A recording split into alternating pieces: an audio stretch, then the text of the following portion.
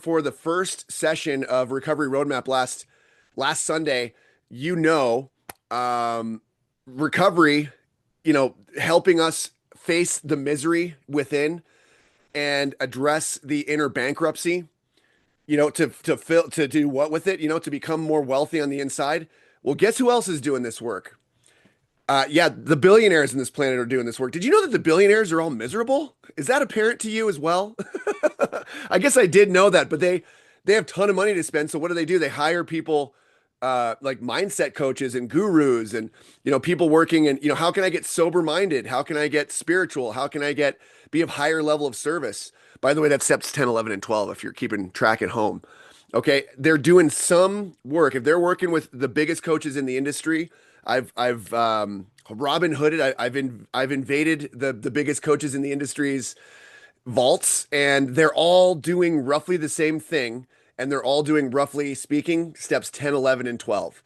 And so why do we have steps 1 through 9? Well, it's because we got to cut free and triage ourselves out of these very closed minds, which have been keeping us, one thing, going back to alcohol and drugs as though they actually work for us anymore. Another doctor, I can't remember her name, Dr. Erica something. I'll hopefully I'll find it by the end of the session today. She talks about 95% of people have an active addiction happening all the time. It's just not something that's loud and public and humiliating and extremely life-threatening like ours is. It's often driven by some sense of unaddressed trauma, and that can be a lowercase t or an uppercase T.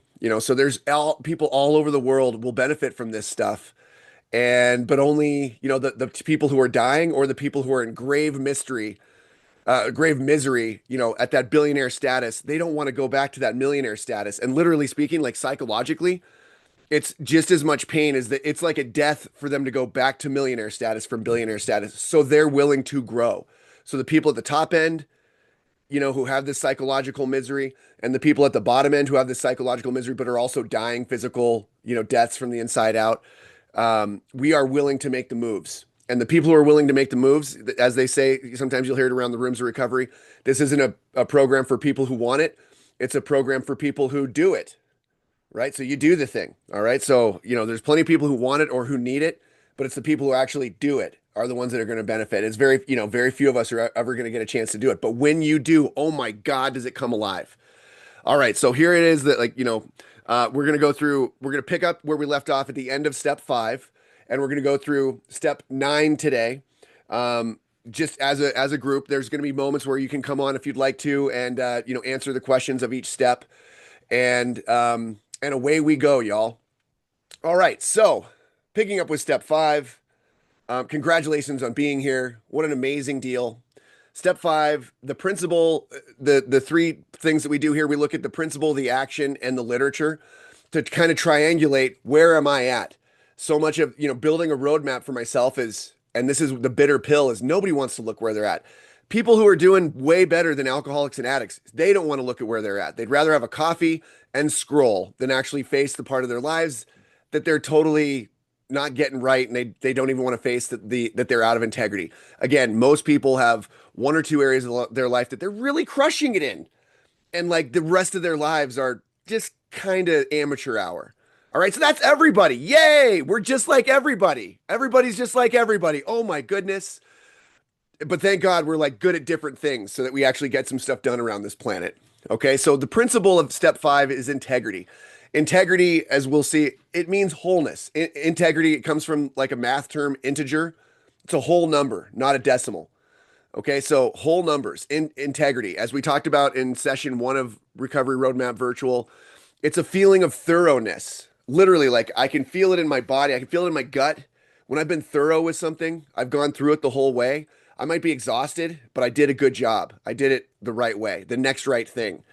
As you'll hear in the rooms of recovery, Brene Brown talks about integrity as being not about being right, but about getting it right.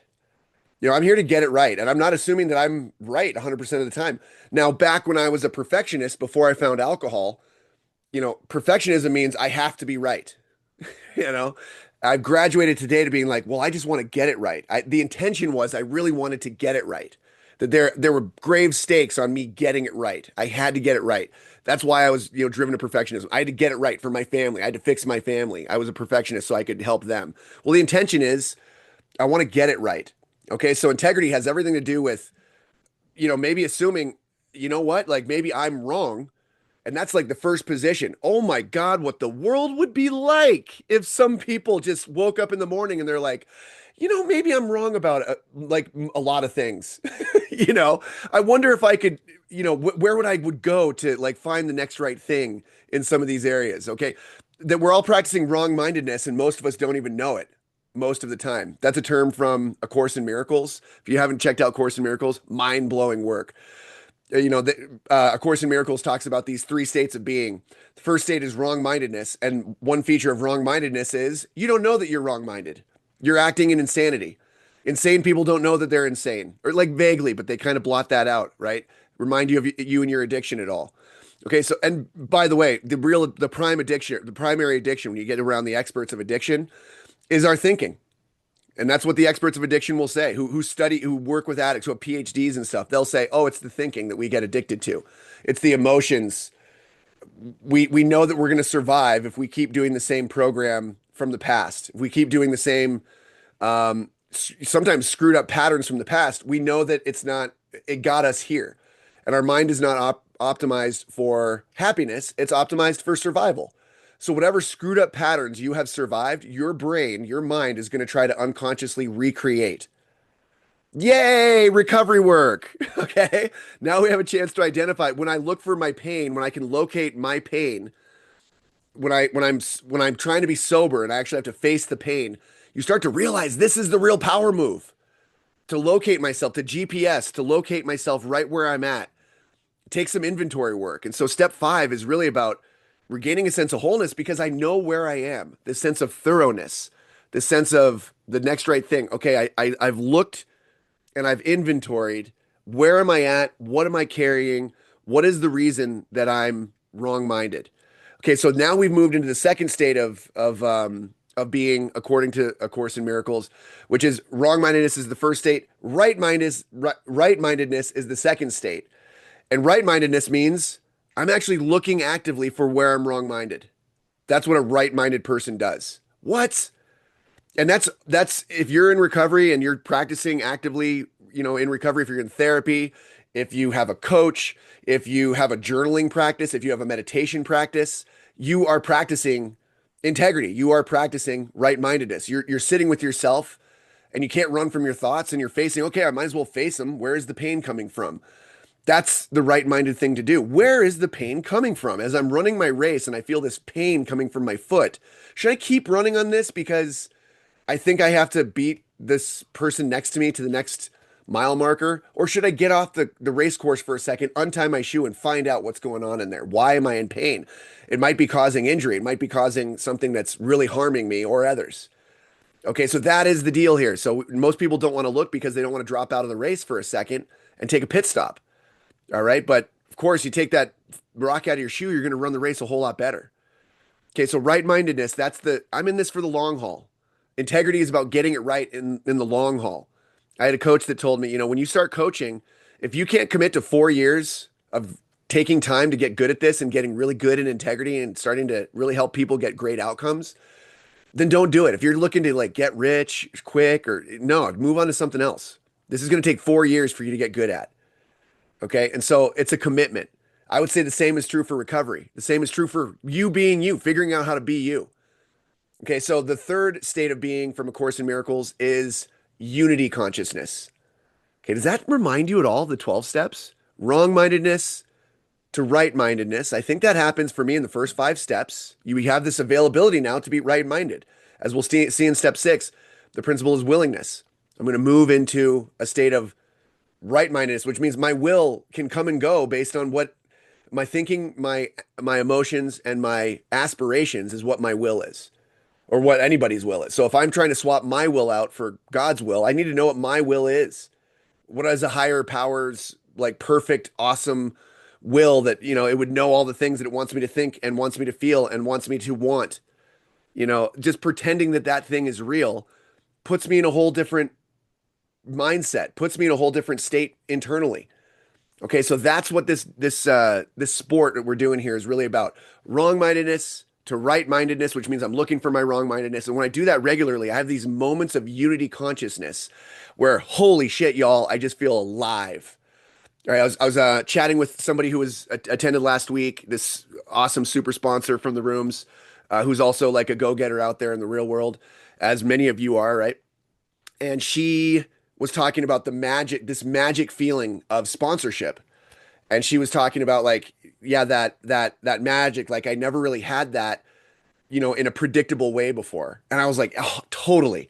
When I started moving people through the steps, like, and actually helping them become sponsors, this energy started to happen for me where I felt so good about myself. I started to go and live my life and like forget that I had limitations, that I had hurt people, that I was just allowed to go for it. And there was this magic crackle of energy of, and what I would call it is infinite possibility, capital I, capital P. I felt, and I feel it right now. I feel a sense of infinite possibility right now. And maybe for a second you can too. What that means, infinite possibility means I could do anything because I could be anyone. And when I go through steps 1 through 5, that was the thing that was the thing that woke me up. Was I was looking at the lines of code that I had been thinking, I'd been totally afraid. My fears had been unconsciously driving me. That I was afraid that I was a piece of shit. I was afraid that I was no good. I was afraid that I was hurting anybody that came in contact with me. But I couldn't avoid having some contact with people, and so I was afraid of those things. And guess what was happening? All of those things that are ridiculous started to come true because I was believing it and I was suppressing this consciousness because I didn't want that to be. Those thoughts hurt, so I suppressed them. I used alcohol to drown those things out, to numb those thoughts out. It didn't make the thoughts go away. It just moved them to this subliminal state, which was programming me to act like a piece of shit and hurt people. The closer you got to me, the more I'm going to hurt you. That's the stuff that was happening for me. And guess so that whatever's happening in my mind becomes my life. That is the gift of steps 1 through 5. You get to wake up to boom. Now I'm in awareness. I have a chance at right-mindedness because I can see how wrong-minded I've been. Not just that I've been doing wrongs, but that I've been wrong-minded. My mind comes up with the wrong idea. Okay, so how do we get it back on track? Well, we start practicing. Where am I coming up with the wrong idea all the time? So I have like whole patterns of wrongs coming from certain character defects. Well, now I can address it at the root level, which is internally. What's happening with me? When I go looking for those things inside and inventorying those things inside, I become aware of them and just becoming aware of it. So much of this work, 90% of the work is becoming aware of the pattern so that as I move forward through life, there's this crazy crackle of conscious energy. When you get into consciousness about something, it just shifts. You're just going to find a better way. So it's a bitter pill. It is painful to show up and say, where am I getting this wrong? Nobody's doing that in the world. Look around the world right now. Look out into the world. Skim through the headlines. Anybody taking responsibility for anything? Fuck no. Because the entire world is still living that addict lifestyle, baby. They're blaming everybody else for the emotions happening in their own body.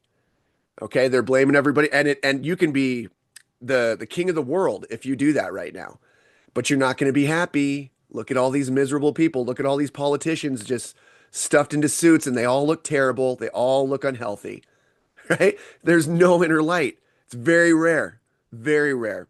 All right, so see how I just danced and sashayed right through that political thing right there? I'm not picking sides, y'all. It's all insane. Right? So we want a sense of aliveness here today, and here we go. Okay, so integrity, a sense of wholeness, and steps 4 through 9, or sorry, 4 through 7 are really about sharing. The meta principle is sharing. If you see that action right over there, or right the other way, so sharing is about you sharing with another person, and when you're sharing with another person, there's always a higher power involved. That's the idea, is that your higher self, the you at the end of your life, if that's what you want to call it, like me beyond this lifetime, the old man Zach, old man Nate, whoever it is, that person, am I making that person proud?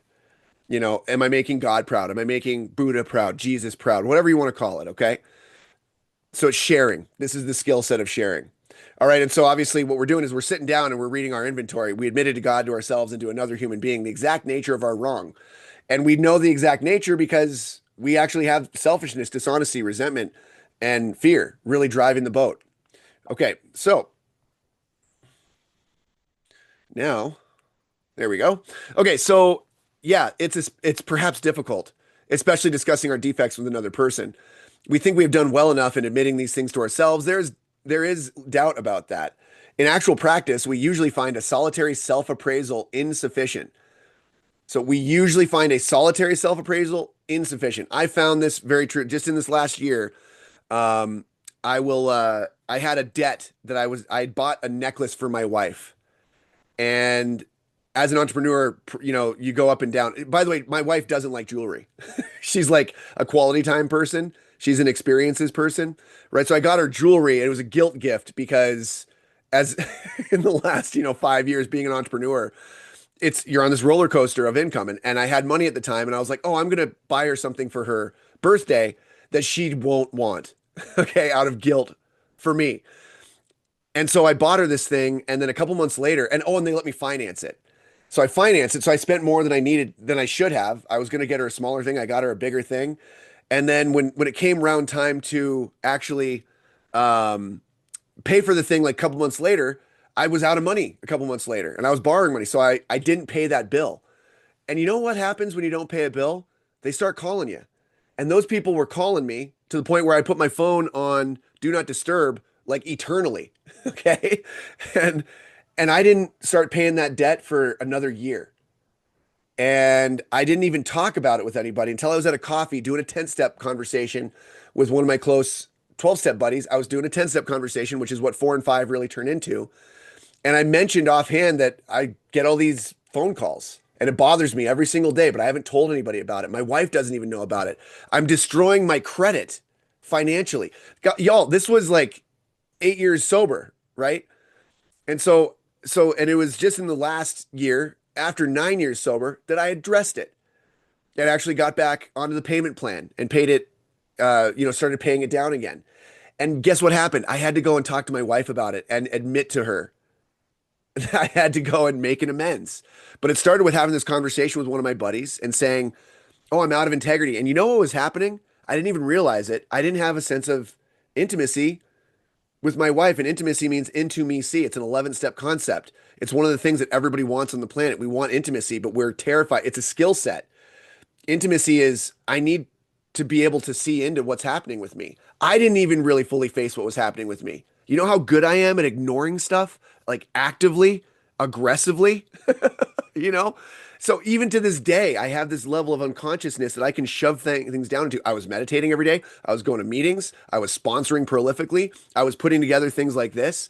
And then all of a sudden I started to go, oh shit. It was actually, I started doing a back to basics thing and I started to become aware as I was moving to this higher level of leadership in the 12 steps. I was becoming aware that I was still out of integrity in finances, that I've never really felt like I got it right in finances.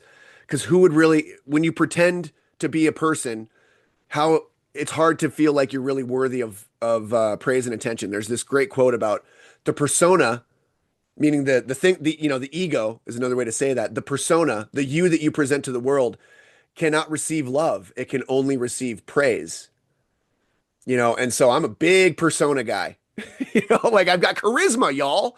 All right, so but to let you know the real me is so scary for me because once you get to know the real me, I'm assuming it's that old story. I'm assuming you're gonna leave. I'm assuming you're gonna find me very ugly and you're gonna run away. All right, so steps, these middle steps are the triage of that shit. Okay, that like how I feel about myself deep down, that I don't want people to see what's going on with me. That's what it's all about. Okay, so we usually find a solitary self-appraisal insufficient. I pause there for a second because, like right now, I just did this New Year's thing with my wife yesterday, and I didn't realize how much disconnection I was sponsoring into our relationship, my wife and I, my entire life with her, until I really came clean and started paying this out. Like it's not like it went well. Like she accepted me immediately and was letting me know she loved me, but it also bothered her, right? And let her know that, yeah, I'm married to a guy that really can be out of integrity financially. And his business is the thing that brings in all the money for our house. Like, put a lot of fear out there, So we've had to work through some things, y'all. Like, so it's not been easy.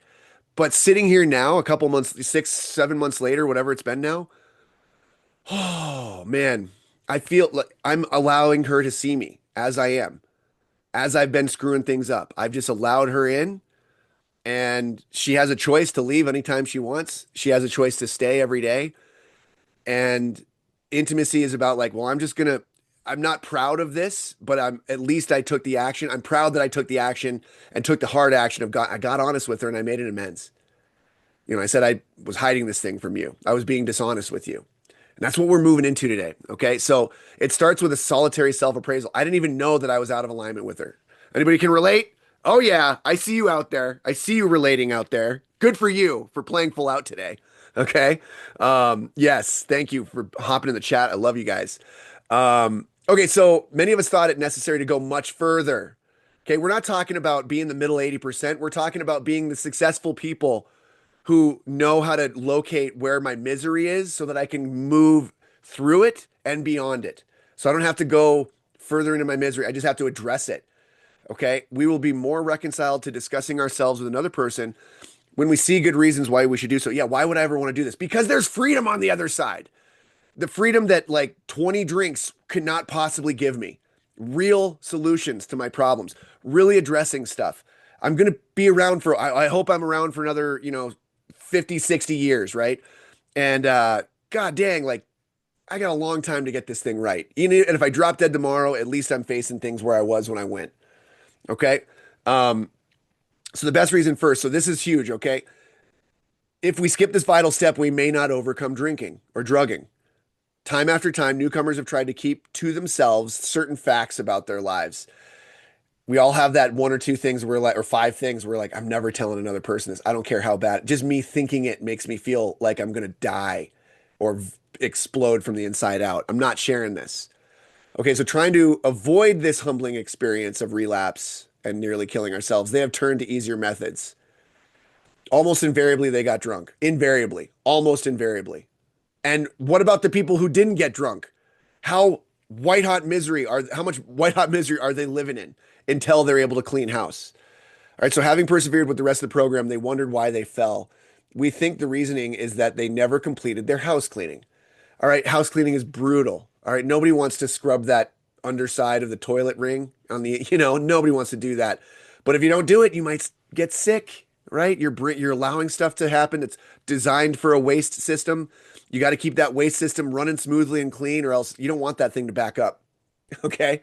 All right. So they took an inventory, all right, but hung on to the worst items in stock. All right. So this is the thing where if you're a person that has out there, there's all these workarounds. We talked about it in the last session.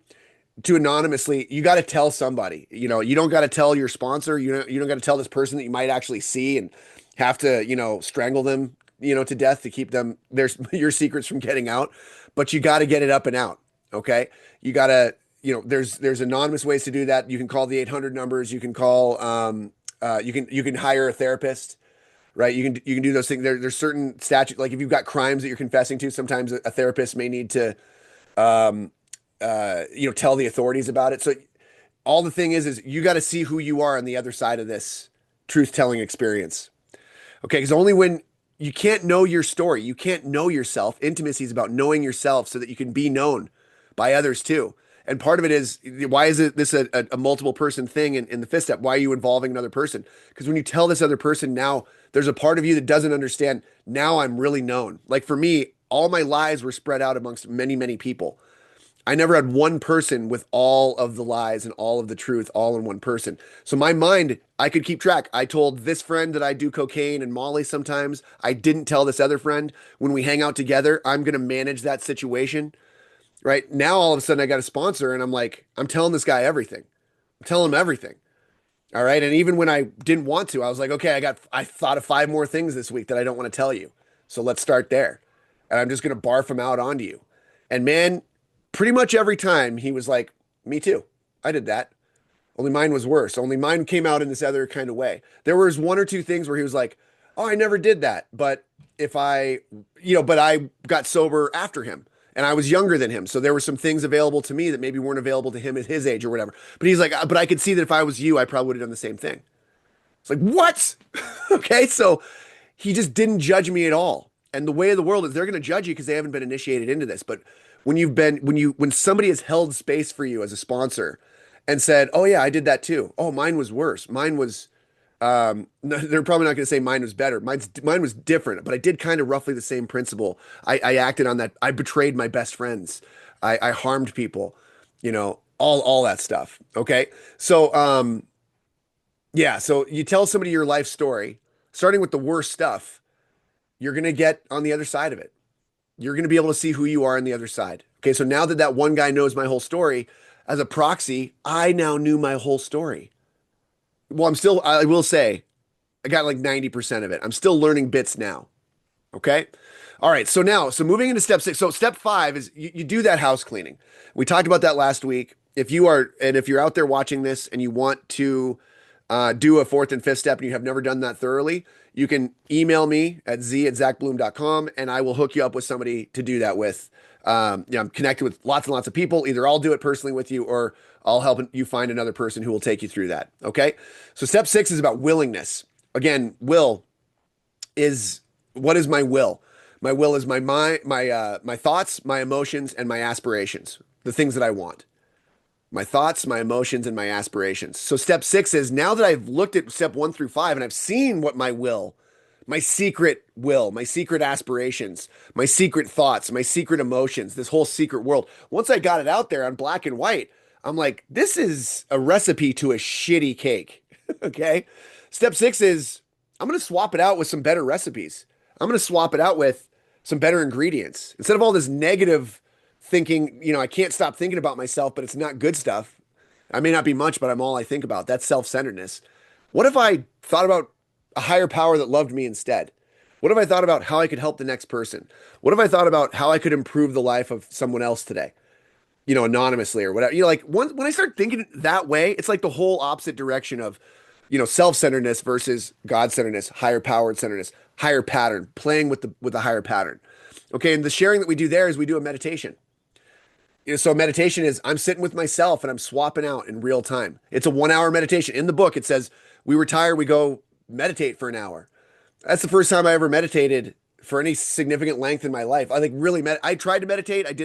My parents hosted a meditation thing when I was a teenager, like a weekend full of meditation, and I tried, but I didn't understand. My brain didn't understand how to really do it. All of a sudden, meditation after understanding that when I'm practicing step 6 meditation, it's actually practicing steps 1 through 5 as well. Once I've been through 1 through 5, it taught me how to meditate. I sat in meditation and my mind worked differently because it knew how to work through any pain. It wasn't afraid of pain. It knew I could face pain and I could address it and I could chop it up into smaller bits that were digestible. I could chop that pain up into, it's actually that last column of the 4th step, which is where I'm sharing my part in it. Where have I been selfish? Where have I been dishonest? Where have I been afraid? Where have I had self-pity? Right? So when I start breaking it down into those things, those are the things that I can actually have some agency with. Once I see it, I may be able to not repeat those things. All right? So meditation, right? So, and this is where so many people are not doing the meditation work. Think about how many people you know in recovery, if you're in recovery. Almost nobody is meditating, right? And the ones who are, there's just a power that comes from them. That's the only reason I really got into it. Okay, so and step 11 is a daily meditation, daily. And even Bill W., when he wrote the 11th step, he said later that he didn't really understand what it was about. He thought meditation, he and his wife, Lois, would get into bed. Stay with me there, you dirty-minded freaks. Okay, they'd get into bed, okay, with a cup of coffee. She'd get, fully clothed, like it's, Leave It to Beaver, okay, only in one bed instead of 2 twin beds, right? So they'd get under the covers in their clothes, and they'd each have a cup of coffee, and they'd hold their cup of coffee, and they'd kind of sit there for a couple minutes, like 5 minutes, and they'd sip on the coffee, and they'd close their eyes, and that's what Bill W. said, that's what he thought meditation was. He used the word meditation, like thinking deeply on something. So that if they had a problem, as they're constructing this thing that is now AA, and figuring out how to do this thing, and they would get into bed together and they would sip this coffee and close their eyes and ideas would come. Now, later on, Bill W. learned transcendental meditation, also called TM, which is mantra-based meditation, which is amazing. I would highly recommend anybody check it out, which is you repeat some mantra again and again until the words they lose their meaning and they just are like weird echoey sounds. And when they become weird, echoey sounds with no meaning, something happens underneath and you kind of slip into the state of consciousness. Like pure consciousness is underneath our brain's feeble attempt at putting things into words. When the language element of our minds deconstructs in that way, all of a sudden we start to slip underneath into something else. And that thing that we slip into is what people would describe as consciousness, pure consciousness. So we meditate. And what do we meditate on? We meditate on the things that we just came up with.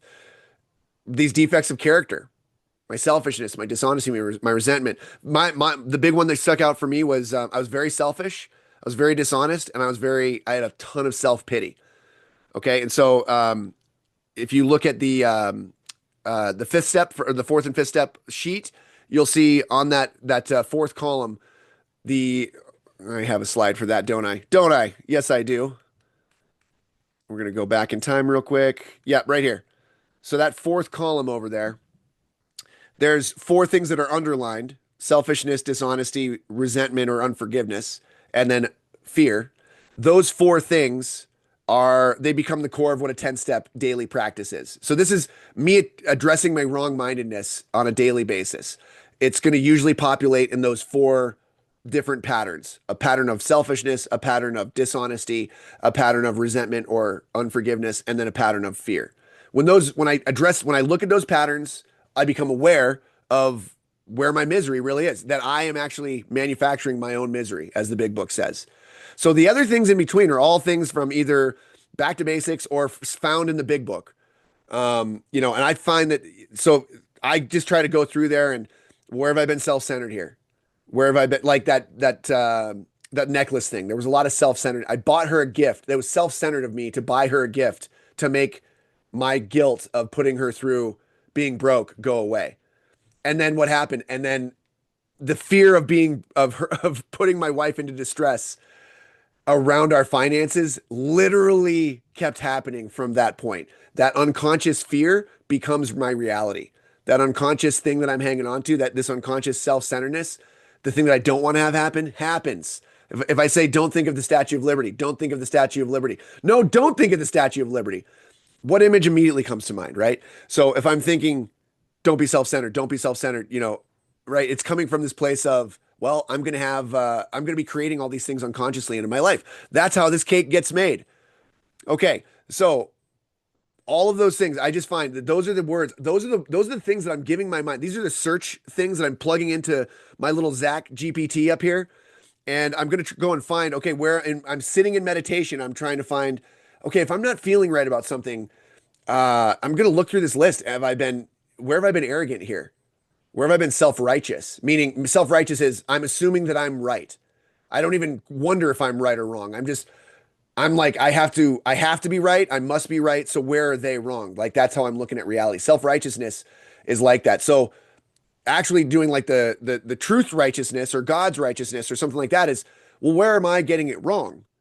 What are the assumptions? Am I making assumptions here that are wrong? And it just helps my mind peel back a little bit and do this little Zach GPT. And I go, oh, yeah, maybe let's just assume that all of it is. Maybe all of it is. Is that arrogant? What was I trying to protect? Arrogance is so much about fear too, even though it's under the selfishness thing here. Okay, so now we've got a roadmap here. Again, these are ways for me to locate where is my distress? Why am I not moving forward in my life? Where am I stuck with a flat tire? Okay, these are all areas that are going to crop up from time to time for pretty much everybody here. And they have an opposite. And that's what's in the parentheses is selfish to unselfish. Okay, and it's good to have an account of me doing an inventory of where have I been selfish here? Where have I going through all the negative stuff, the painful stuff? Where have I been selfish, dishonest, resentful, afraid? But also, after going through the crappy stuff, the hard stuff, well, where have I been unselfish here? Where have I been honest? Where have I been forgiving? And where have I been courageous? And those are the things that, again, those help me locate. So many people who are doing the recovery work are doing the hard stuff, but then they're not also looking at the good attributes. They're doing the liabilities, but they're not looking at the assets. Right? Anybody, you feel me out there? Anybody? Am I talking to you? Are you hearing me? All right. Is that your language too? Yes. Right. We're beating ourselves up. Totally. Yes. We're beating ourselves up and we're not ever looking at the good stuff. We got to look at the good stuff too, for crying out loud.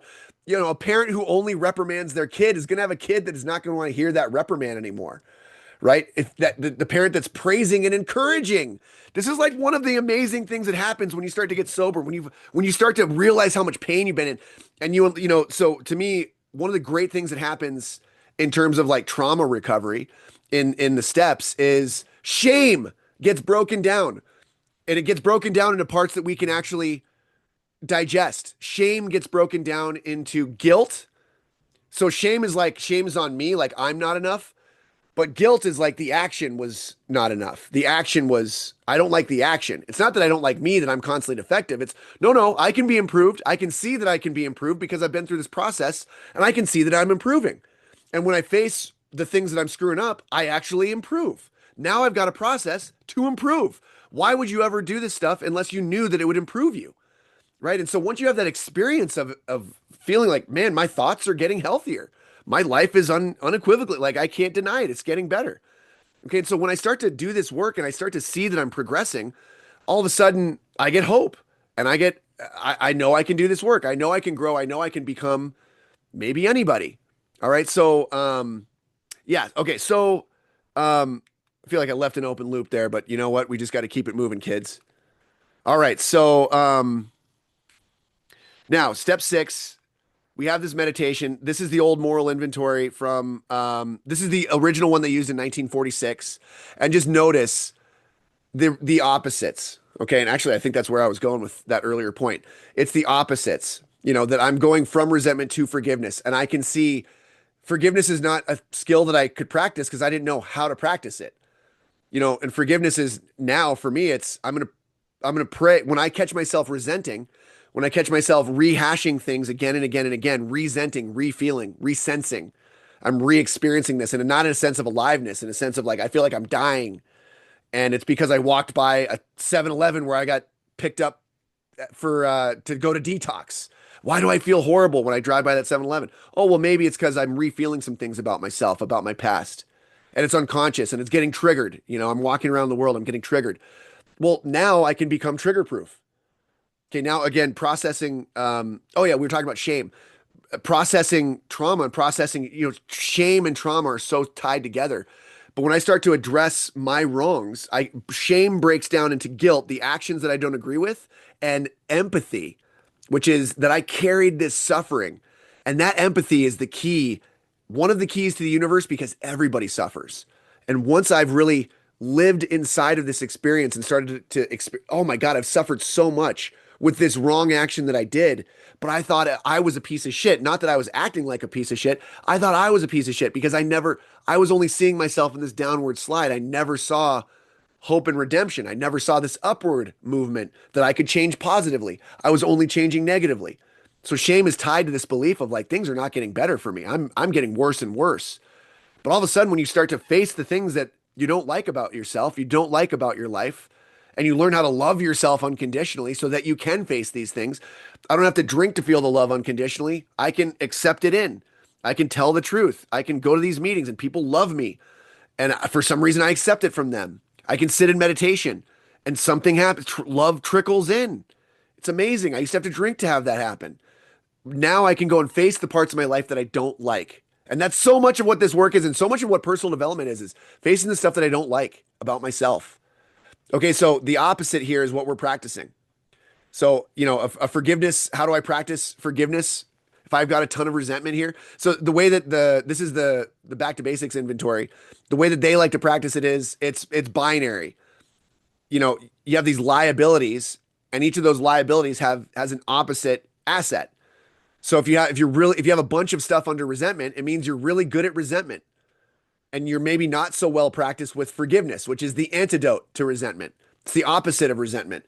So resentment is thinking all these negative things all the time and you don't really have any control over it. Forgiveness is you're thinking all these loving things all the time. And it's particularly about the people that very recently you've had this negative thinking about. And so now, we're going to come back to that. So now there's these prayers that come up. And what is a prayer? I've got a buddy one of my best friends is like hard with the God stuff. And he talks about like, I just don't like to pray. Like I just makes my skin crawl. I'm like, I feel you, bro. Okay, this is where I was too. But I started doing this. I was so hopeless. I had debased myself and betrayed myself so many times and others. This was just another in a long line of betrayals of that horrible, that person who was so wrong-minded and so like proud of it, so that I could betray that guy. That guy was such a betrayer. To betray that guy was only just. And betray him by doing what? By praying to a God I either didn't believe in or was angry at, and I don't even know if it's God, because when I get a prayer answered, it's more like I've come into alignment with the truth. I believe that there is a bigger, higher power. I believe that there's a God out there, and in here, in me, that gives me direction and stuff. But it's hard to tell if it's not just a higher self version of me, like a version of me, like a Christ that like lives outside of, or a Buddha that lives outside of this construct that put me here to like have this experience. So it's okay if I suffer because it's all for the greater good. Other people have signed up for suffering too. I don't need to save anybody from their suffering. But what I can do is I can come into alignment with that higher self, that higher power, that higher Christ, Buddha consciousness or whatever. God consciousness is a word that they use in the big book. But it's a consciousness of what would this higher pattern or what would love really want for me here? What would truth really want for me here? So it starts with there's all these different prayers. So doubt and sadness. So when I'm experiencing doubt and sadness, this is a prayer. This is a series of words that I can use, that using that empathy, I can unlock a new experience. I'm all about new experiences. Put a new drug in front of me, and I'm probably going to, put it right up my nose or some other orifice. Okay. Like, let's go. Let's have some fun, baby. You guys out there, you feeling me? Right? You my people. All right. So what's the difference between that and saying something in my own head to myself? If I don't believe in God, why am I so against prayer? Right. So I try this stuff out because I'm a person who tries things to get new results. Right. And so, which is actually leadership, by the way. I was a leader this whole time and I didn't know it while I was, you know, scraping my finger across the back of toilets and dive bars to see if there was a white powder there. And I often would, if there was, I would stick it on my gums and see if it was cocaine. And sometimes it was, and sometimes it was cleaning detergent or God knows what else. All right. But now I actually, or dust from God knows what, from how long. Right. So I try new things, right? Like I'm so good at recovery already. I'm so good at leadership already because I've committed to a horrible lifestyle. You know how hard it was to commit to the lifestyle we had? Now we get to commit to something that maybe could work a little bit better. Okay. So doubt and sadness. I was to sit quietly when in doubt, asking only for direction and strength to meet my problems as he would have me. Asking only for direction and strength. Again, we're moving towards guidance in steps 10, 11, and 12. That I'm walking around. I don't need another person on this planet to be my guide. I have guidance within me. Now, the funny thing is once you start doing that game, everybody else becomes a guide as well. When you're walking around, I think the secret to being a prophet is that everybody else is God talking to you, and you start being like, you start getting, your prophecy from all these other people, who's telling you what's what. I think we're all doing that anyway. We're just maybe, we're all hallucinating anyway. We're all practicing this anyway. But when we start to address where we're wrong, the quality of the information that these people produce seems to go up for me. Okay, so never was I to pray for myself, except as my requests bore on my usefulness to others. Then only might I expect to receive, but that would be in great measure. So this is huge because does anybody ever in recovery or in life, like you got a great idea? Anybody ever have a great idea and then doubt comes along and just smashes it? Anybody ever have that? Yes, we have that, right? Doubt. And this is the thing that kills everybody, by the way. Yeah, LOL. Thanks for playing full out, y'all. Yes, it gets smashed by doubt. It's like, yeah, you're not smart enough. Nobody's going to believe you. You're not credible. That's a dumb idea. So you have this great idea, you're ready to go, and then you don't take action. Do you know how many ideas I've let the idea like when you drive by a graveyard, that's where all of those ideas are. Most of those ideas never saw the light of day because people couldn't get past their doubt, past their sadness, which is like a chemical thing happening inside of me. Well, guess what? That's happening inside my fucking body. I get to change that. I have agency. And these prayers, in my experience, they work. God doesn't have to be real for the prayers to work. That's my experience. Okay, so I pretend to pray to a loving higher power, or to love itself, an all-powerful love that can help me do be in such a good shape that I could face anything that's going to befall me. I'm not expecting it to take away, all the pain that might be coming at me. I may have signed up for it. I don't know, but I want to face it in the best state possible so I can capitalize on it. Some people say winning the lottery. Most people will say winning the lottery was the worst thing that ever happened to them. Winning the lottery, and that's everybody's dream. Hey, what would you do if you won the lottery? Oh man, I like to think about that. But you know what happens when they win the lottery? Money is a magnifier. So it magnifies all the stuff in them that they don't like and they don't want. Okay, so that all starts to come out. They overspend and they end up, in bankruptcy, and they end up way overspending, and they lose more money than they start off. They end up with less money than they started out because they're bankrupt and they're paying off some crazy debts. All right. So what if we could go the opposite direction with this and go, no matter what happens to me, the opposite of winning the lottery would be horrible things happening to me, but I'm going to face it with love and with a cheerful opportunity, a cheerful attitude to capitalize on it as it though it's a new opportunity that would be impossible without this present circumstance. That's also called a more fati, like a stoic concept. All right. So yeah, we're going to receive in great measure. That's the whole point. We want to receive in great measure. And I'm shitty at that. I used to have to drink to receive good things. Now I'm going to try to receive good things without it. That's the real sport here. That's part of intimacy. That's part of the 10th step, is to receive. And part of receiving is I'm facing the pain. So doubt and sadness, I'm looking for direction, strength, and usefulness. Okay, the anger prayer. These are just, I love, going to a person's house like 10 years ago and looking through their pill cabinet, seeing what pills, oh, this one helps with anger. This one helps with doubt and sadness. This one helps with fear. So this is something I've used this. This is a sick man. How can I be helpful to him? God save me from being angry. Thy will be done. When I say this prayer and I have anger, I will sometimes choke up with tears. How can I be helpful to them? I say, I'll go right to God save me from being angry. Because I don't know if I'm angry. Sometimes I think it's fear. So I'll just say, like, God save me from being angry. And I'll cry a little bit. Like I'll have a little bit of like a, male pattern baldness version of crying, like, like just a single baby tear that you wipe away quickly so nobody sees the bald man crying. Nobody wants to see that. All right. So, so I say, God save me from being angry. And so then I know it's anger, and now it's been removed. Thy will be done. That's what steps 6 and 7 are all about. Like the underneath stuff that drove me to drinking, these states that I was in a shitty state all the time. So, yeah, so I'm getting a sense, I'm practicing acceptance, I'm practicing curiosity. Okay, these huge concepts, right? This is the page 552 prayer, which I call the motherfucker prayer. Long story short, when I have somebody that I resent, this is the forgiveness prayer.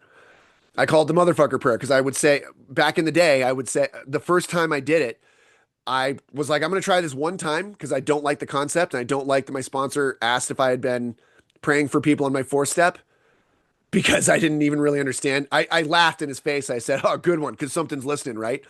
And he goes, no, actually, it's that's literally part of the program. Yeah, steal it. Please steal this. It's the motherfucker prayer. So what I would do is I picked the biggest motherfucker on my list from my 4th step, and I said, I'm going to do this one-time prayer, and if it doesn't work, I'll never do it again.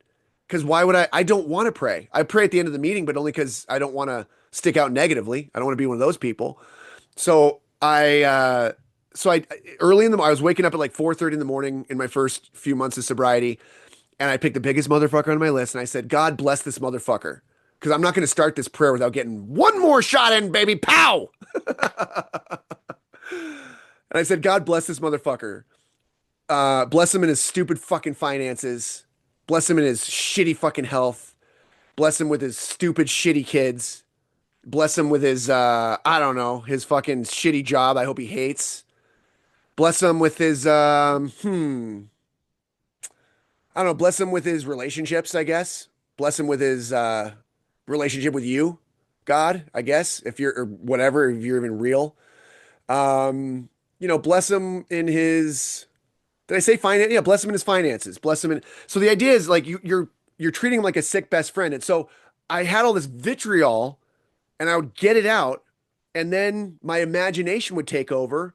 My big dumb brain would be like, ooh, let's be more thorough and complete because we just did steps 1 through 5 and it feels good to be thorough. What other areas could we bless him in? Bless him in his, oh, let's think about those 7 areas from the 4th and 5th step in the 3rd column. Bless him in his self-esteem, bless him in his pride and how he gets to see himself, and bless him in his security, and bless him in his pocketbook, and bless him in his Sex relations. I'm blessing people in their sex relations. People that I hated 30 seconds prior, I'm blessing them in their sex relations. Who am I now? That's change, right? That is change. Okay, so it's also, I would also call it the best friends prayer because, and this is crazy, but I really started to believe these people are my best friends because they're hurting me. They're revealing to me a wound that I have. This is about my healing. I can't heal them. I'm praying for their healing, but what it does, it's revealing my wound, the thing that I'm so sensitive about, that I hurt over. It's revealing that part to me that nobody else has. But this person has gone about their life in such a way that they've bumped into my wound. And now I get to heal it. I didn't even know it was there until I got smarted like this from this person. So of course I'm going to pay them back with some blessings. Okay, so that is the core of what these prayers are. I do this regularly. When I have toxicity in here, it makes for a shitty cake. My cake is my life. If I don't like my life, if I don't like my cake, it's because of the ingredients I'm putting into it. And the ingredients are my thoughts and my emotions and my aspirations, my will. When I put my wrong-minded will into my cake, I get a wrong-minded life. And weird that I don't like the taste of that. Weird that I don't even want to eat it. I think about, I think I want to get away. I think I want to kill myself before I eat this cake. I think I want to throw this cake away. And I had suicidal thoughts in early recovery. And guess what? I think it was about that I didn't like the cake and I wanted a new cake. And I figured out how to contend with that inner voice of inner hatred and vitriol that I was like judging everybody with. And I started to contend with it. And I was like, well, I'm not going to kill myself. So what else do you want from me? And I was practicing all this crazy stuff, and I felt a sense of that there was a God, there was a love, there was a consciousness that was holding me right underneath my thoughts if I could let my thoughts go somehow through prayer or meditation. And this voice said back to me, I said, I'm not going to kill myself. What do you want? What else do you want? I can't get rid of you.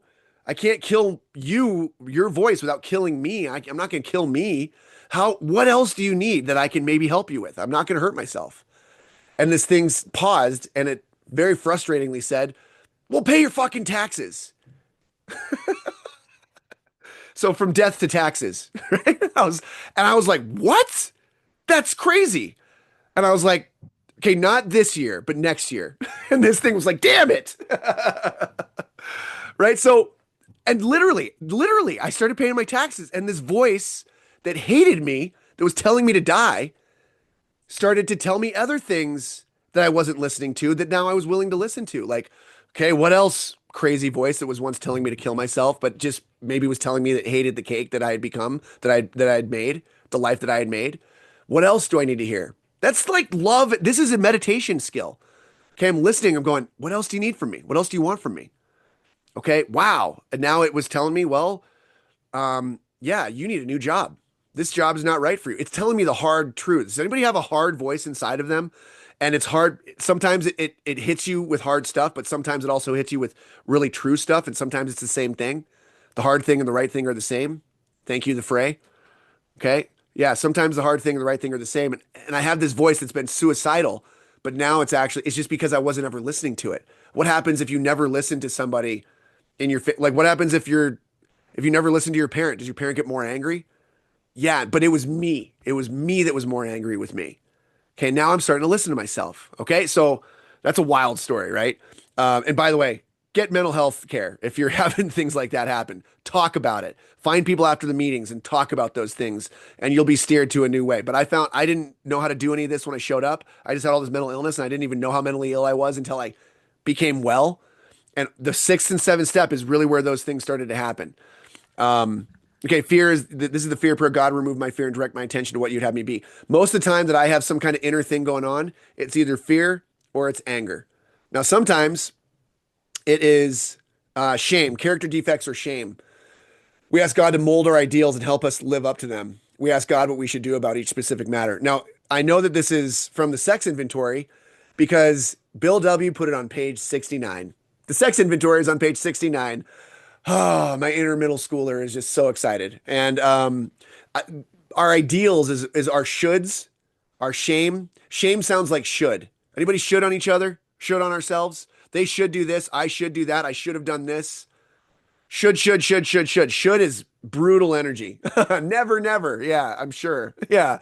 Never, ever, ever. I drank to shut the fucking shoulds off. right? I got shoulds like a mofo on the inside, right? So that's shame. Shame is shoulding. Shame is you're supposed to be here. Supposed to. You were supposed to do that. You're supposed to do this. That's just white hot bad times, right? So when I ask this higher power, what do you want me to do? What do you think I should do? What are your aspirations?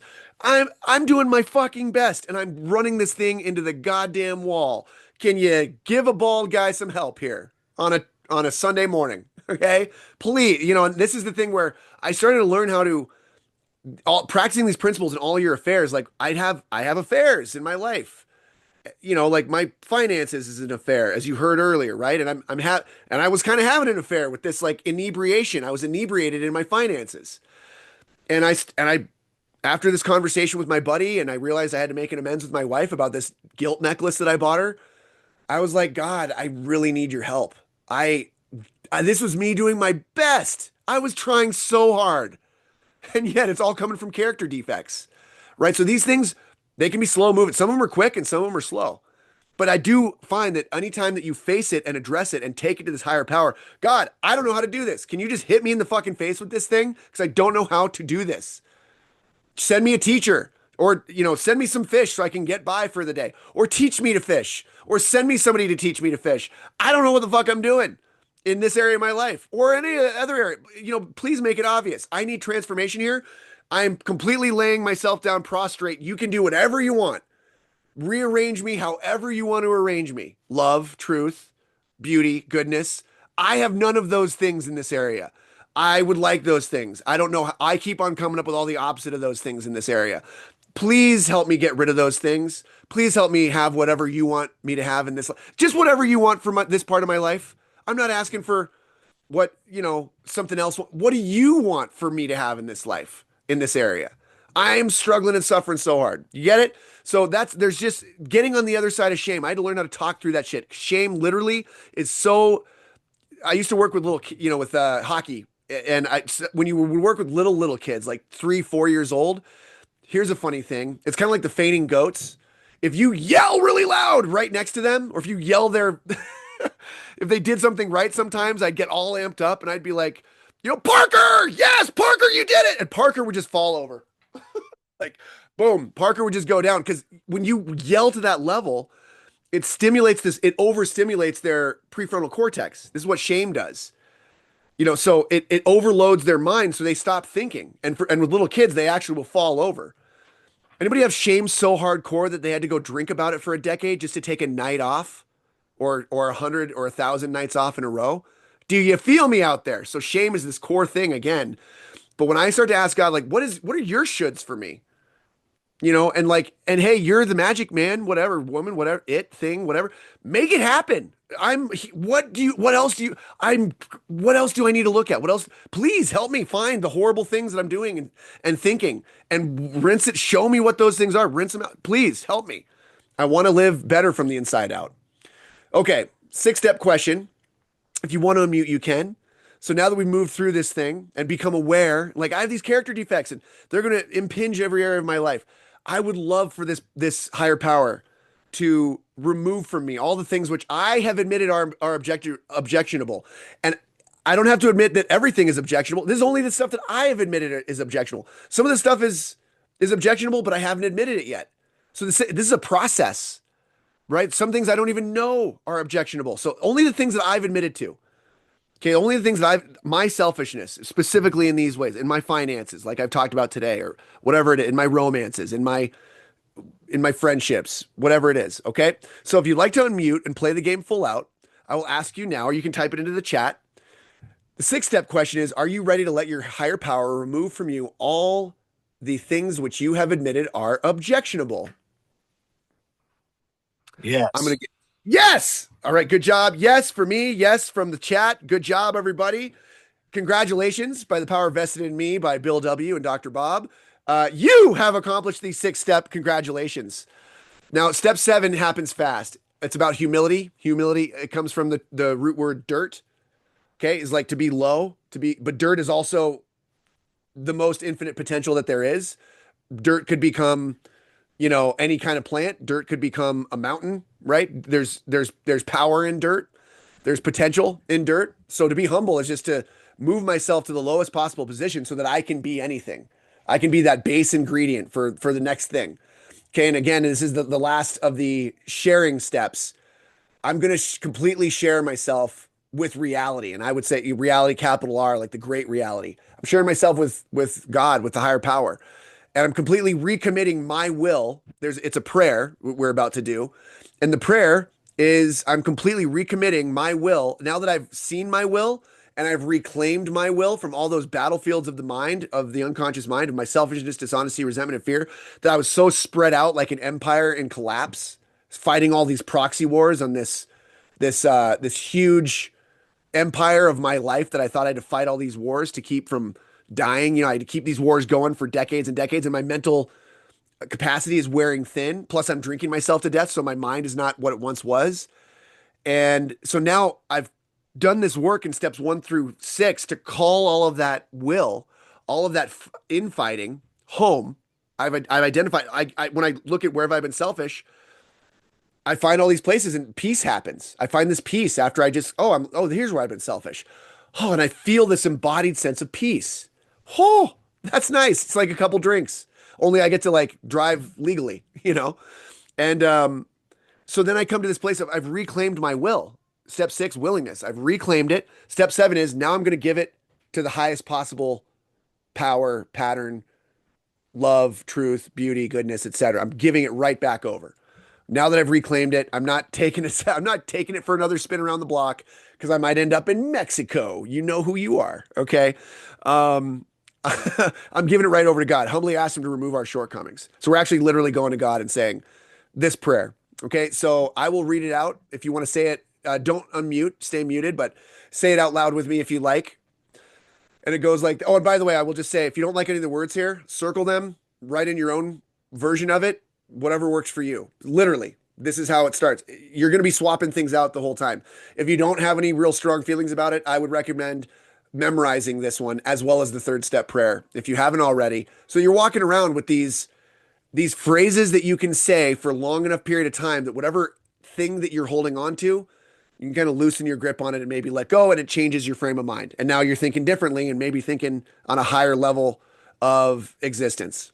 Okay, and the prayer goes like this. My Creator, I am now willing that you should have all of me, good and bad. I pray that you now remove from me every single defect of character which stands in the way of my usefulness to you and my fellows.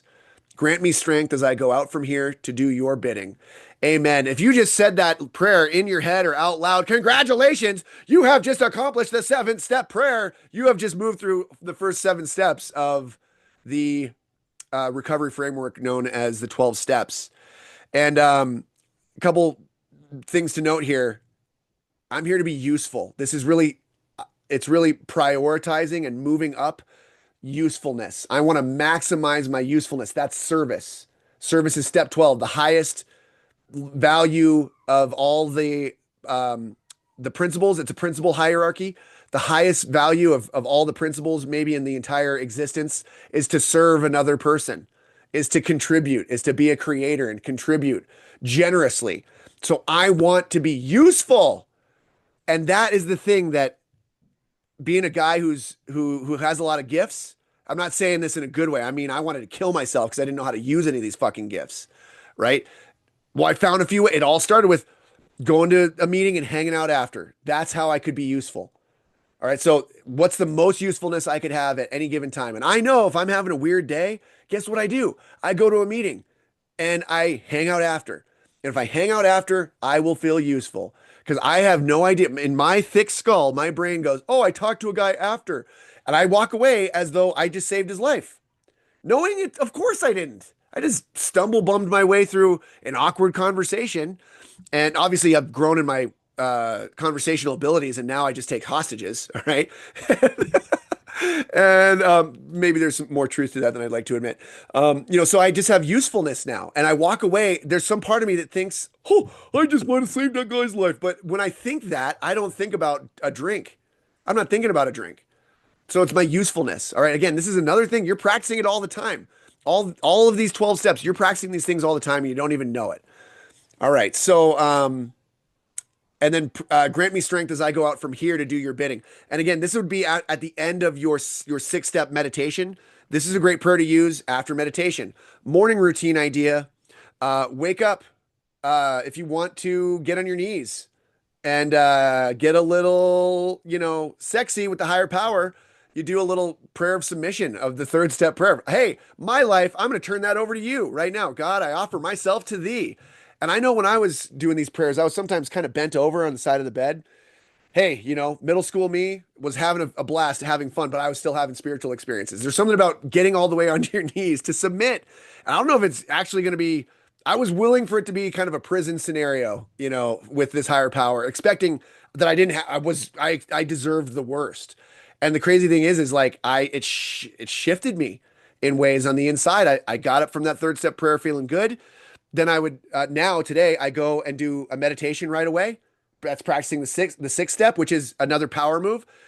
Step 6 is practicing steps 1 through 5. So I've done my 3rd step prayer, which is kind of practicing steps 1 through 3. I've surrendered completely. Okay. And I go and do a meditation, which is like, it's all that surrender. Plus, I'm now sharing myself with my higher power and swapping out, and then I say, I go out from here to do your bidding. Now that you've loaded me up with your inventory of what you want me to think and what you want me to feel and what you want me to want, now I'm going to go out from here, from my heart, and I'm going to do your bidding, higher power. I'm going to do the bidding of love, of truth, of goodness, of beauty. I'm going to do the bidding of a loving, present higher power in the world, and I'm going to go make change. And that's what steps 8 and 9 are about, is amends. Amends means to change. I'm going to go help make change, not from my big brain, but from a greater intelligence beyond me, that I'm hopefully going to be reoriented to that thing to serve as a conduit from that thing to the world in some way. And you know what? I get all the good neurochemicals when that happens. Woo! I'm growing hairs right now, at least on the back of my neck. Nothing too miraculous up top yet, but we're still working on that, y'all. So I go out from here to do your bidding, and I'm going to go make some change in the world. So that's moving us into step 8. And step 8 is about unconditional love. And what I find is when I have an amends to make, it's usually I'm ruminating on something. These days, when I have an amends to make, I start ruminating on something, a conversation. My guts feel bad on the inside. My heart races. I'm replaying things in my head of like, did I say, I didn't like how I said that there, or I'm imagining what they're thinking about me. Oh, I walked in and they didn't look at me. Are they? Oh, okay, they're definitely mad at me, and I'm like rehearsing all this stuff. So I'm out of love, and I'm not being humble. In step 7, I'm making some assumptions about what's going on with them, and I'm totally self-centered, and I'm all bunged up again. All right, so to move back into alignment with unconditional love, it means I need to prepare myself to do the right thing, to get back into alignment with love, to do the right thing, to make it right with them, to make positive change, even if I look so dumb, even if it puts me behind bars, even if somebody's going to put a bullet in my head for showing up to make an amends to let's say there's a drug dealer out there that I owed money to or something. No matter what it is, I become ready to do the right thing no matter what. That's what the 8th step is. Now, remember, we're not necessarily going to go to the situations that would cause harm to someone, and I'm someone. So maybe I don't go make the amends to the bullet situation or to the prison situation. Maybe I do, maybe I don't, but that's up for me to decide. And I have this advisor called a sponsor and this directional advisor called a higher power or God right here within me. And so my sponsor is not going to tell me to go do these things. And if they are, be careful with that. My sponsor was really great about, well, look, I'm just here as an advisor, and like legally speaking, I like how that holds up too. Like, I'm not here to tell you what to do ever as a sponsor. And that's what I tell people. And especially as I'm sponsoring them through the 8 and 9, I'm like, I'm not here to tell you to do this amend or don't do that amend. I just know that the biggest power for me went with the scariest amends and I knew that I had to show up and make them. So the amends is the no matter what attitude. That's the unconditional piece. So if it ain't unconditional, it ain't love. So, and this is a cool thing I just want to make note is, if you want more love in your life, steps 1 through 7 will get you there. If you want to have more love, and I'm either going to go to a drink for it or I'm going to get it by some other means. Humility precedes love. Okay. Humility precedes love. So we're making a list. That's the action. We're making a list to prepare ourselves I'm ready to go to prison. And this was such a powerful, this was one of the biggest moments of my 12-step journey was there were a couple things that I thought I might have to go to prison for that or go to jail or I'd stolen stuff. I'd womanized aggressively and maybe some of these women felt like, you know what, Zach, like you're an asshole. You owe me a bunch of money or you owe me, whatever. Like I put all this horrible stuff out into the universe. And in my heart, I was like, I belong in prison, and I don't know if a jury would convict me, but in my heart, like I harmed this person or this institution. And if they put me in jail, that would be just, perhaps. Maybe I don't know what justice is at all. Justice is the ninth step principle, by the way. So we're moving towards justice, but you can't have justice without love, and you can't have love without humility. So I had to lower myself to, okay, look, if I'm going to be dirt so that I can be, dirt, or I could be a better ingredient for something bigger for this higher power that's going to use me and put me into situations, I have to be willing to go to any length for my sobriety. And for some reason, you know how like sometimes you like love hating yourself? Anybody relate? You out there? Hello. I beat myself up so much, particularly at the end of sobriety. And it was almost like, how much more pain can I take? And the more painful stuff happened, I was like, yes. Deep down, there was some inner thing of like, yes, I love hurting myself like this. This is kind of recommandeering that grit and going, which is a 10-step principle, perseverance of no matter what it takes, I'm preparing myself to go make these amends. Yes, self-pity is comfy. Dang, girl. Woo! Yes, self-pity is comfy. Okay, beating myself up is so comfortable. That was like my whole speed. That's why alcohol was really my drug of choice. Self-pity and alcohol to me. There's a prayer about self-pity, which is it's one of the, I think it's a 10-step prayer, an 11-step prayer, and it's divorce me of, we ask that God divorce us of self-pity, selfish and self-seeking motives, I think is what it is. So it divorced me of self-pity, as like it was a relationship I was in. I was in a relation. I was married to self-pity. And what happens in a divorce is pack your shit and get out. I'm sorry.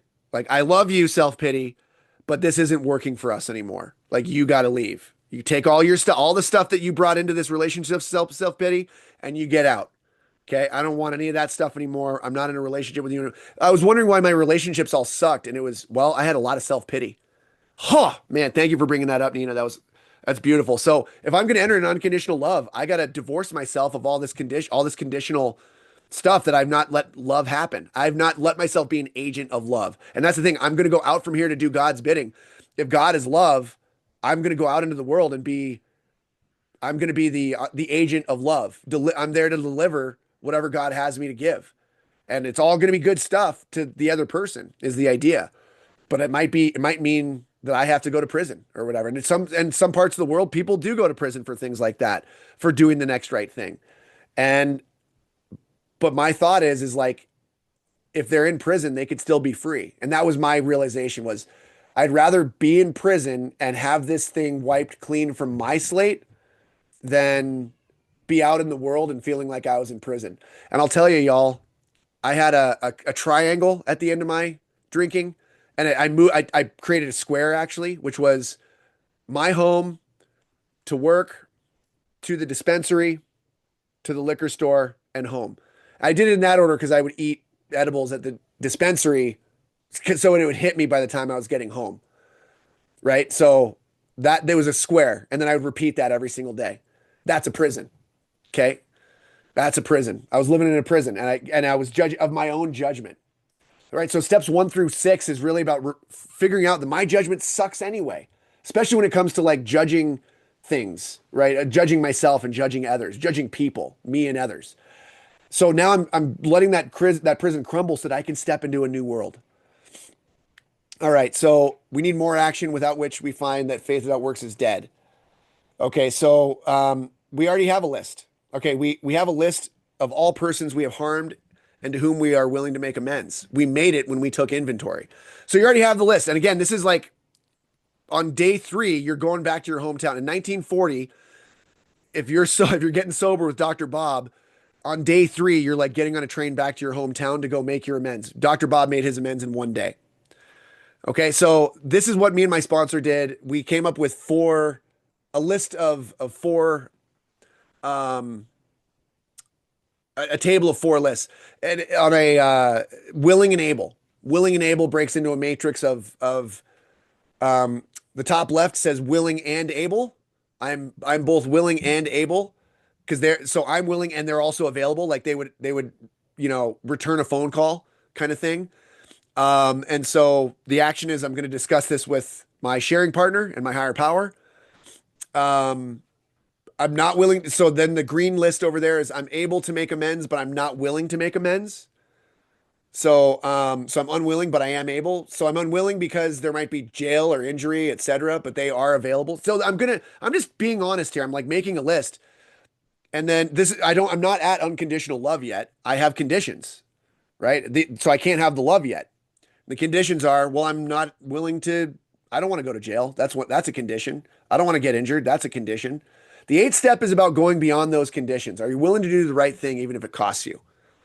Okay. And then the ninth step is about using discernment and guidance to actually go out into the world. And am I actually going to make some of these amends or not? Okay. And so I have kind of a list, you pray for the willingness. What do you do if you're willing, but you're not able? You pray for the willingness. And one of my favorite people in the 12-step room said, yeah, and if you can't pray for the willingness, then pray for the willingness to become willing. And, you go into a coaching seminar and they use the same kind of language. Like, if you're not willing to change, well, just become willing to change. Can you make that decision now, friends? It's stuff like that, right? It's the same thing. We're doing the same thing. And then if you go back over to the bottom left, I'm willing, but I'm not able to make amends because maybe they're not alive anymore, or I haven't had contact with them forever, or they likely would not allow contact because I hurt them so much. Something like that, so this is another thing you discuss with a partner, higher power. This is maybe there's a letter or a living amends that you come up with here. Living amends means you figure out the character defect that caused the wrong-mindedness, that caused the harm to them. And you come back to the character defect and you look at the opposite of that character defect. Let's say it's selfishness. And you go, okay, unselfishness. So I'm actually going to make a living amends. I'm going to be unselfish with this person. And I'm going to act that way in my life because of this person. And you start to live that way intentionally. And there's this crazy thing happens. Like, you get these opportunities. All of a sudden, it's like reality shows up and is like, okay, here's a similar situation that you did to them. Are you going to be unselfish here? And when you stick to the alignment of like, I'm going to live by that principle that I alienated and harmed this person with, and the insanity of my drinking, if I'm going to practice sanity and right-mindedness, I'm going to do the right thing here, even if it costs me now. And sometimes a living amends is also like, if I stole from Albertsons, but Albertsons is out of business now, well, what can I do? I can find, what was the owning company, who bought Albertsons, and I can shop there. I can make an intentional purchase, or I can like send money to there, that sort of thing. Okay. There's a workaround for everything. And obviously you can always write a letter. And one thing you can do is you can write the letter, and some sponsors say, read me the letter. And some sponsors will say, burn the letter. Don't read it to me. And you put your heart and soul into it and you cry writing it maybe, and then you move beyond it. Okay. And live in the living amends, in the living change of the person that no longer harms people in that way. Okay. And it's not going to be perfect. You might still have life's going to give you opportunities, and you may not be able to capitalize on it right away. But you stay sober and you keep moving through this thing and you'll end up there. I promise. Some things happen quickly. Some things happen slowly. And then that bottom right is unwilling and unable, which is I'm not willing. And then I'm also, not able to get in contact with them. Again, you go to a letter or a living amends here. Okay. So these things are really best done. The eighth and the ninth step are really best done with a partner. Okay. So that you actually talk it through. And even beyond that, like I got advice from my sponsor, but then sometimes my dad is a longtime sober guy. So I'd go ask my dad about some of the harder amends. Like, what do you think about this? And he gave me some feedback. And you know what? He's a great 12-stepper. You know what the first thing he always said was? He goes, well, have you discussed it with your sponsor? This is my dad. And he's like, he's helped a million people get sober. He's not trying to be my sponsor there. He's referring me back to my sponsor, to the person that my sponsor knows more about me than my own dad at that point. And my dad knows that. The wisdom of that is unbelievable. So if you're a good 12-stepper and somebody comes and asks you for advice, that'd be a great thing to start with. Is like, do you have a sponsor? Are you talking about this with a sponsor? And wild, some people come in and try to make amends right away. Hey, anybody out there that tried to do that one before? Yeah. And what happens is usually you go and drink again, and you'd be lucky to make it back alive. So the idea is you go through steps 1 through 8 to become ready to make amends, and you gotta talk to somebody who knows your whole life story. So you've told your whole life story to somebody in your 4th and 5th step, so it's likely that it's going to be that person, or if there's somebody that knows you better than that, like clergy or something like that. I don't really know a whole lot of people who have that relationship with clergy these days, but in 1950, 1945, yeah. So they talk about that in the book a little bit more.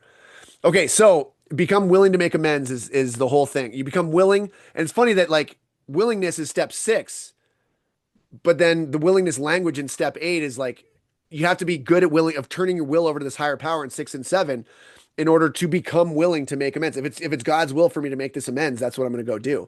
And I'm going to get into the sense of I want love, so I'm willing to go perform this act of love and service to help clear up the harm from the past. Okay, and step 9 here is justice. And this is the cool thing. Like when you walk in love and you're willing to make this amends, even if it puts you behind bars, you start to enter into this greater system, in my experience, of justice. So I show up to this whole thing. My judgment is killing me.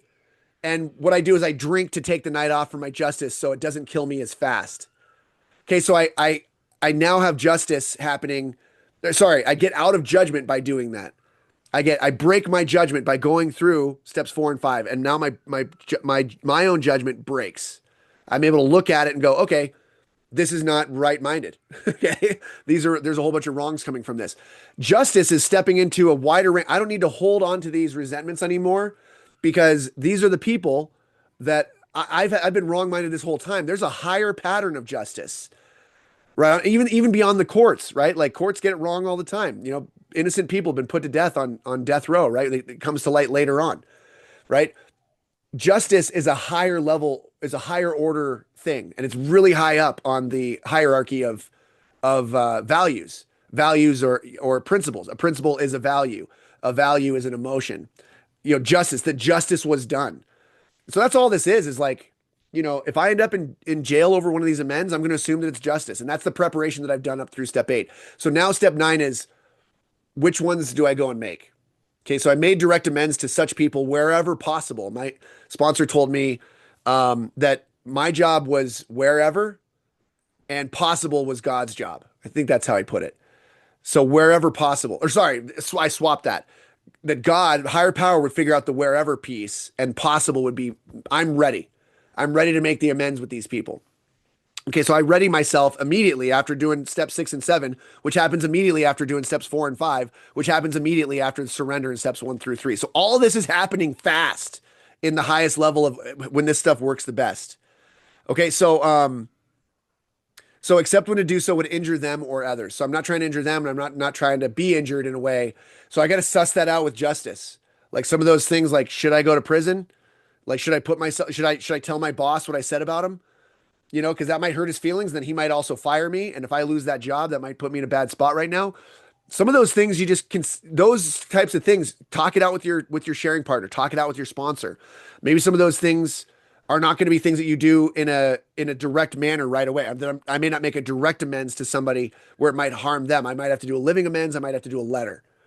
Okay. And a conversation with my sponsor is going to be a proxy for those things. It's going to help me figure out which of those decisions I'm going to make so that I can take that action. And when I take that action, the antidote is in my experience, you have the big spiritual experiences in step 9. I had a bunch in 4 and 5 because my judgment was broken. And now I need a new system of how am I going to judge it? Well, there's already a system, and I'm walking into this new world of justice, which is anything that I've harmed somebody else with, or they've harmed me or whatever. I don't have to be the judge, jury, and executioner. That's playing God. I didn't understand what playing God meant. You hear it in the rooms of recovery. I didn't understand that my judgment is what they were talking about. My judgment is when I play God. There's already a higher power. There's already a sense of justice in the world. Those people, the people that you think are getting away with all the bad things happening, they're not going to get away with it. Okay. Like that's what I understand about it. And my crazy spiritual experiences, we're all interconnected, right? So yeah, anybody hurting somebody else, there's going to be an atonement for that for them, one way or another. All right. Their life may become a living hell. They might experience, something very horrible if they're out of alignment with these higher principles. If they're not doing the forgiveness work, if they're not doing the recovery work, right? Remember, this is all under recovery, right? Okay, so justice is where we're going. So we're going to execute with discernment these amends, the amends that are not going to cause harm to me or others. Okay, so thus I was convinced that God is concerned with us humans when we want him enough. I just want to say this because when I show up and making amends, this is hard work, people. You people who are out there doing your hard amends, like who are you? It's amazing. You must want that love. You must want that connection. You must be willing to go to any length to have this part of your life be restored and healed. And that's my experience is, that I did find that there is a God that's actually real for me when I want him enough. And I had to put it all out there. All the things that I was holding, all the cards that I wasn't going to play, all the secrets that I was going to keep until my grave. Whoo! If I really wanted to have this experience, if I really wanted to go for it, I had to put it all on the table. I had to put it all out there. I didn't even trust. Trust comes after you put it all out there. I told my sponsor all my secrets and he didn't judge me and, walk out, or punch me in the face. Be like, that's from all of us, right? He said, man, that must have really been a heavy weight for you to carry. Did you do some drinking about that? Just the relief of having somebody not freaking judge me. All right. So when we want him enough, and that was my experience. I saw, I felt, I believed the scales of pride and prejudice fell from my eyes. A new world came into view. I had a new worldview. I started to see God was operating, higher power, higher principle. Justice was operating out there in the world already. Again, like you look at the politicians on any side of it. You show me a politician that's healthy and I'll show you a new politician. They're all freaking ugly, right? Because they're pulling these backdoor deals or whatever, right? All of them are. That's kind of like the idea, right? And you start to see that stuff. I don't want any of that. I don't want that kind of ugliness. Like I was a politician in my little fiefdom, in my little kingdom. I was so ugly on the inside. And it was starting to show, right? And so I just want to be new on the inside. I want to surprise myself. I want to surprise God. I want to have a new experience here. And if you're willing to go and make an amends, that is a strength that you will never need more strength than making amends in your early recovery. That's been my experience. If you're willing to pay off those old debts, both real financial debts and also the metaphorical debts where you've wronged someone and you're there to help make it right, all of a sudden you know how to pay a debt, which is kind of like saving. You know how to direct your energy and direct healing, direct your thinking.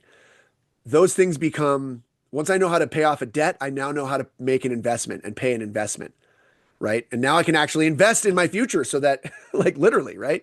So that I can get my finances in order, but also the other areas of my life. I can feel wealthy on the inside because I don't have all these old debts dragging me down. And I can walk the park doing these motherfucker prayers. And I get this huge energy. It's like my bank account is overflowing all of a sudden internally, and then also that spills out into right action, which then does fill my bank account and the accounts of, if I'm willing to look at the account, the story is another way to say account, then the account can change. If I'm willing to, say, hey, I'm out of alignment with this story. This account is bankrupt. This story is bankrupt. I need to go and address it, make some amends here, make some changes to this story. Okay, so Leo Tolstoy said, to understand everything is to forgive everything, right? So when you move into the state of understanding, okay, and forgiveness, this again, forgiveness is not one of the principles behind the steps, but it's one of the byproducts of doing this work. It's a byproduct of a higher sense of justice. Forgiveness starts to happen, not for everybody, but for those who are able to receive it. Forgive us our debts as we forgive our debtors. That's what it says in the Lord's Prayer. That there's no comma in there, y'all. When if you're doing the Lord's Prayer at the end of the meetings, forgive us our trespasses as we forgive those who trespass against us. You don't get your trespasses forgiven until you're doing the forgiveness work. And you may not even know what a trespasser you are until you start working on forgiving others and making amends. And when you go to make amends, some of these people wronged you. And you're not there to talk to them about that. You're there to talk about how you wronged them. Okay. And so to understand, to forgive, to understand is to stand under, literally, like to mentalize, to be able to look at the whole thing and go, Oh, this is why it's all fucked up. This is why it's all leaky. Okay. With more perspective, we gain greater understanding and forgiveness. So again, you want more power? Well, the truth is the maximum amount of power. So the truth is all perspectives, and I only have my one. Well, can I get a different perspective? Can I get a higher perspective? Can I get a lower perspective? Can I take a look at this thing and mentalize it? That's the skill of steps 10, 11, and 12 is like when you're practicing this stuff, you get new perspectives. You realize your perspective, you should probably get more than just your perspective. Your perspective is not often right.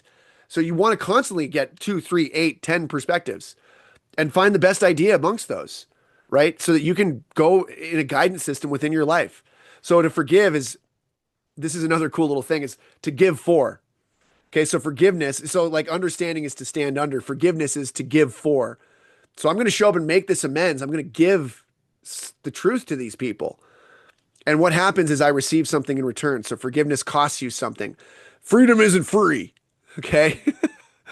And actually it does cost you something. It's a great cost, but then you get freedom, right? You might have to be in prison to feel that sense of freedom, but that's a freedom that you may never feel unless you're doing that work. Okay. And now for a little treat for you guys. This is about forgiveness. Take it away, Sam. Now, I want you to go in that bag and find my wallet. Which one is it? It's the one that says bad motherfucker.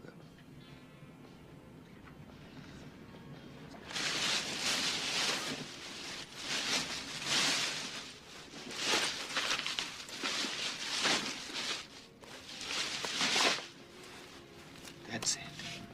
That's my bad motherfucker. Open it up. Take out the money.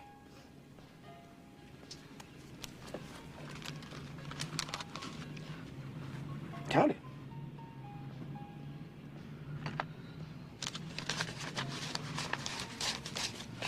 How much is there? $1,500.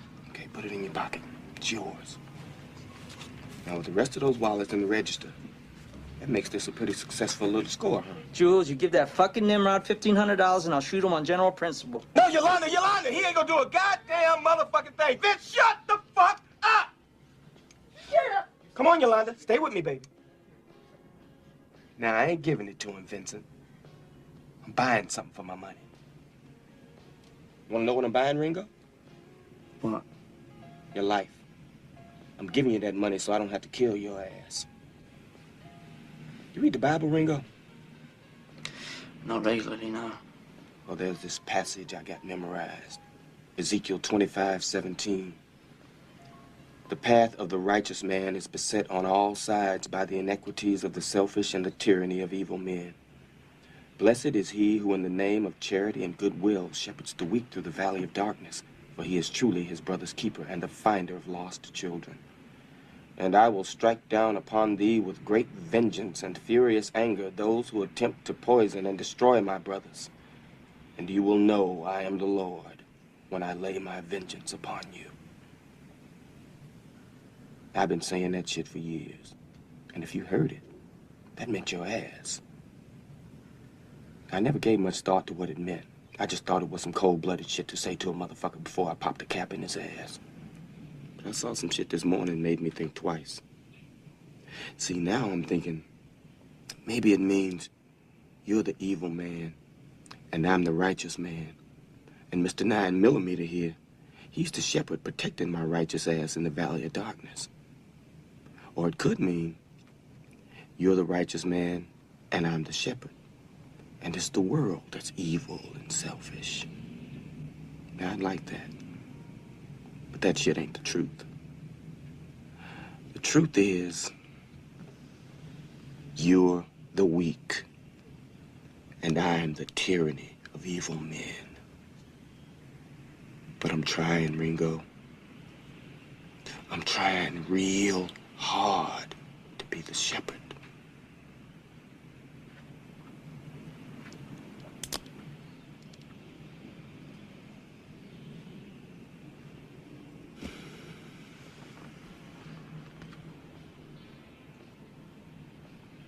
Go.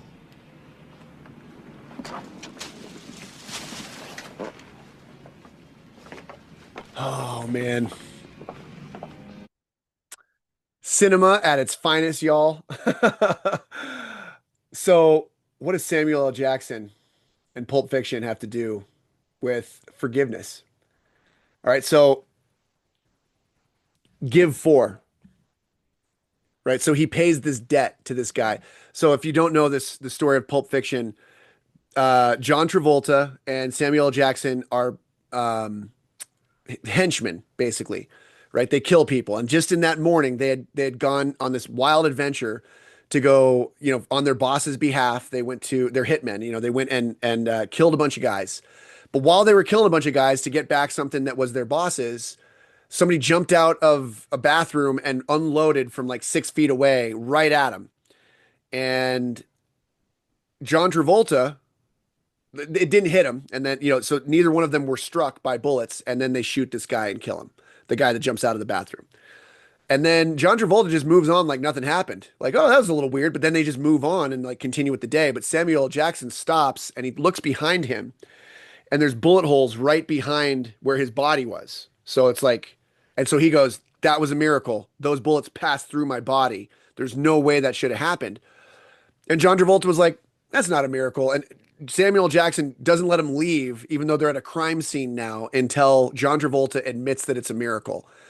Now, from this moment, this is the last scene of the movie, but Tarantino moves the timeline around kind of brilliantly.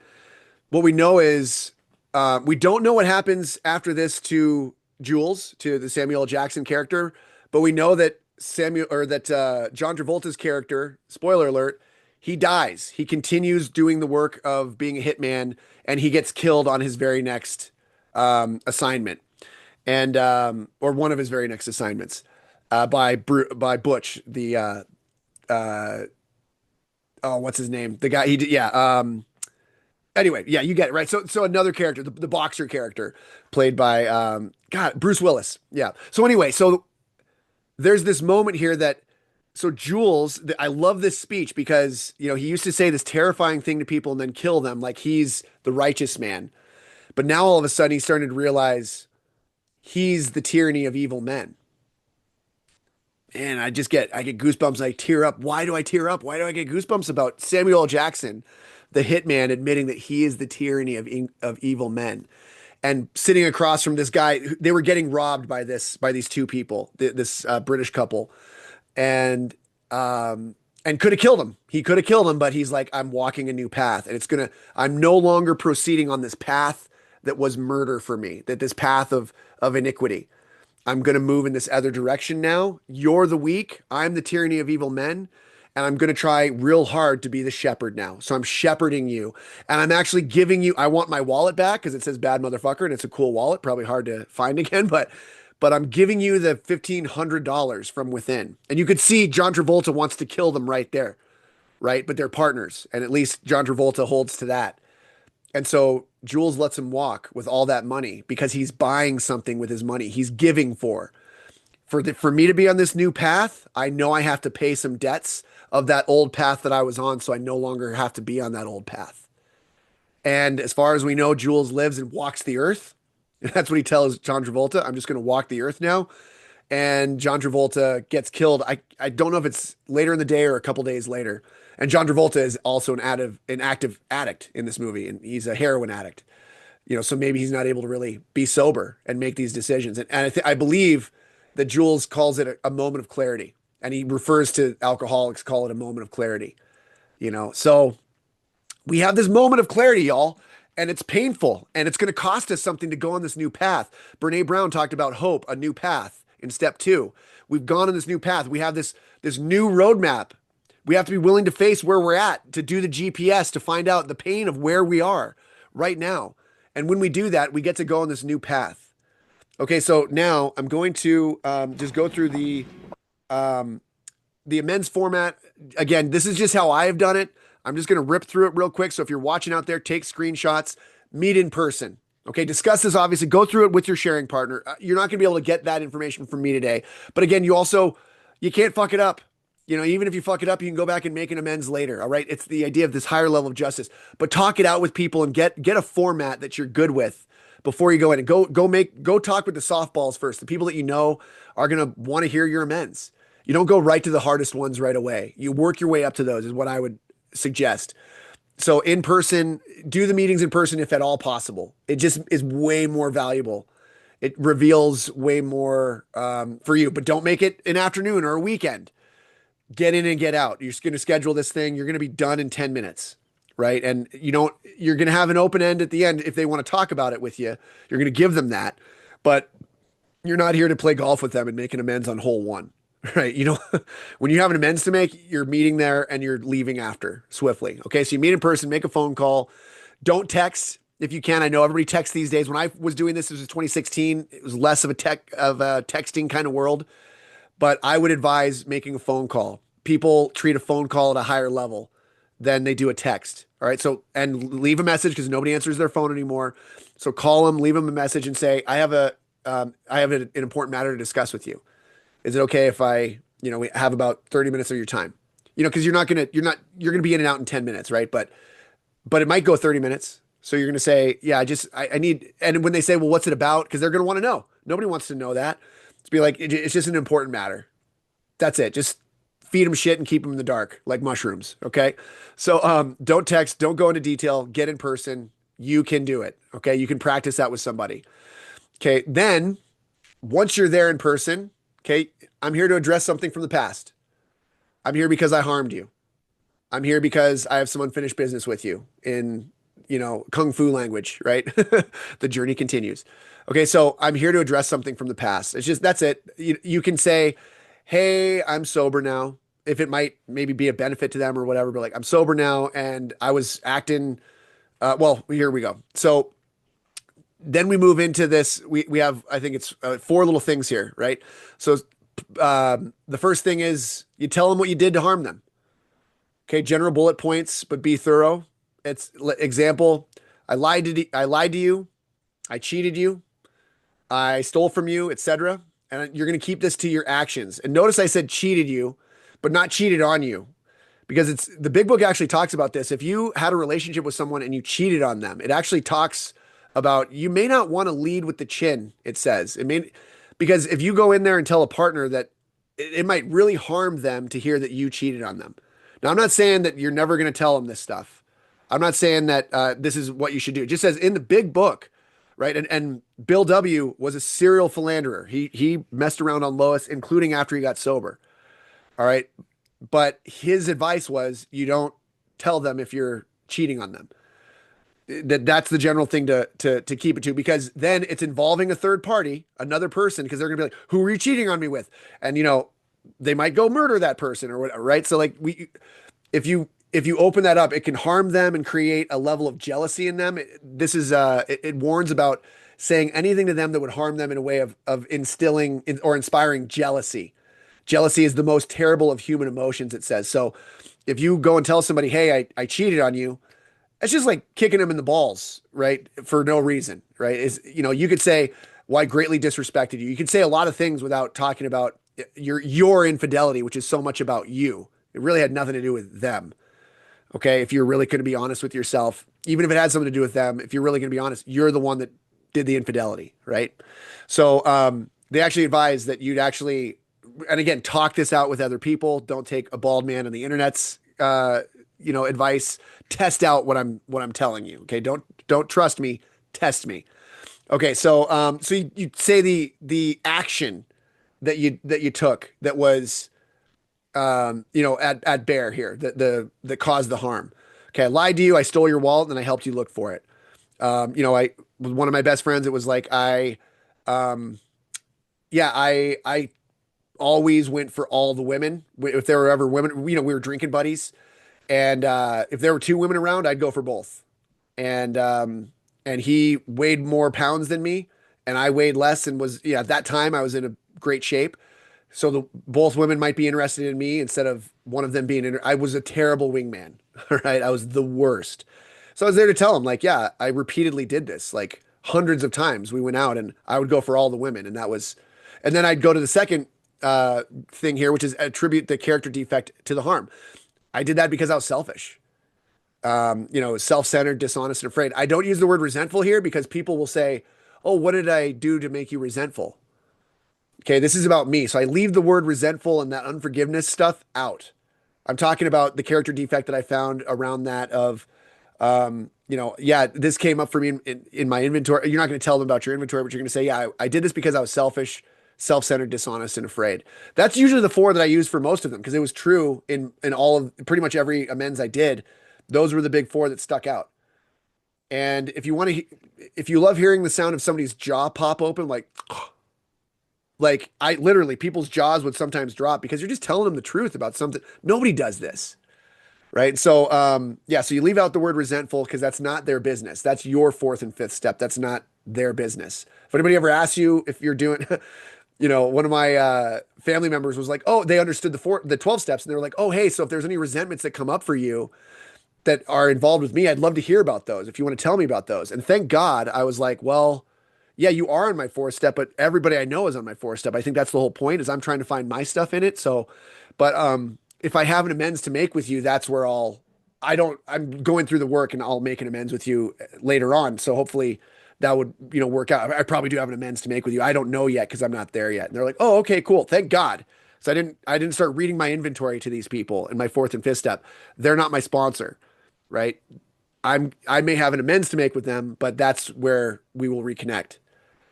Okay, the 3rd step here is you ask, is there anything I left out? So you tell them the actions of what you did, the character defects associated with those actions. And then you ask, is there anything I left out? And you wait and listen. You close your mouth and you wait. You might ask questions to investigate more where necessary. No excuses. You're not trying to put it on them well, that was because of you. You're not there to do that at all because you're going to walk away feeling terrible about that and you might drink.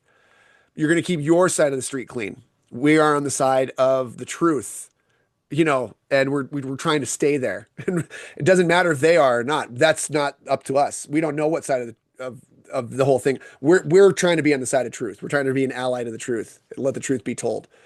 Okay, so what can I do to make it right is the 4th question. So after they tell you, is there anything I left out? A lot of people said no. And occasionally they were like, well, yeah, there was that other thing. Like you do owe me like $200. You're like, oh, okay, cool. Thank you for letting me know that. Is there anything else I left out? And no, I think that's it. Okay, cool. So what can I do to make it right? And you shut up. And what I found this is a powerful question I got from my sponsor. This is not how every amends person advises how to do it. But what I found was, what can I do to make it right allows them to really give you an answer. This is not, some people say it's an I'm sorry. Some people say it's an apology. Some people say it's not. But the way my sponsor explained it was like, you knocked down their fence.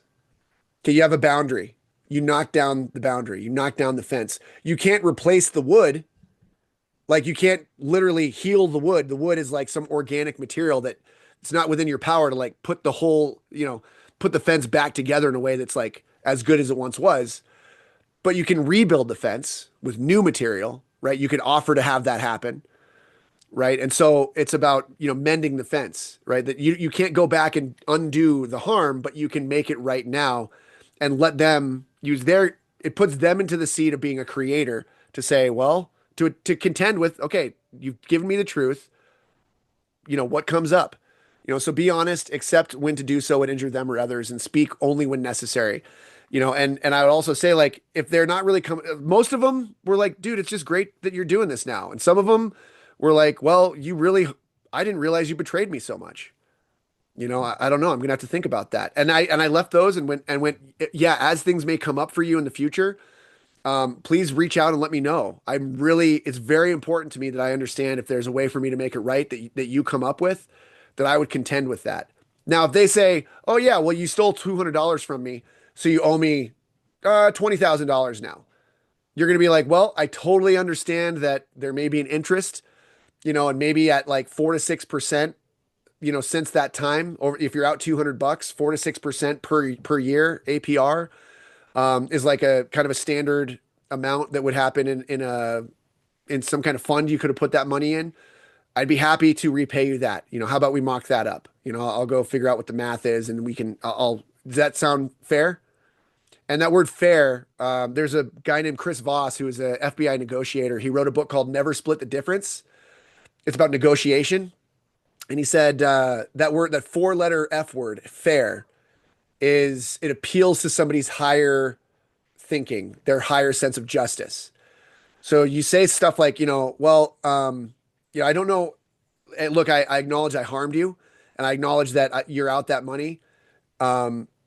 But $20,000 seems high to me. Okay. Like, I'd like to do something that's fair for both of us, to be back. Well, I don't know if I can agree with that, but if you ask the word, if you use the word fair, if we did 4 to 6%, I'll give you the high end. I'll give you 7%.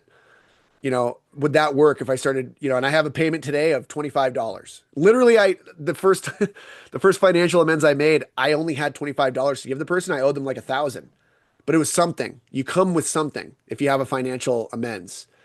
Okay. And I asked, would you like interest to be involved with this on a couple of financial amends? They said no, but I gave them the option. I let them make the decision on some of those things. What would be most fair for you? Fair. Okay. That gets you out of a lot of pinches, and it helps you play at that higher level of higher justice as well. Okay. All right. So now, we are coming up on 11 a.m. and I just want to acknowledge that we said we're only going to 11 today, and there's also NFL football things happening. However, I am going to spend the next few minutes going through the other thing that I promised to do. So I will, if you need to hop off at any time, you go for it, but I am going to go ahead and keep coaching. Okay. This is more of the life map section. I'm going to keep going for about 45 minutes or so up until that time. And I also will be doing some live coaching. If you stay on the call, I'll be able to give you some live coaching. Again, I would like to put this on my website. So if you want to put your face on, just be aware it may be, oh, nice. I don't care about football. Nice. And I care enough about this that football I do care about. All right. But I'm here with y'all today. So if you want to stay with me, I will coach the shit out of you. Okay. And I've got some cool things to draw up with you guys, and it's going to be an awesome time. So please stay on. There's so much more show. There's so much more show. I just want to acknowledge that, if you're committed to doing steps 8 and 9, this would be the opportunity to say, I'm committing myself to do steps 8 and 9 and make any outstanding amends in a swift fashion, as in like in the next few weeks. All right. So throw your hands at me or get in the chat and say, I'm committed.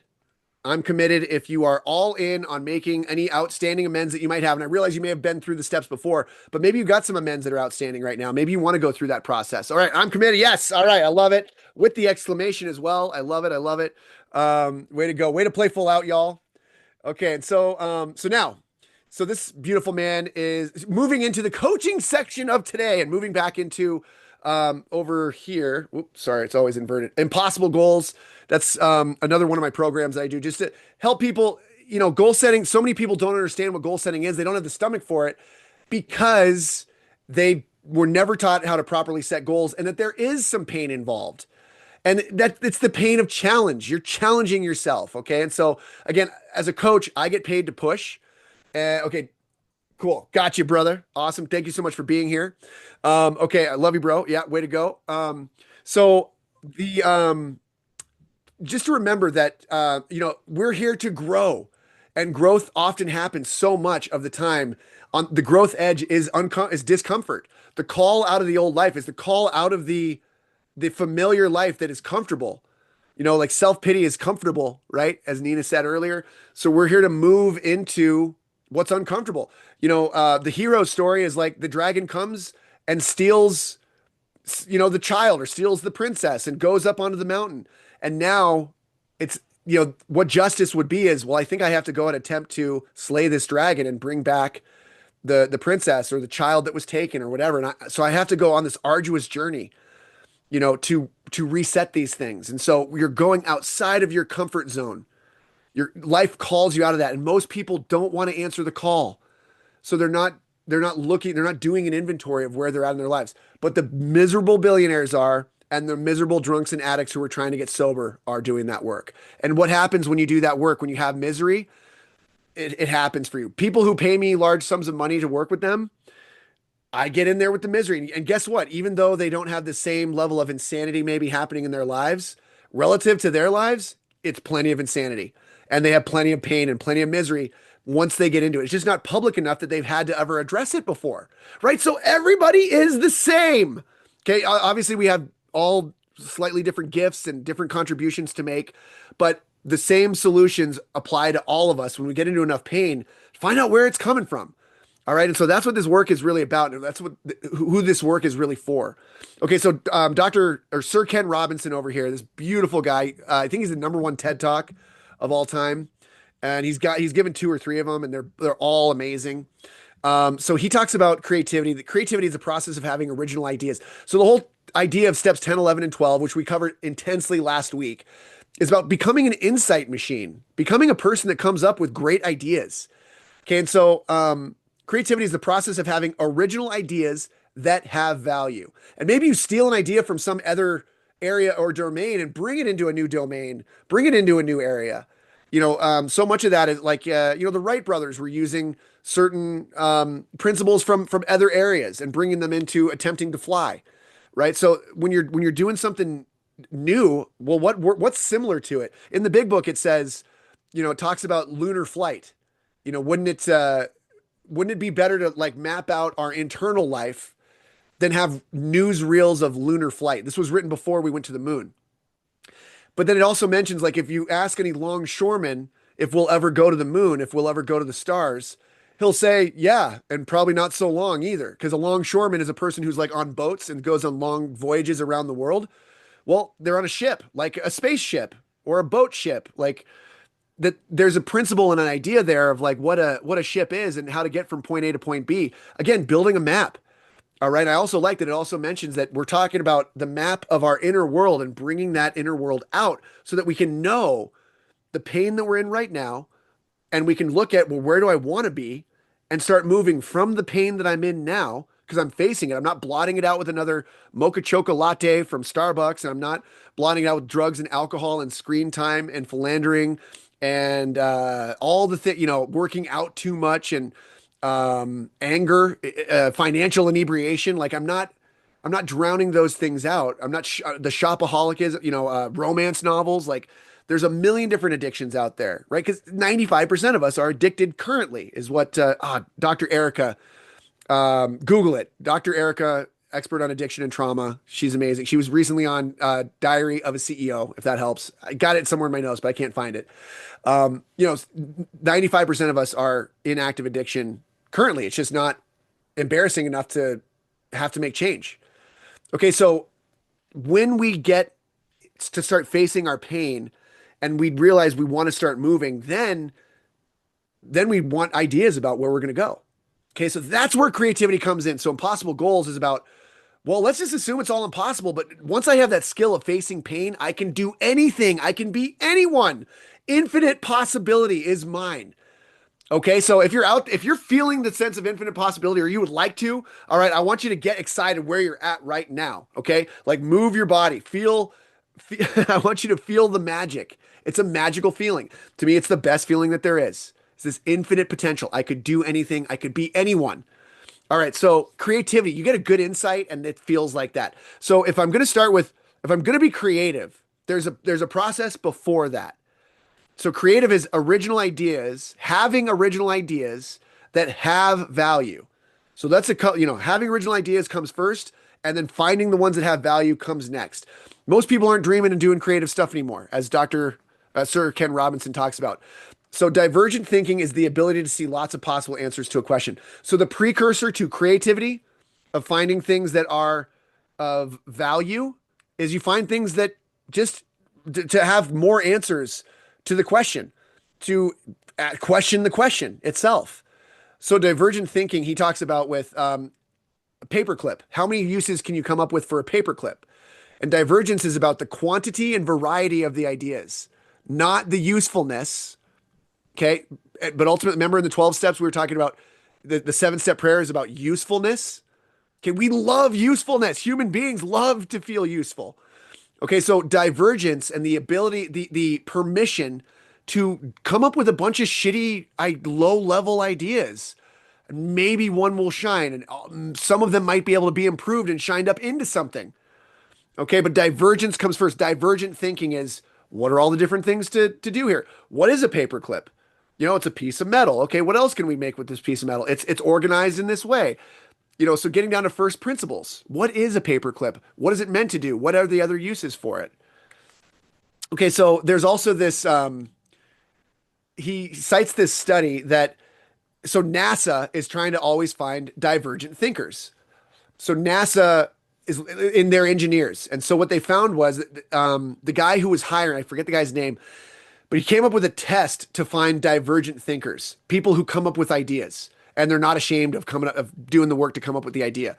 And he said, so only 2% of people, of adults that they found, you'd think that they're pretty creative if they're engineers and they're going for, they know how to create things. That's what an engineer is in a lot of ways, is they often know like how things are made. They get how things work, right? So they made a test and they found that only 2% of adults have the skill of divergent thinking. It's a skill. And then they applied the same test to another population, and what they found was at a genius level, 98% of that population were divergent thinkers at a genius level. Now here's the catch. Guess how old they were? They were kindergartners. Kindergartners are divergent thinkers. If you're ever around one, they're coming up with ideas all the time. They're blabbing their heads off about, oh, it could be this, it could be that, it could be this. Right? They're just coming up with ideas, not high quality ideas, just a lot of ideas, right? A quantity and a variety of ideas. That is the precursor to, so dreaming is what we're talking about here, y'all. I know for me, I had to turn off the nightmare with drugs and alcohol. I was having this living nightmare. So I'd take drugs and alcohol to turn off the nightmare, but I turned off the dreaming too, right? So divergent thinking is reawakening. I'm okay with facing the nightmare of where I'm at or the torment of my past so that I can recover and heal and face the past and have forgiveness, right? And move into this new path like Samuel L. Jackson, right? And in order to do that, I need to get back engaged with turning on this ability to be divergent. It is a skill set. Okay, so that's just the precursor here.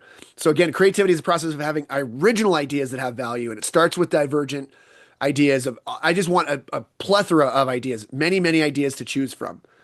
Okay. And so creativity then becomes the discipline of turning one of them into something valuable. And that's what we're doing. And we got plenty of time, right? So now we're going to talk about this. Okay. So this would be an area. This is your wheel of life. We talked about this last week. This is GPS.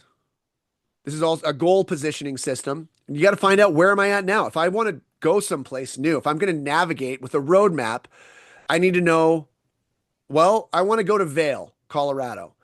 Cool. Are you coming from west, east, north, south? You coming from Utah? You coming from Canada? You coming from Mexico? You coming from Denver? You got to find out where you're coming from first, or else the directions aren't going to matter, right? So I got to know where I'm at. And so this is a 1 through 10 scale where you go through and you write down 1 through 10.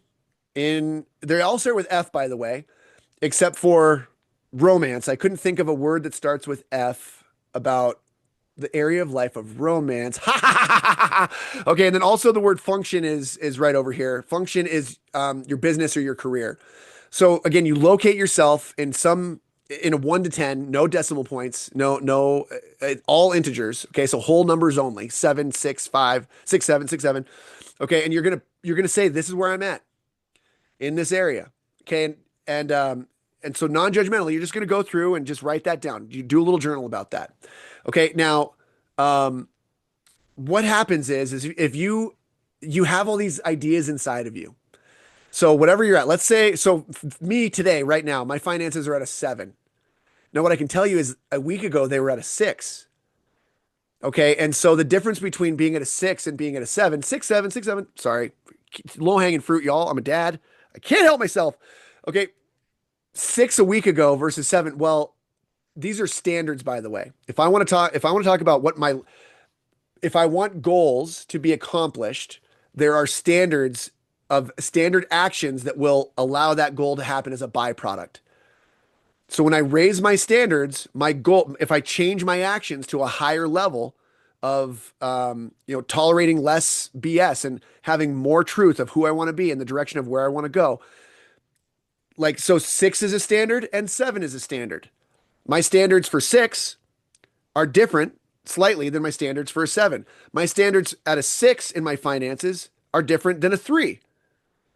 So what I mean by that is my standard operating procedure. This is how you can find your path that you're on in any area as you look at, well, here's how you find out what your standards are. So at a 6, the main difference between this week and last week is we met with a financial advisor and went through our finances thoroughly on a 2-hour Zoom call between last week and this week. So last week I was at a 6, and now I can report. I'm just telling you, I asked myself on a scale of 1 to 10, where am I at right now with my finances? I'm at a 7. That's the number that I'm returning. Okay. It's not an egotistical thing. I'm at a 7. I've never been at a 7 before, by the way. Okay. And a week ago, it was at a 6. And the difference is something that I have now is that I have a budget. I have an updated budget on how much money we need each month in order to operate our household in a healthy way. Okay. And a week ago, I didn't have that information. The last time I did a budget was about 6 months ago. And did you know that it's changed wildly in 6 months? Okay. Part of it is our kids in some expensive school. All right. So there's some things that have been added. All right. We paid off a car. Okay. But inflation, right? So, but now we have a budget. We know what it really is right now. That feels good to have a sense of integrity. Okay. So being at a 7, you start to feel a sense of integrity. Being at a 6, it was like a little wishy-washy. I'm not really sure where we're at, but I look at the bank account multiple times a day and I pay off my bills. Those things that, those outstanding debts that I have, I've now faced those and I've been paying them off, and that moved me from like a 5 to a 6. So the standard operating procedure is the lowest amount of action possible in order to get this result. Okay. And so for me to be at a 7 in health in my finances, it has to do with a budget and it has to do with a financial plan. And like, once we have that financial plan in place, maybe it'll go up. It feels like it will, but I don't know until I'm getting there. But I can tell you right now, sitting at a 7, what you can do is for me to go to a 9. Now I'm at a 7. Now I can see what a 9 could be like. And what I can ask myself is to go from a 7 to a 9, what would I have to add or take away in my actions or my beliefs or my emotions? Okay, so for me to go from a 7 to a 9, well, yeah, I'd have to have a financial plan in place, and we'd have to be paying on more long-term. We have some long-term investments, but we don't have a lot. We'd have to pay maybe 50% of our debts off. You know, if our debt was 50% lower. That's just what is coming up right now for me. Doesn't mean we're debt free. Maybe 10 would be a debt free thing, but I don't know yet. It's hard to say 10. It's hard to say outside of a window of 2. So what else would I have to add or take away? I think I'd have to add more physical fitness. There's a relationship between my physical body and my finances. I think I'd have to add in even more intimacy in our finances with my wife. So we have even more of a plan for how we share our finances. And, yeah. Okay. So those are some big things. So for me to move to a 9, I have a map right inside of me already about what would it look like at 9. For it to be a 9, what would I have to add or take away? Okay. Does that make sense? Does that make sense? Okay. Now, also, we're not just going to talk about, thinking about a 9 might stress some of us out. How much stress can I take? I'm already rating myself in every one of these areas and it doesn't feel good. Now, I've been working on this for years. The first time I did this was in 2019 at a Tony Robbins, and my finances were at a 2, and they were probably at a 1 the week before. Okay, great. Thank you so much for the feedback. Way to play full out. I love it. So I was probably at a 1 the week before, and I went to a 2 just because I was facing some IRS back taxes that I had 7 years of unpaid back taxes. And now I was facing it, and I was at a Tony Robbins where I was actually looking at my finances. And I never even thought before that I could possibly be responsible for my finances. I was newly married, and I was almost 3 years sober. I was 3 years sober. I was newly married. I had switched jobs like 3 times. I had left a 6-figure job, but I had this 7 years of back taxes, so anybody else been a new early recovery before? It's kind of what it's like, right? Like everything starts to change because all of a sudden, you can change, you can start to trust that there's some positive change that I can participate in and be in the right side of positive change. So from there to here, I've moved from a 3 to a 6 as of last week. And then magically, all of a sudden, I'm at a 7. Well, it's not magic. I did some work. I had to roll up my sleeves. I've worked on my finances a lot.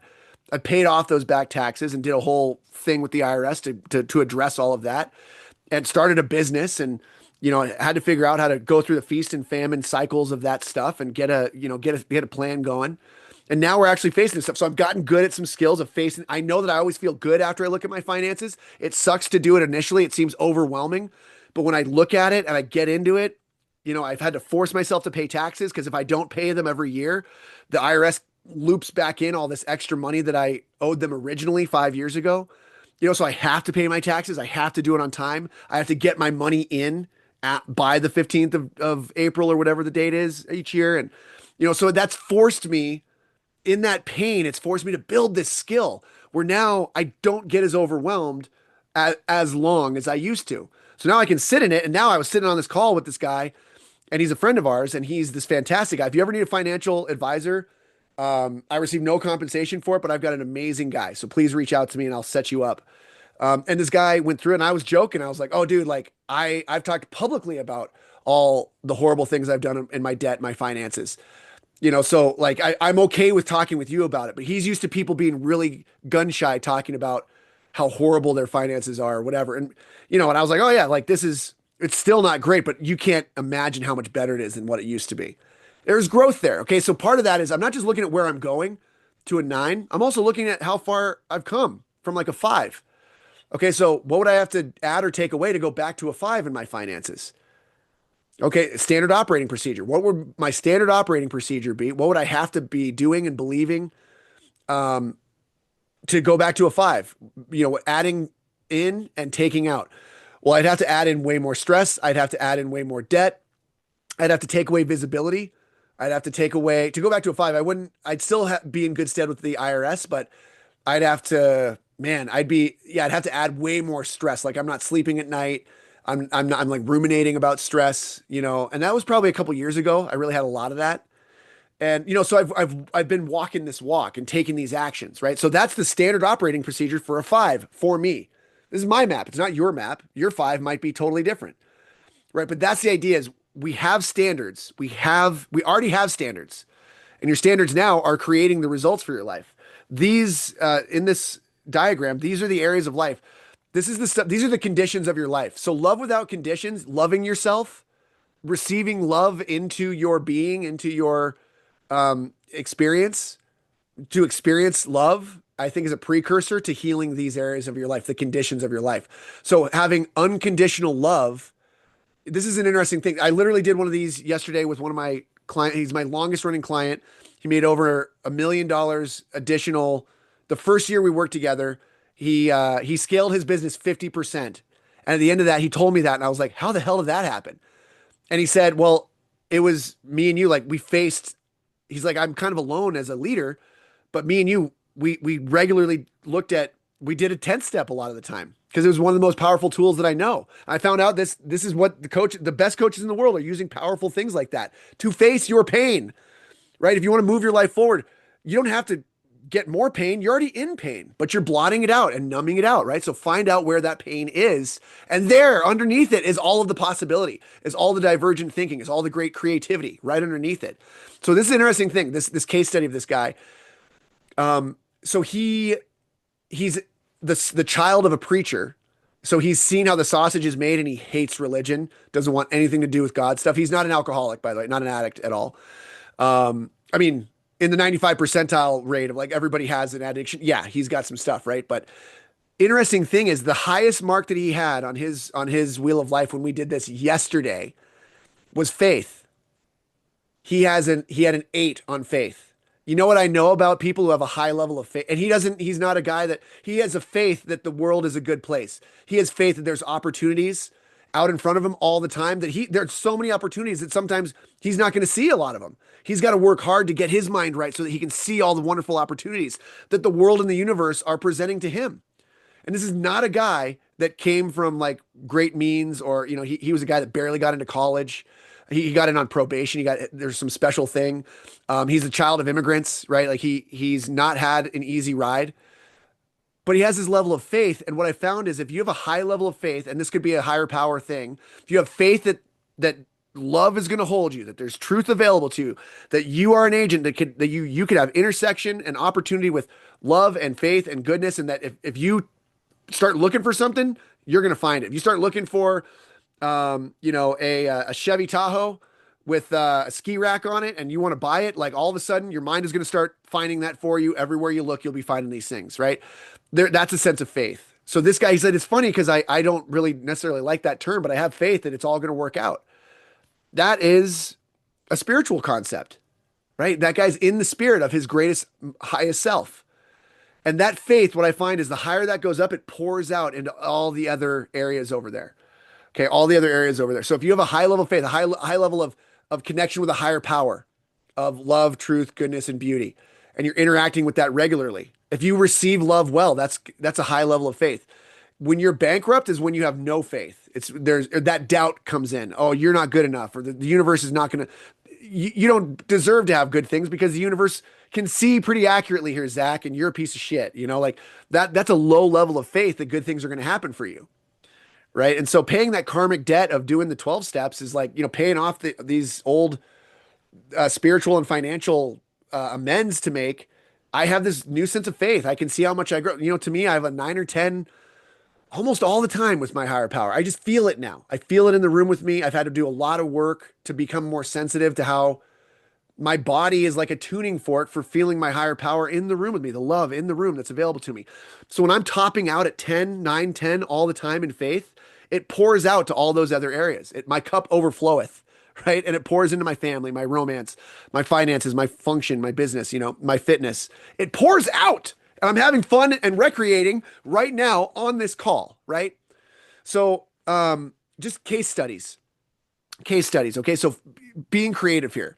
All right, now, couple of these things we covered last week. Okay, these are the 4 things. Does this remind you of 10, 11, and 12 at all, or the AA symbol? Okay, this is from a guy named Brendan Burchard. He's my coach. He's the #1 high performance coach in the world. He only works with billionaires. And yes, thank you, Nina. And so these are the 4 things that this to me reminds me of steps 10, 11, and 12. And 10 would be, roughly speaking, aliveness and growth. Aliveness is like coming back alive and recovering and having a sense of I can grow now because I've recovered.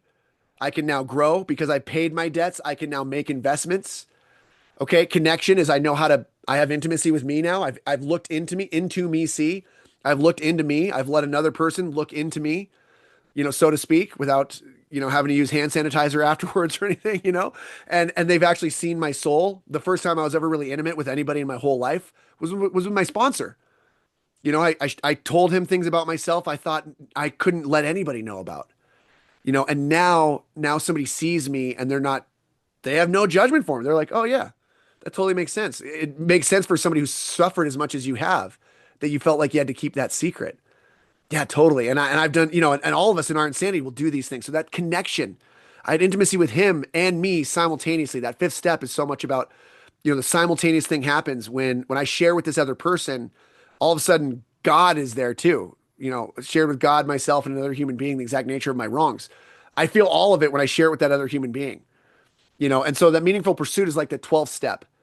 It's not just meaning and it's not just pursuit. It's both of those things, right? So contribution, being a creator, stepping into that. This is what leadership really is. Leadership is really about being a creator and contributing. And then when you're doing that, people look at what you're doing. They're like, oh, I want to do what he's doing. He's got a mission. I like his mission. I'm going to help him with that mission. I think that's my mission too. Or her mission or whatever it is. And they help you out and they start, because you're going somewhere, what you want. You have an idea. You've looked at how much you're in pain and how much you want to move. And you've also found what you want to move to. It's not just avoiding the pain. It's acknowledging the pain and going, okay, now what do I want instead? That's being a creator. What do I want to create? I'm a creator and I'm happy when I'm creating. So what do I want to create? And when I know what I want to create, now I've got to, in some area of my life, again, these are the areas of life. I've got like, especially, I will say, we can go back to the race car here. The race in these 4 areas, I know where I'm going. In these 4 areas, my purpose, life/career, my health, my wealth, and relationships. I know the GPS of where I want to go. I know the GPS of where I'm at. And I check in with these things regularly, at least weekly, probably daily in some way, because I'm interacting with all these things in a day. Even on a Sunday, I'm here doing this. This is part of my purpose, right?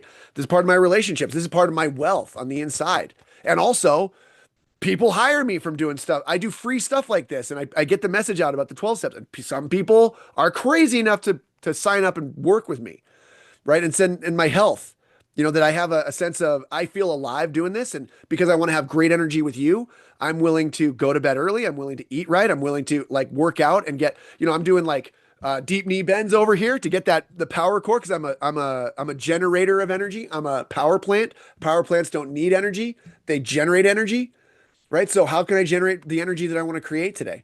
So I have a coordinate in each one of these areas, and they happen one by one with, I realized I didn't want the job I had anymore in my second year of sobriety, but I didn't know that until I was applying for other jobs, and I got one of those jobs, and it was a miraculous kind of thing. And I was like, it felt like a God thing, like something was setting me up to do this thing at a really high level. All of a sudden it was like, and I knew that it had something to do with something beyond my power. All of a sudden it was like the dream job just appeared. And I was like, wait, what? And then I walked into it with no competition, and I asked for more money than they were offering, and they gave it to me. Right. It was crazy. Right. And so all this stuff just started to happen. So my relationship with my wife began when I turned my life for the first time. Instead of being a hopeless romantic, I was a hopeless romantic my entire life, which, by the way, that means fuckboy. Right. That's if you're a person who goes from relationship to relationship, just having sex with a lot of women, what that tends to, I didn't know that I was a fuckboy. I called myself a hopeless romantic. Same thing, that I was hopeless, but I was romantic. I was constantly, and every night I was going out, I was like, is tonight going to be the night that I meet the love of my life? And I'd be like, oh, I think I did. And then we'd immediately do marriage type things, right? And then I'd immediately go, oh, you know what? I don't know if she was the love of my life. I think there might be another one out there. It's souring a little bit, because that was me. I was sour, right? I was feeling me again. I wasn't caught up in the drug of the meaningful pursuit, right? It was more pursuit than meaning, right? As soon as it became meaningful, I was like, I got to get away from this. So the first time in my life when I got sober and I realized how much harm I had been causing by going through these serial relationships and promising the world, like treating these women like they were my wife, and looking at houses and looking at jobs and talking about kids and stuff, like a lot of that had to do with just jumping to higher levels of, sexual escapades, to be totally honest. I didn't know that until I looked at it. The only thing innocent about it was that I didn't know I was doing it like that at that time. It took being sober for a while and then being willing to look at my past. And I also gave that part of my life over to this higher power, because I had this new job, and I was like, well, if it works for this, maybe it'll work for and it was on a suggestion of somebody else, or else I wouldn't have figured that out on my own, right? Like some person who knew me from the room suggested that I work the steps around, work 10, 11, and 12 around my romances. So for the first time, I turned that over to God and said, you know what, God, I know you're real now after doing this experiment and being sober, approaching life sober with a high level of like faith that things are going to work out, and look that you're here somewhere and I'm seeking you. All of a sudden I have this new relation. I was celibate. I started messing with, like, maybe I don't want to use porn all the time. Like, I started feeling my feelings. I started meditating in a practice for the first time. And in my second year of sobriety, in this big job that was really stressful, and I needed to meditate just to get sanity, just to have love for me, so I could go and face this high paying but very stressful job every day. And I was like, look, if you've given me the purpose to have this job, and I know that you're real, that's good with me. You want me to shovel shit? You want me to be celibate? I probably used up all my tickets doing all that fuckboy stuff. So I'm good, God. Like, that I want to be a dad. I want to be a husband. I want that love story, but I probably don't deserve it. And I'm willing to admit that. I don't know what I deserve. You know what I deserve. Like, you're the justice maker. And I'm willing to admit that I may have used up all my tickets there, and that I don't get to have a good life in that area now. And I'm okay with that, because I know you're real, and I know I'll be of service in all these other areas. And if I just go to this high paying job up in the mountains, and I serve my butt off and I help all these people, that fulfills me so much. I know I'm going to help a lot of people. That's a life well lived. I know I can stay sober I love the 12 steps. I love the rooms. Cool. I'm good with that. And then all of a sudden, when I forgot, I surrendered so much of that part of my life. Remember, surrender, sharing, amends, guidance. I just started to totally commit to that. And I forgot that I was doing it. I used to look at every woman in the room as like my future wife. And now I was like, yep, I don't know if I get to have that. God's got it. Don't need to worry about that. And I would just like show up to serve. The first time I showed up, I got set up on a blind date with a gal and I showed up as a friend. I was like, I'm going to see if there's a friendship here on the advice of somebody else. They said, yeah, go as a friend. And I said, okay, because I wasn't going to set these things up anymore. So I literally said to God, like, if you want this thing to happen for me, make it so obvious that I like a dumb shit like me that's thinking 17 steps ahead because I'm so smart, just hit me right in the face with it. And I got set up on a blind date, and that blind date ended up being my wife. And I showed up to, have a relationship with her as a friend. Even though I was already attracted to her, I knew who she was. I grew up around her, and I got set up on a blind date, and it was like the coolest thing ever. And then, even though I'd had all this like stuff with sex, I didn't have sex with her before we got married, which is crazy because I think everybody should have sex with each other all the time.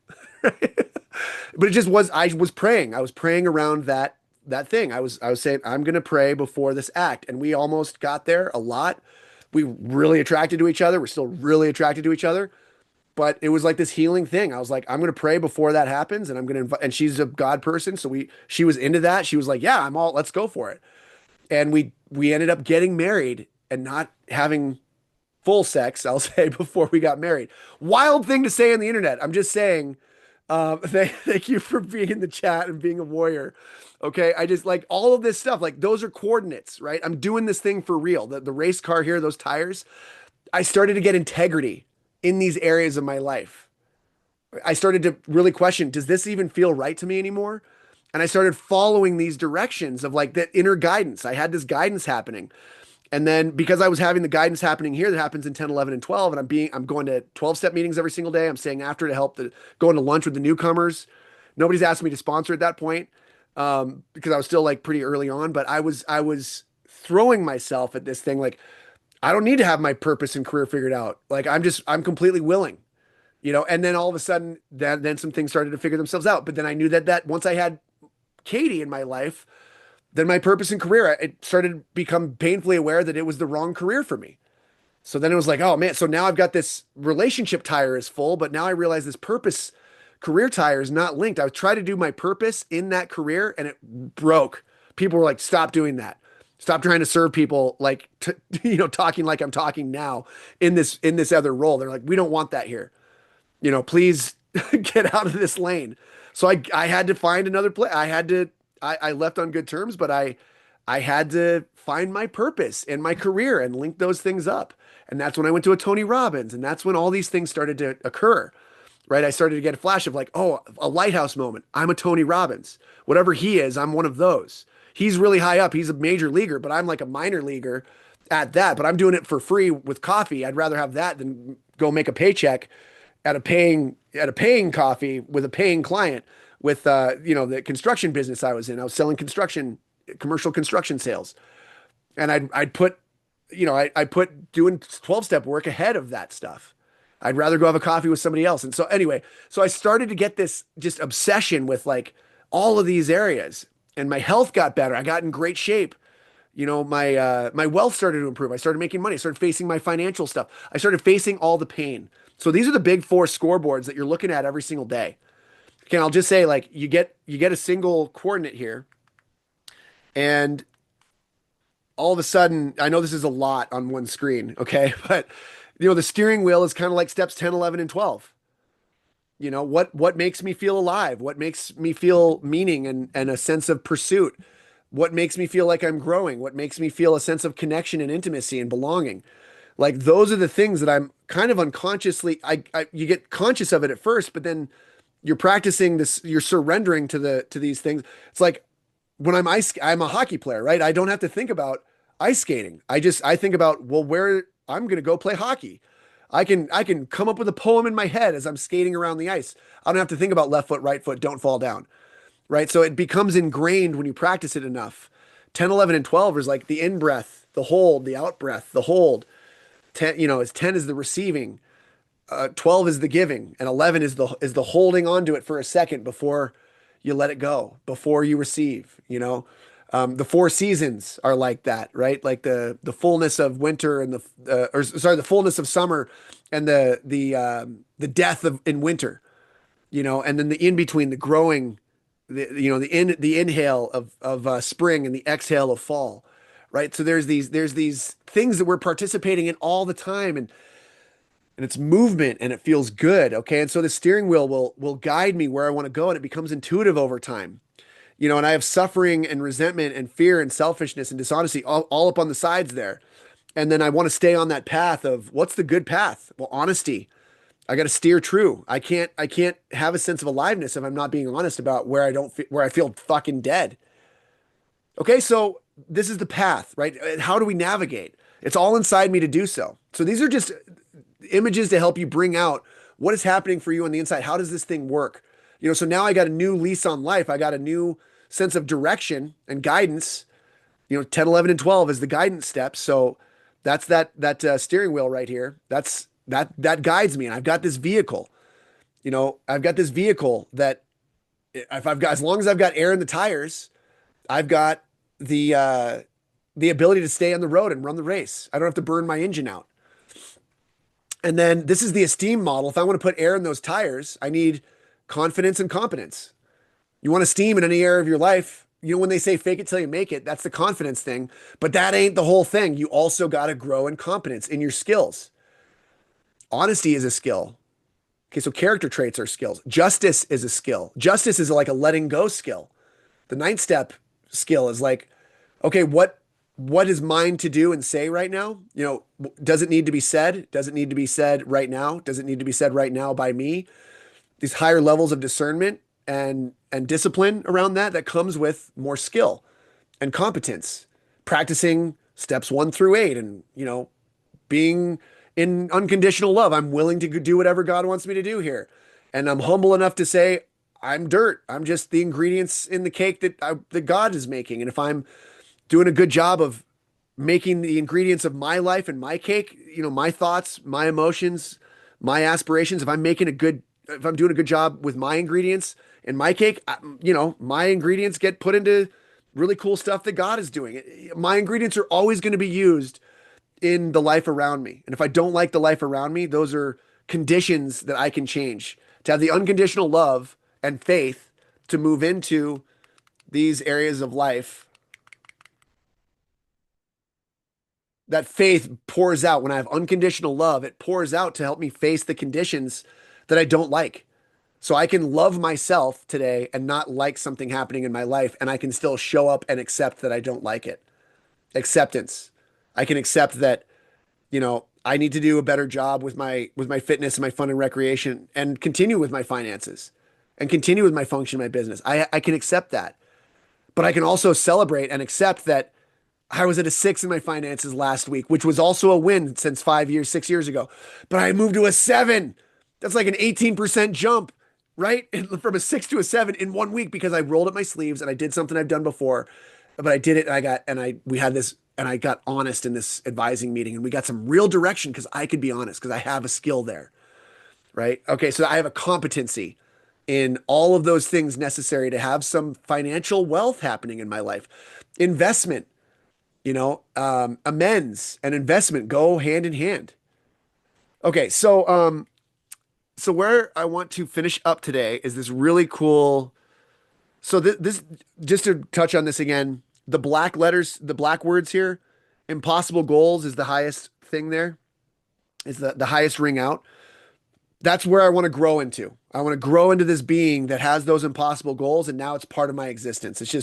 It was once impossible. Being 10 years sober was once impossible, and I'm less than 2 weeks away from that. If I can stay sober and alive between now and then, I'll pick up a 10-year chip in just under 2 weeks on the 23rd. That's impossible 10 years ago, but I've grown over time. I've spent the last years doing hell yeah. Yeah. Thank you for blowing it up in the chat. So I've grown slowly but surely. 10 years ago, I didn't even know if I'd be alive in 10 years. not only am I like living, I'm like alive, right? And so are you. Like we're here. Why are you here on a freaking Sunday? Why are you here watching this in a replay on the internet on some guy's site that you never maybe even met before? Right? Because you're here because you want aliveness, you want growth, you want connection, you want meaningful pursuits. So this is the path that I found. If you use those black letters over there, the it goes all the way up there. I'm gonna move my little head to the other side here. Come on over, buddy. All right, so when I'm moving, whoa. Okay. So when I'm moving from this is a path. Okay, this is a path right here. These things right here, they're from vision and impossible goals are roughly speaking the same. So everything else is about, so what they say, the quote that my head is covering up right now is an acorn doesn't see itself as an acorn, but as an oak tree. My college mentor would always say this to me. And he would hold this acorn in his hand. He goes, "What do you see?" And I was like, "An acorn?" And he's like, "Okay, cool." And he'd put it away. And then he'd pull it back out. He said, "What do you see?" And I'd say an acorn, and he'd put it back in his pocket. And he would do this again and again. I'm like, "Bro, what do you see?" And he goes, "Hey, thank you for asking me my perspective." He goes, "I see an oak tree."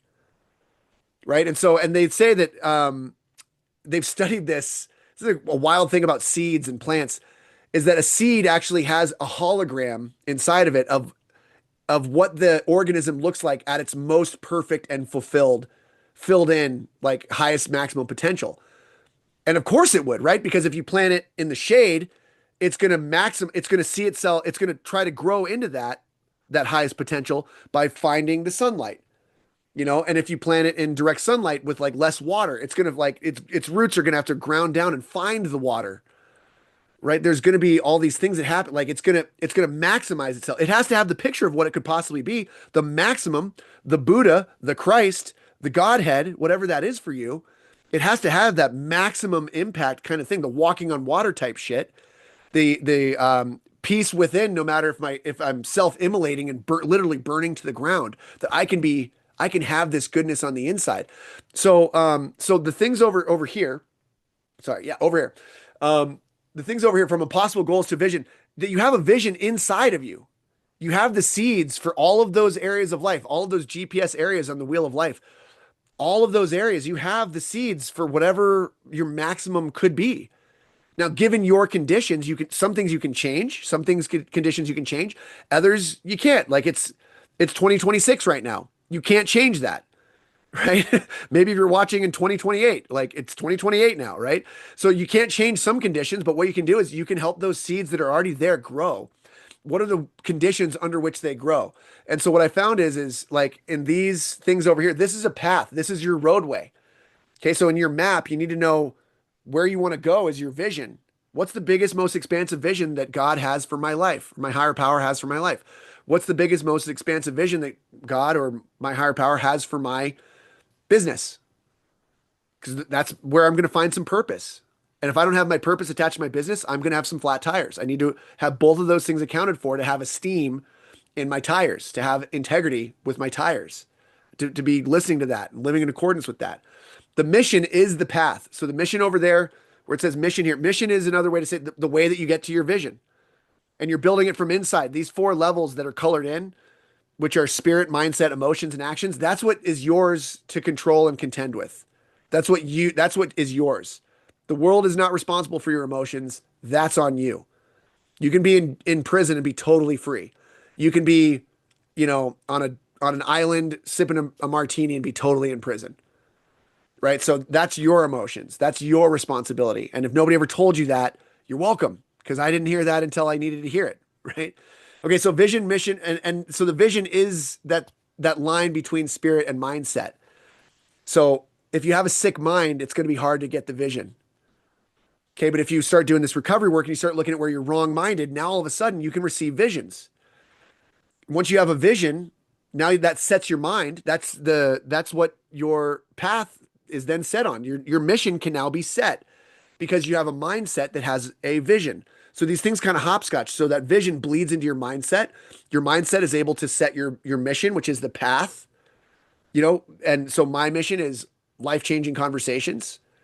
helping people wake up, having the lights turn on, innovating life-changing connection. It's said many ways, but it's a path. I have life-changing connection. I bring this energy and this life force into infinite possibility. I bring infinite possibility to people who are impoverished without a sense of infinite possibility. And my energy leaches into your groundwater, and you realize that you have this energy too, and you have this infinite potential as well. And if I can do it as this completely flawed person who was trying to pretend to be a perfectionist his whole life, and then almost killed himself with alcoholism and hated himself and wished he could just like delete himself, but he couldn't without hurting more people, so he stayed. But then he realized he could transform if he could just go into the pain instead of running from it. Like, well, if I can do all of that, well, you can too. And any area of your life that has pain and you can go into that pain, and whether it costs you, $50,000 a year working with a Fruit Loop like me, or whether you can do that on your own, the idea is that you can go find that map right inside of you right now. If you are willing to put up with any pain, the pain that used to drive you to drink and drug and debase yourself, now you can go into it and find, okay, where is the pain? The discovery of where is the pain? The decision that has been unmade to just accept things the way they are in the status quo that is fucked, that's not serving you. And the big thing is that maybe the reason you might be in misery for sure is that it's not serving anybody else either, for you to be broke, for you to be in low health, low energy, for you to have, friendships that they when you start talking about your dreams, they start giving you doubts. You already have enough doubts on the inside. You know how hard it is to get past your own doubts, let alone if people in your family or your friendships are saying, you can't do that. I remember when you shit your pants in third grade. You can't just do this. A prophet is not welcome in his hometown, right? Because they know too much. They've seen too much. They know you're full of shit, right? So the mission then bleeds into your emotions, and your emotions, you feel a sense of value, and that's the path. That's that steering wheel with the road. All right, that keeps you on the road. You're going to get into negative emotions, suffering if you get off that road. So all you got to do is be on your mission. And the mission today, it's life for me. It's a life-changing conversation. I'm going to do that in meditation. I'm going to do that with my wife and my kids. And I'm not bringing all this energy all the time to them as well. But I'm just saying, like, I want to be a part of something life-changing in a positive way for them, for me, for you. Okay. Even across, maybe you're watching this later on. Okay. And then the values is I start to have a hierarchy of values. Service is the highest level of value. So what's the highest level of service that I can provide on a day-by-day basis, but also like in a going towards this impossible goals kind of area over here, right? So sorry, I keep switching, growing out into the impossible goals.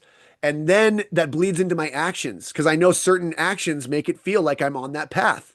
That's agency to move down the path. Thank you, Brene Brown, for identifying. If I want hope, I just have to have goals, path, and agency. And when I'm actually moving down the path, it makes me feel so good that a drink or a drug wouldn't possibly improve it.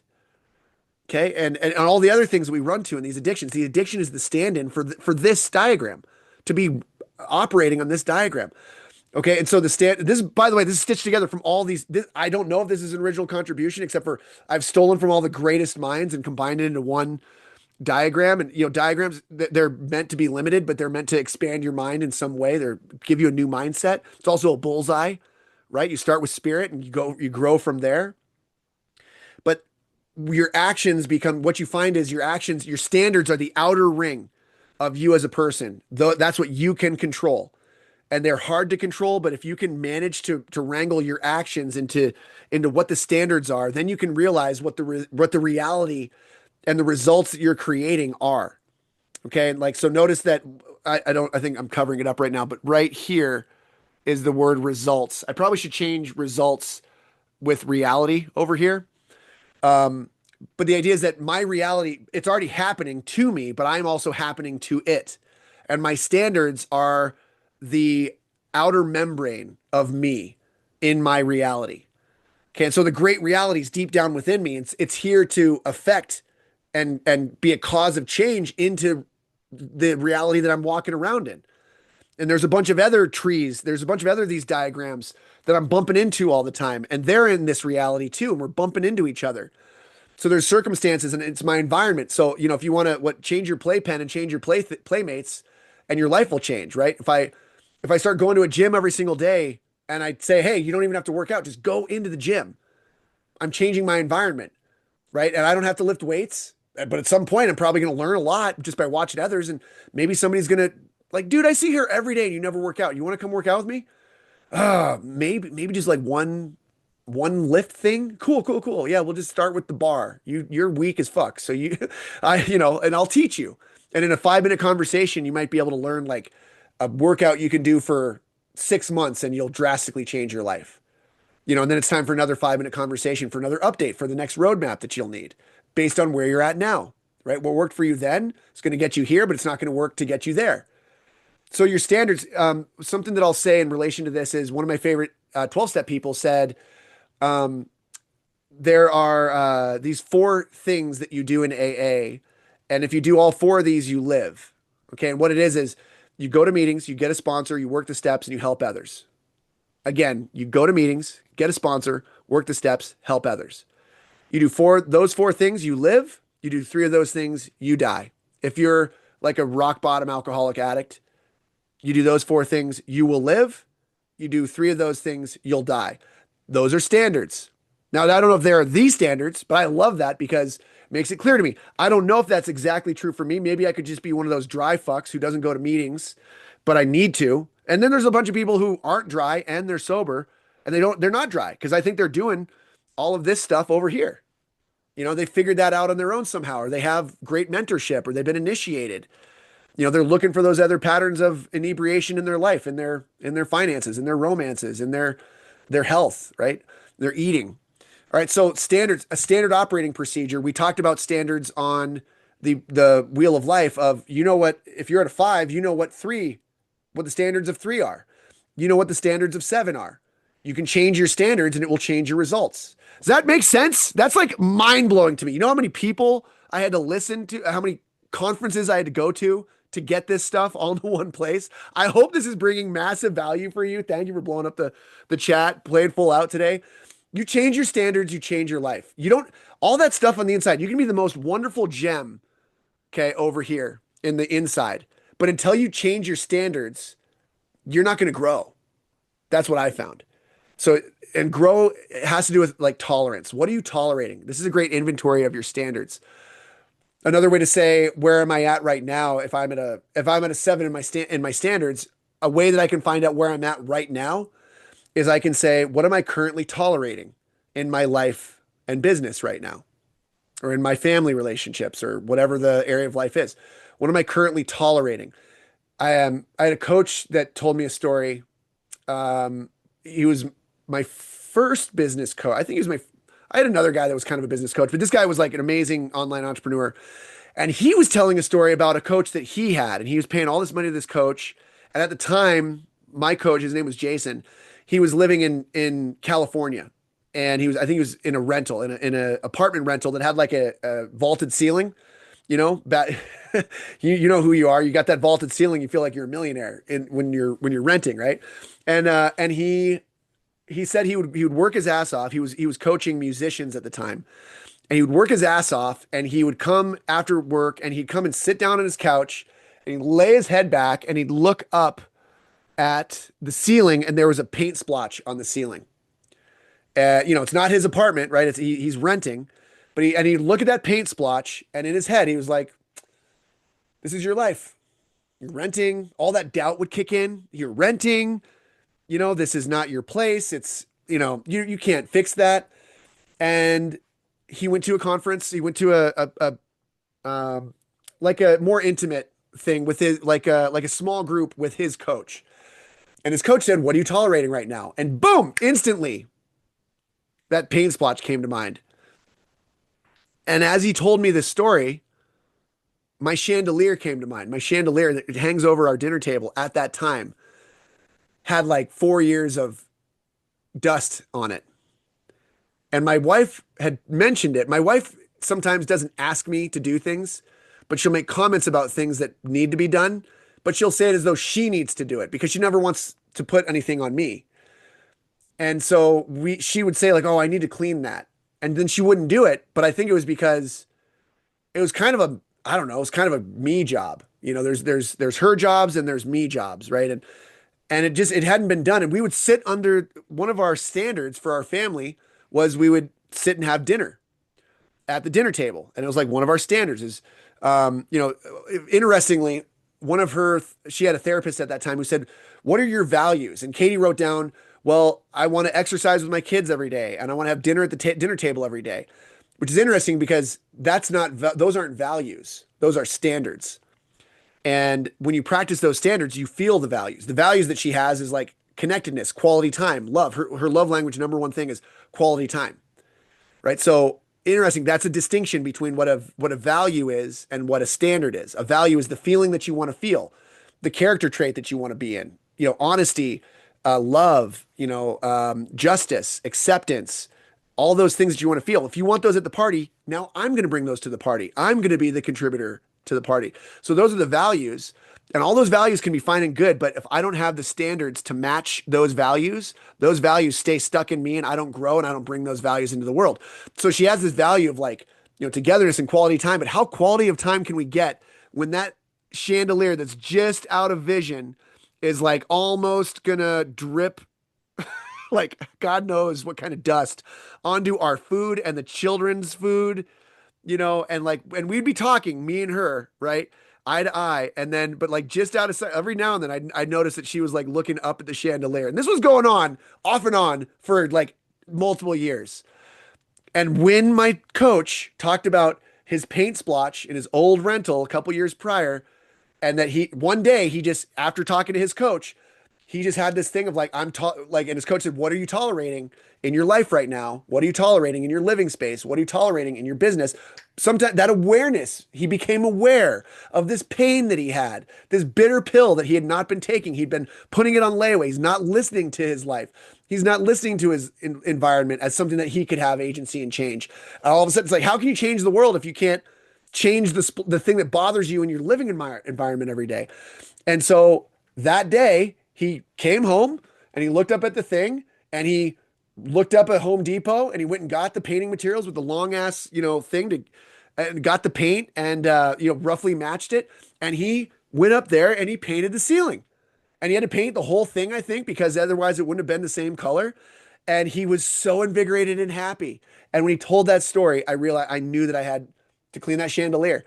And I got back from that thing. And the next day I was on a Zoom call at that. Usually I didn't take Zoom calls at the kitchen table or at the dining room table, but my family was out of the house.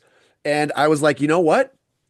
Right now. And I mentioned, people were like, "Hey, you were at the retreat. How did that go?" And I was like, "It was amazing. I had this thing about standard. Oh my God, I have to go. I'll come back on the call in 10 minutes." And I you know, put myself on, I turned my camera off and put myself on mute. And I got up and I got in there with some Windex and I got industrial. I got medieval on that thing. Speaking of Pulp Fiction, and I cleaned that thing and I cleaned it and it's like sparkling. And then for a period of time after that, and even now to this day, I don't think I've cleaned it since. That was over a year ago. But I look at it now and I'm like, does it need to be cleaned? I actually, you know what? I have cleaned it since. But it made this part of me. Like now I had been a renter in my life. Can anybody relate? I had been a renter in my life. I wasn't supposed to be here. I didn't want to hurt anybody, but I was hurting people. I'm not even supposed to be here, but if I leave, I know it's going to cause more trouble. So I'm just renting. Yes.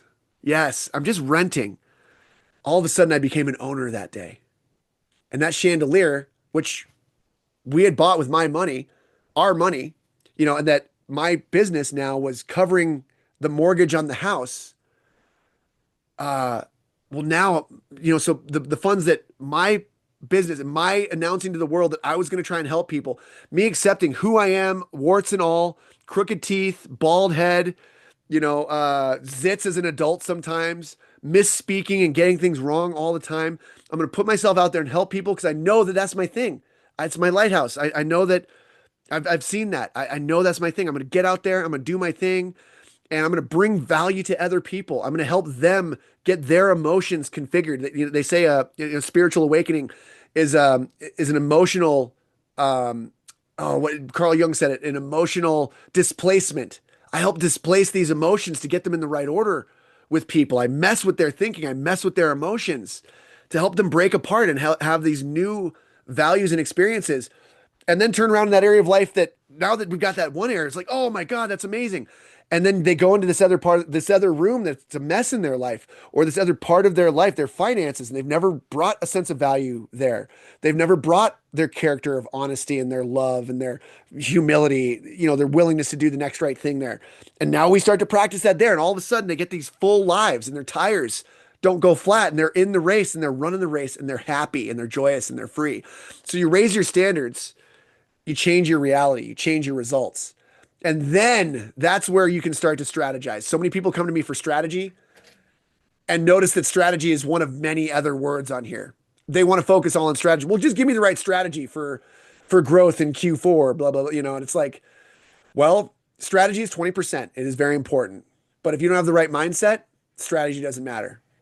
But if you do have the right mindset, strategy doesn't matter because you'll find the right strategy.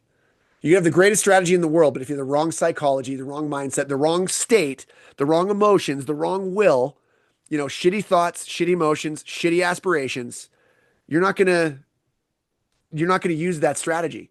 You could have $1 million gym trainer waiting for you. And if you can't get your shoes on, your gym shoes, and get out the door, you ain't going to get in shape, baby. All right. So that's a call for you, right? I know that I'm, anybody feel that? Like, am I getting in your kitchen right now? I'm sorry if I end up on your 4-step inventory, but also like, I hope I do. Like, I'm going for it here. I hope you're feeling somewhere in your life that chandelier, that paint splotch on the ceiling, that you might have some artificially low standards that don't have to be that way. But once you raise your standards, that's when, yes. Okay, thank you. No resentments. Okay, thank you. So that when you raise your standards, now you can use a strategy. When you get your psychology right, and your psychology is all of those inner rings over here, all of those inner rings. You get your psychology right, your mindset right, your emotions right, your actions right, in alignment with this vision.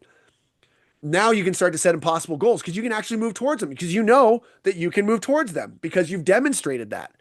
You've raised your standards even by cleaning a fucking dish or chandelier or paying a bill that you don't want to pay. That sends a ripple effect through everything else in your life. And now you can strategize and move towards your impossible goals. And that's where we're going to finish today on impossible goals. I have one more massive diagram to show you. We went through this last time, choosing the blue route there. Oops, sorry. Choosing the blue route here is actually not a superior way to be. Okay, choosing the blue route is not a harder route. It's just a different route.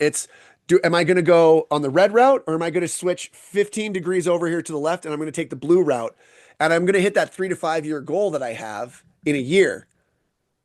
So it's just playing with the timeline. Time is a man-made construct. Okay, another way to say that is it's a mind-made construct. Okay, it's a mind-made construct. That's what time is. Okay, and so to go back to this just for a second, it's man-made, it's human-made, it's part of our minds, right? The red line and the blue line is just a choice to make. Okay, what choice do I want to make? So whatever my 3 to 5 year goal is, the reason we come up with a 3 to 5 year goal, one of the things that psychology has, roughly speaking, has figured out, the study of the human mind and how it works is, if you aim your human mind at one thing, unconsciously or consciously, for me, unconsciously, I was trying to numb my pain. So I was constantly living in a reality that was creating opportunities for me to constantly numb my pain. But now if I can actually go, well, now that I'm feeling the pain and now I know that I don't want to stay here in parts of my life, I want to move to these other places in my life where I don't have pain, where I have fulfillment, where I have joy.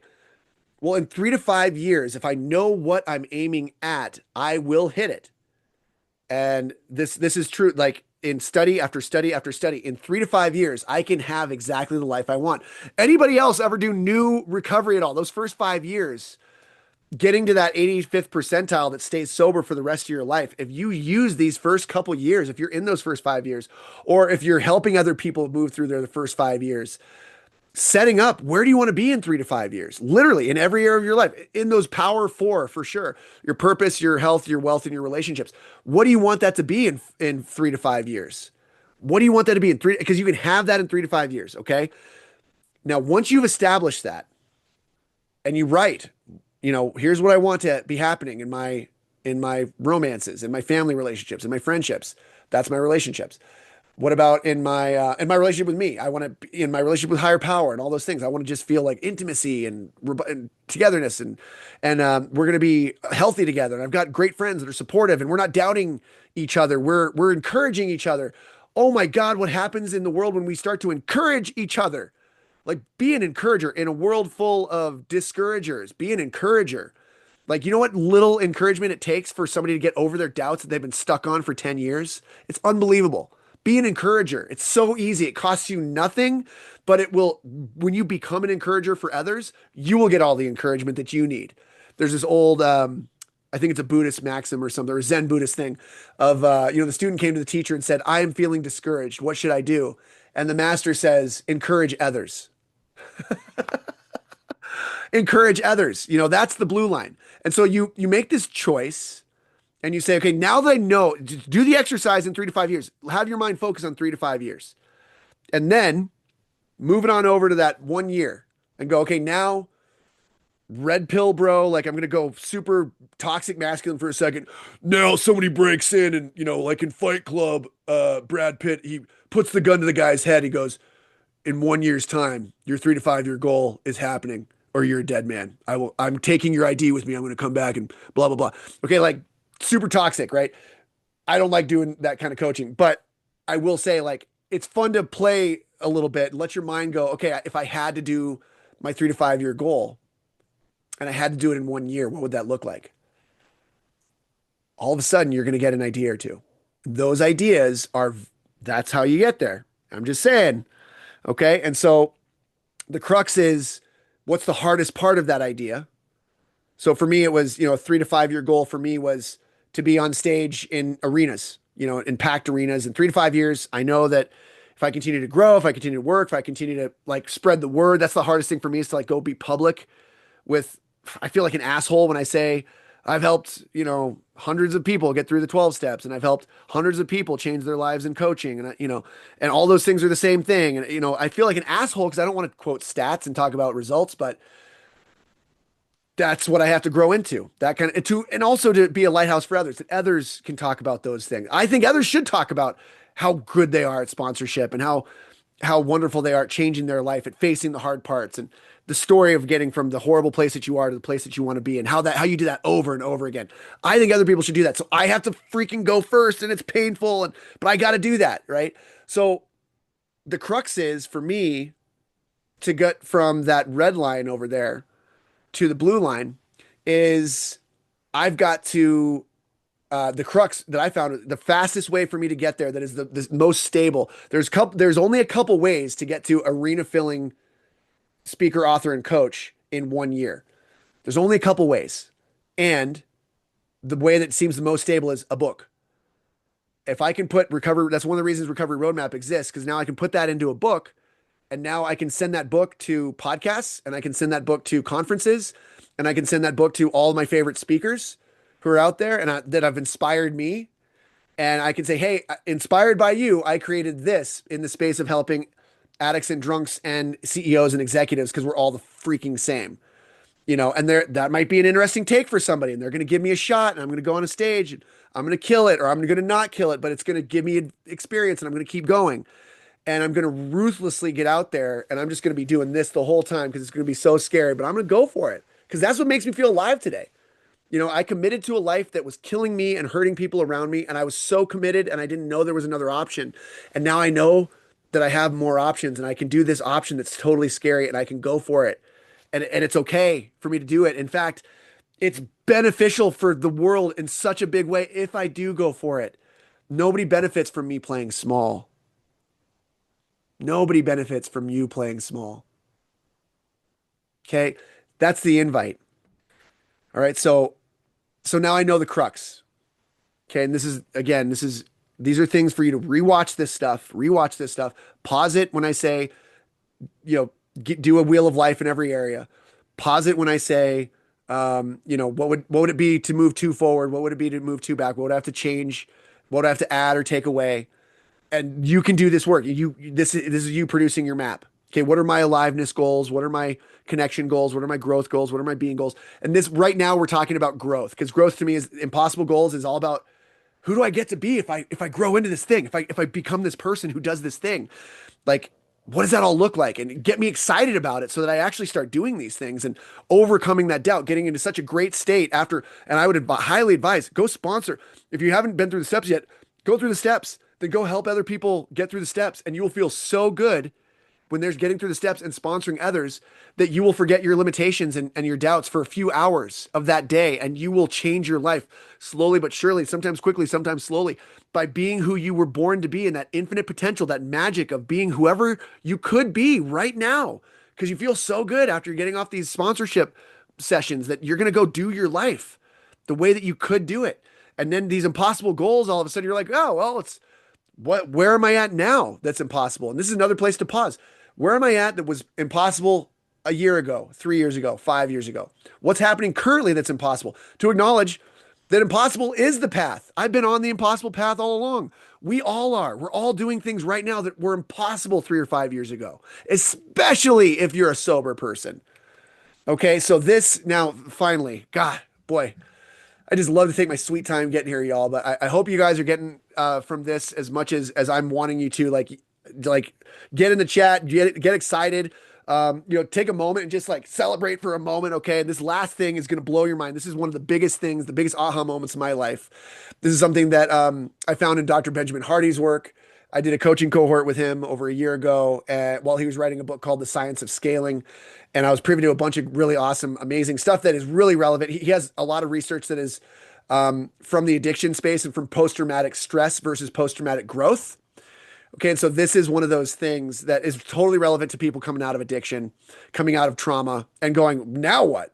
Well, yeah, post-traumatic growth is one of the highest levels of growth on the planet. Okay, so I'm sorry for the trauma, but also like it's also your ticket to the growth show if you want it to be. Okay, and there's a whole bunch of things of ways that happens, but a lot of those things are covered within the 12-step rooms. And therapy, a good therapist and a 12-step sponsor, and maybe multiple 12-step, thing, like there's multiple different amazing 12-step places that you can go and get supported. And all of a sudden you have this whole new lease on life. Okay, so this is a model from that. So time is one more of these strategy things to move you from raising your standards and having the ability to grow and change your life to moving up into those impossible goals where now it's like your everyday. You get to be that person because you're growing. And in the right conditions, that seed accelerates towards its maximum potential when you've got the nutrients there, when you're no longer in survival mode, when you have enough safety and you have enough sustenance, which poof, you do. Okay, or let's just pretend that you do, even if you don't, that if you're coming from a place of maximum contribution, I'm bringing maximum contribution to the party. The center of the bullseye is contribution. I'm here to maximally contribute. When I'm here to contribute to the world, I will get everything that I need. That's the big, fat working idea behind the 12 steps and personal development. If you can sum it all up, right? I'm going to be a contributor. What can I contribute? And when I contribute, oh boy, I will receive so that I can up my contribution level. Okay. So first, this is, most people, so it's time is a mind-made concept. Okay. Past, present, future. And what are your relationships with these things? Past, present, future. Okay, so most people have a 2x model, which means growth feels stressful. It feels overwhelming because they have to manage better. They have to get their character right. They have to start doing 100 little things. And me as a coach, I'm like, just spoiler alert, we're not doing 100 little things. We're doing we're getting rid of all those things. We're working on one big thing or maybe two. But you probably just one. And in each area of your life there, the power of 4, you're going to have a coordinate. You're going to have a system of my finances improved because my relationship with my career improved and my purpose I started to do my career as my purpose, and my relationships improved. One at a time, those things kind of came online. I was seeking answers. I was going to God and going, hey, I'm fucking all this up. Can you get in here and help me? And all these things started to happen. Okay. And so I went from going from a 2x mindset to a 10x mindset. Okay. The book 10x is easier than 2x notice the title, 10x is easier than 2x. Okay. And that's kind of some of the diagrams that we're looking at here now. Okay. So most people, growth feels overwhelming because they have to manage all these little things instead of getting rid of all those little things. They're optimizing for things that shouldn't even exist. They're optimizing for systems that they shouldn't even have in their life. Okay. And like I have a broken clothes washer right now. So every time I wash the clothes, I got to put my hand in there and I got to hand crank the thing to wash the clothes. All right. That is, I'm optimizing. I can optimize and be really good at that and do workouts at the gym for my wrist to get even better at cranking that thing. Or I can just go to Home Depot and get a new washer. We haven't done it for whatever reason. And I know that's on me. Okay. So I'm saying that out loud, universe. We intend to disrupt, to create more health in our clothes washing environment. That's raising a standard right there. Okay. And I'm calling myself out for that. Okay.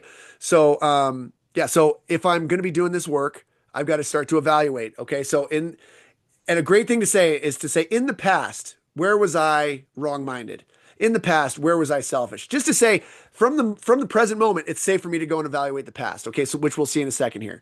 Okay. So the 2X model is like, it's very hard to manage all those things like the dishwasher or the clothes washer. It's hard to manage those things. It's like the 17th thing on the list. When the biggest thing that I'm focused on right now is writing a book. Okay, this is actually part of that. I'm using the transcript from this to write the book. Yay. Okay, so now more people can get it in their hands and study this thing and actually do it on their own. So now they can do it for video for free on my website, or they can buy a book for like 15 or 20 bucks or whatever. And now they can have the book and study the book. Okay, so there's multiple ways to benefit from this thing. Got it? Okay, so those low standards, that's okay in the past. I'm okay to study the past. That's one way to break the 2X model and do a 10X model.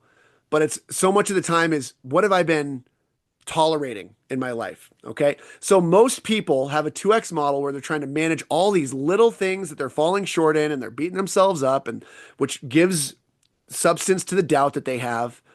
And so what they believe is that whatever happened in the past is going to now, the present is the way that it is because of the past. History repeats itself, right? And we're taught this literally in school. Okay. And which is very much like a prison system, by the way. I'm just going to mention that, so the past is what has created the present. So why is the circumstances the way they are? Because of the past. It's all this horrible stuff from the past. That's what's created my present. Okay. And then obviously the present then creates the future, because if the past created the present, then the present creates the future, right? Everybody tracking so far? Now, what this means is it's this linear growth.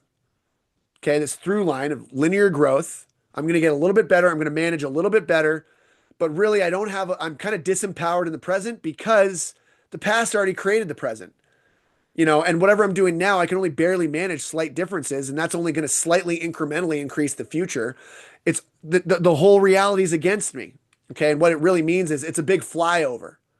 The present moment doesn't really matter. So many people are disenfranchised right now, disempowered. They're not connected to their empowerment and their franchisement, that they're a franchise, because the past flies right by them and creates the future. If the past creates the present, well, then the past is also creating the future already. Most of what's happening in the future is because of how so many things have already happened in the past. I'm only here for but a little time. Okay, so this is where most people are. They're disempowered. And they don't even know it. And they just try to manage a little bit better. This is the difference in like where coaching can come in, or good sponsorship is like, well, we start doing this. The 10X model is the present defines the past. Well, how does that work? Okay, so here's how it works. You find out you're an alcoholic.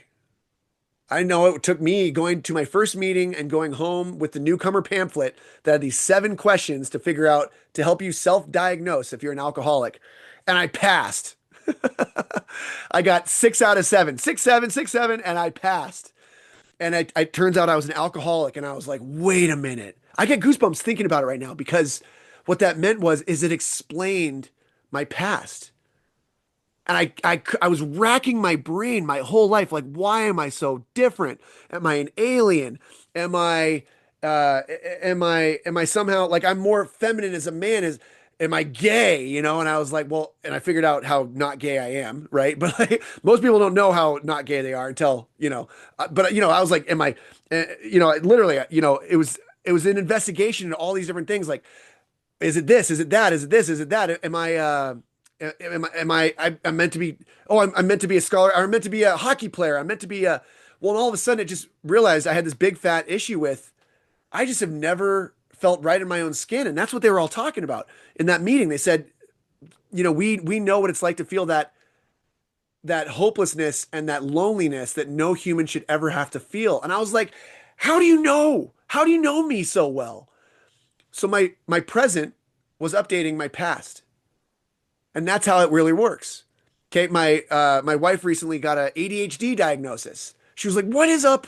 There's more talk about that in culture right now. And she went to her doctor, and her doctor was like, "Yeah, maybe you do have some ADHD." And my wife cried tears of relief and joy because she was like, "Oh my God, I thought I was just like the worst person, but it turns out my brain wasn't able to come up with certain ways of planning and certain ways of getting back to people. And I wasn't acting on anything unless I felt like I was a huge piece of crap for letting somebody down until I had that level of urgency. My executive function doesn't tell me to do things when there's low urgency. It only tells me to do things when there's high urgency. Oh my God, the relief. All right. So her present was updated, or her past was updated from the present. She got a new idea about what was happening for her back then. Can anybody relate? Can anybody with an addiction or a new diagnosis or new information comes to light, right? And you're like, oh my God, that's what it was. Wow. That's why I keep doing personal development. That's why I keep going to the 12-step meetings. That's why I keep investigating spirituality, and because I want more information in the present about what happened in the past. I like to dig and find out, what was that? Oh yeah, I'm remembering this, I'm feeling this, and I investigate because that has to do with my past. If I'm carrying it around, if I'm hysterical, there's something historical happening. Okay. And here's the cool thing. Now, I thought for sure the arrow was going to go from the present to the future, but it goes the other way. Okay. So it's actually, what that means is over on the right-hand side there, or left-hand side, the future is that there's an innumerable amount of futures. There's an infinity amount of futures. Remember that 3 to 5 year plan, whatever you wanted in 3 to 5 years? Well, whatever the exact thing is that you want, it exists over there on that side of the future right now, somewhere. High, low, every different color of the rainbow. It exists in some potential future. If you choose whatever the highest version of that one could be from the present, that's your power in the present, is choose which one of those things in the future over there. There's a bunch of them. Obviously, I don't want to game for the low one. I'm going to go for that top one. What is that one? Right? A lot of people are like, oh, I'll just do the middle. I don't want to, because they're coming from that 2X mindset, expecting that it's going to be a harder path for them to choose the highest thing. And what they say is 10X is easier than 2X. Going for those middle paths, there's so many middle options that it's hard to delineate and discipline yourself to do. Okay, for me to hit this middle path, I have to do there's a bunch of little to grow, to double my efforts. If I was going to say, well, so I work 20 hours a week in my business and I make $150,000 a year. So if I want to make $300,000 a year, if I want to 2X my business, what do I have to do? Well, I would have to double the amount of work that I do. Cool. So what if I wanted to go to 600,000? Well, so I'd have to go from 40 hours now to get 300,000. I'd have to go 80 hours a week to make 600,000. Okay. So you see how that 2X mindset is not going to go very well for very long. So it breaks the model that you're currently in. And that's the whole idea, is that most people are optimizing for systems and models that they shouldn't even have, right? Like my broken clothes washer. So what we're trying to do here is we're trying to go, okay, so if I'm making 150,000 working 20 hours a week, well, what if I had to make 10X is 1.5 million. So if I had to do 1.5 million in 3 to 5 years time, what would my life look like? And that's where I was like, I'm probably a speaker on a stage at that point. I have books, I have online programs, I'm probably making, 200,000 a year per client at that point, maybe $500,000 per year from coaching clients at that point. So I probably have to 10X what I'm charging. I'm charging about $50,000 a year right now. Probably would have to move, when you move those prices up, The work is not that different. It's just that there's fewer people at that level who've been doing it 7, 8 years, and now you're one of those few that have not given up on it, and you really are gotten good at this thing, and you got some integrity. So now so you get to that level, and now it's 1.5 million. But now this is the gun to the head, Brad Pitt, toxic masculinity BS, gun to the head. Now I got to do it in a year. Wow. Okay. So now I got to write that book like this month, and then I got to start putting that book in front of everybody's eyes, and I got to start probably doing paid ads for the book, so that more people are aware of it. And then et cetera, right? Like, what are the other models that people have done for that? It's there's very few pathways to $1.5 million from where I'm at. But then I let my brain, and I'm a little ahead of you on this, right? Like I've done this a lot. So that's the pathway that I'm on. So I've chosen, based on the impossible growth that I've done from my past, I know that my present can go anywhere. I can choose. There's some areas of my life that I have had issues with my finances, the dish, the clothes washer. But then there's some areas of my life that have seriously grown 10x, and it's just because I picked a vision and I went for it. I just knew my dad was happy going to 2 AA meetings a day and helping people. And I was like, I just want to do that. That's my model of health and happiness. I know that I can be happy doing that. I'm going to do that. And then that's the vision that seemed most alive for me when I was feeling it. That doesn't have to be your vision, but it felt most alive. This thing kept on coming up. My dad is happy. You cannot buy that. He's the most happy, joyous, and free person that I know. And he serves his ass off. If there's any like leg up that I've gotten in this life, it is that. Aside from, the other white dude American things, like, I know that serving my ass off is going to make me the happiest guy that I can be, the highest level of service that I can. And I like serving in the 12 steps. I like helping people, executives and CEOs who are miserable, but the whole world treats them like they know exactly what they're doing, and they don't. And the loneliness of that, like I'm good with those people too, as it turns out. They're exactly like drunks and addicts, because we're all the same. They may not have, their addiction might be money, or might be the identity that they get when they're the boss, and everybody pats them on the back, but they're alone and they're struggling. And, the things that they struggle with are very similar to people in addiction. So now I get to choose that highest level of thing. And, I can't believe the stuff that I get to do these days. I can't believe the access to the highest level of, really successful people, and how we're all so much alike. And that's so much of what Recovery Roadmap is all about, is just to see that and experience that highest level. You can choose that. And it's a lot easier to choose the highest level one because there's fewer obvious paths to it. So it's pretty intentional. Okay, that's the path to it. I'm going to follow that path. It's going to be hard for me to stay in the middle. It's going to be hard for me to get on stage. I'd rather get on stage than stay in the middle. Okay. And that's the ultimate thing, is like, that's the piece that I got to make with me and my deathbed and me and my higher power. That's where my potential's going with me. Okay. And so, that's the presentation for today. And I would offer it up. Nina, if you are available to do, you can keep your screen off, but I would offer, there's this great partner exercise that's kind of like the last thing of choosing the future that you want to choose, taking that future from that other side and going, we're going to go to this new place together.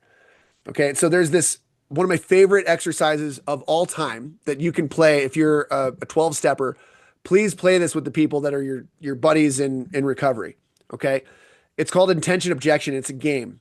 Okay. And so, Nina, are you able to come on with just just verbally? You don't have to turn your camera on.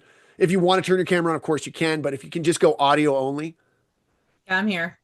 Awesome. Okay, cool. Thank you for jumping on. Way to go. Way to play full out today, Nina.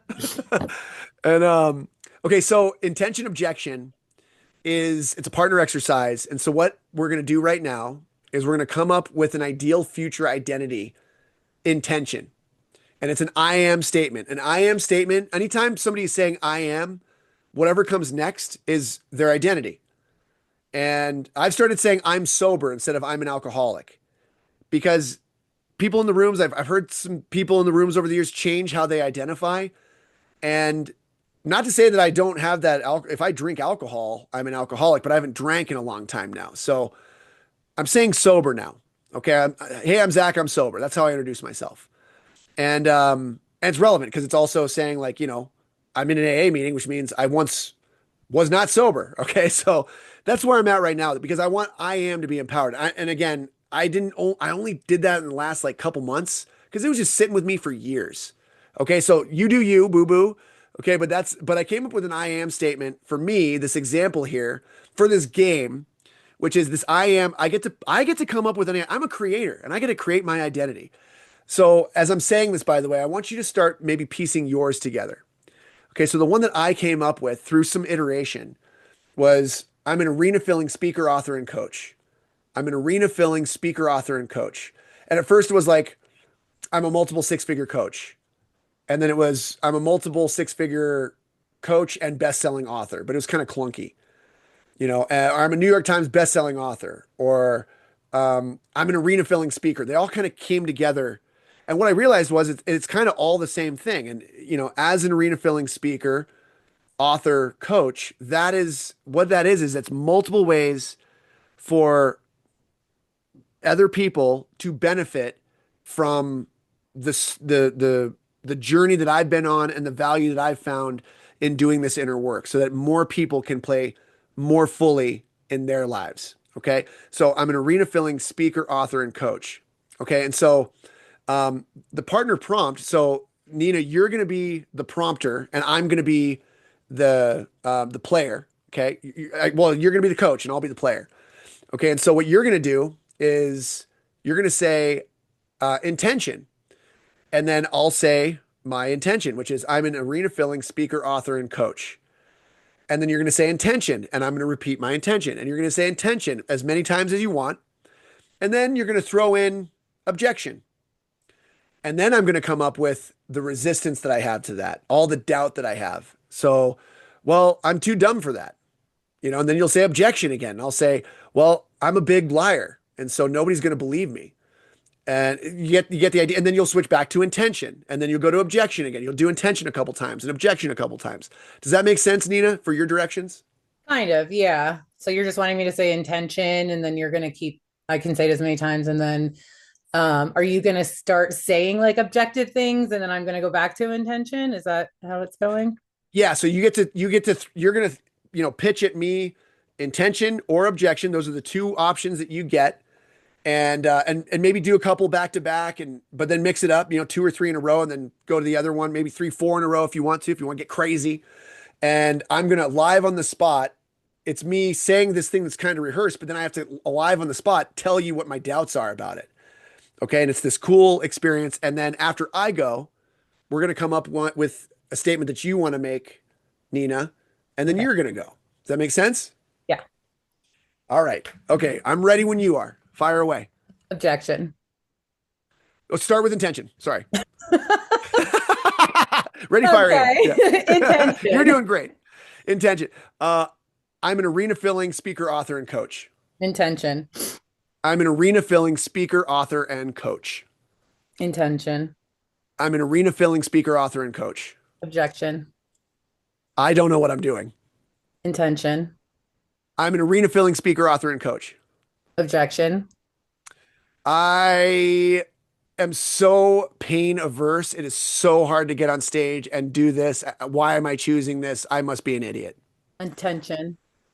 I'm an arena filling speaker, author, and coach. Intention. I'm an arena filling speaker, author, and coach. Intention.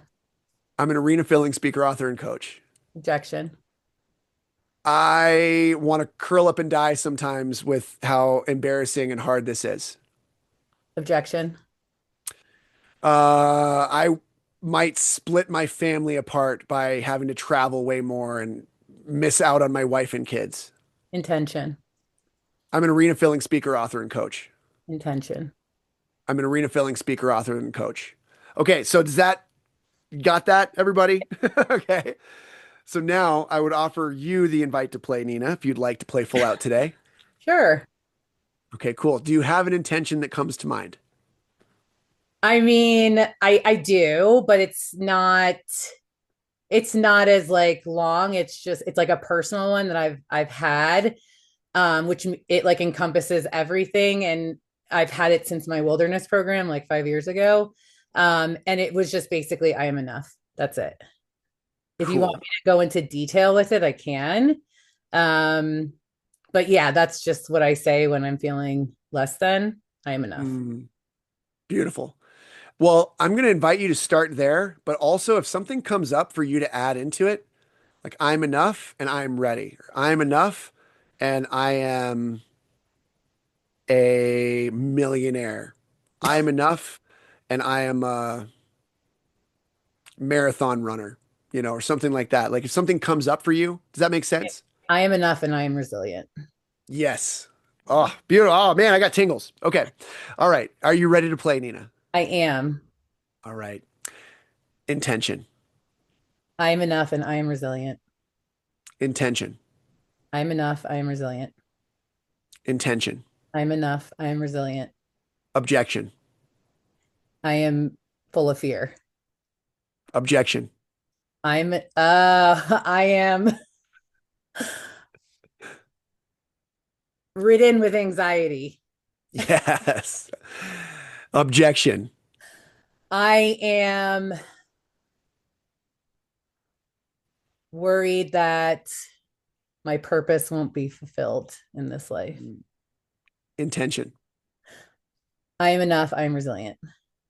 Intention. I am enough. I am resilient. Objection. I'm afraid I'll die alone. Objection. I'm afraid I won't find someone to love me. Objection. I am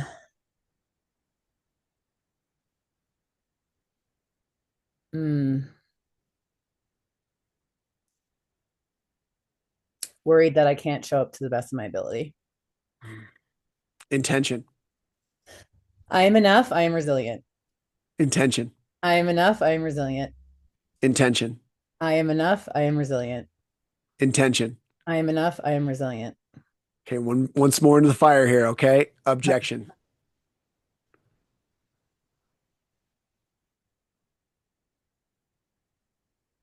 I'm worried that, not worried, I'm fearful that when I leave this earth, I will not have become the best version of myself. Objection.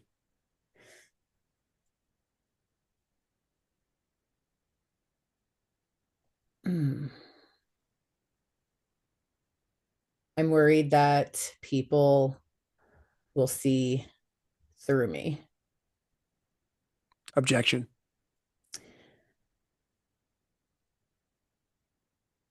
I'm fearful that I will not travel the world because I am stuck in the societal norm of everything. Let's bring it home. Intention. I am enough. I am resilient. Intention. I am enough. I am resilient. Intention. I am enough. I am resilient. Oh my goodness. All right, everybody out there, send some love to Nina. Did anybody else identify with any or all of the things that she said? I know I did. I identified with each and everything that Nina put out there. That was incredible, Nina. Um, Permission to give you some coaching feedback. Always. Okay, that you notice, by the way, folks. I remain teachable. I have to. Yes, yes. Well, notice that I still asked for permission to coach.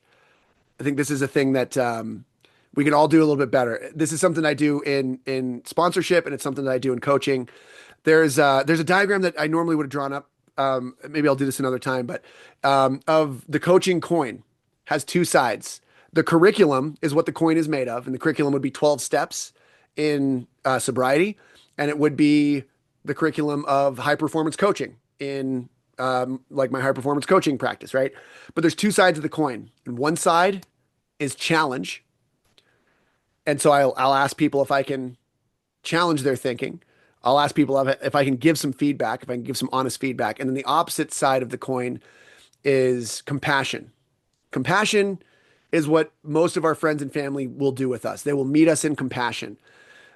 But bosses and people who are leaders, people leaders by virtue of their position, not necessarily that people are following them, but they're the boss. They are often high challenge, low compassion. The best leaders are noted as high compassion and high challenge. Most of our friends and family are high compassion, low challenge. They don't want to lose you as a family member or create chaos because they have to live with you or see you at Christmas every year. So they'll be low in challenge, high in compassion. And what a coach or a mentor or a sponsor, when you're really a great one, you'll practice that being a great boss. Even though I'm not anybody's boss, I'm not Nina's boss.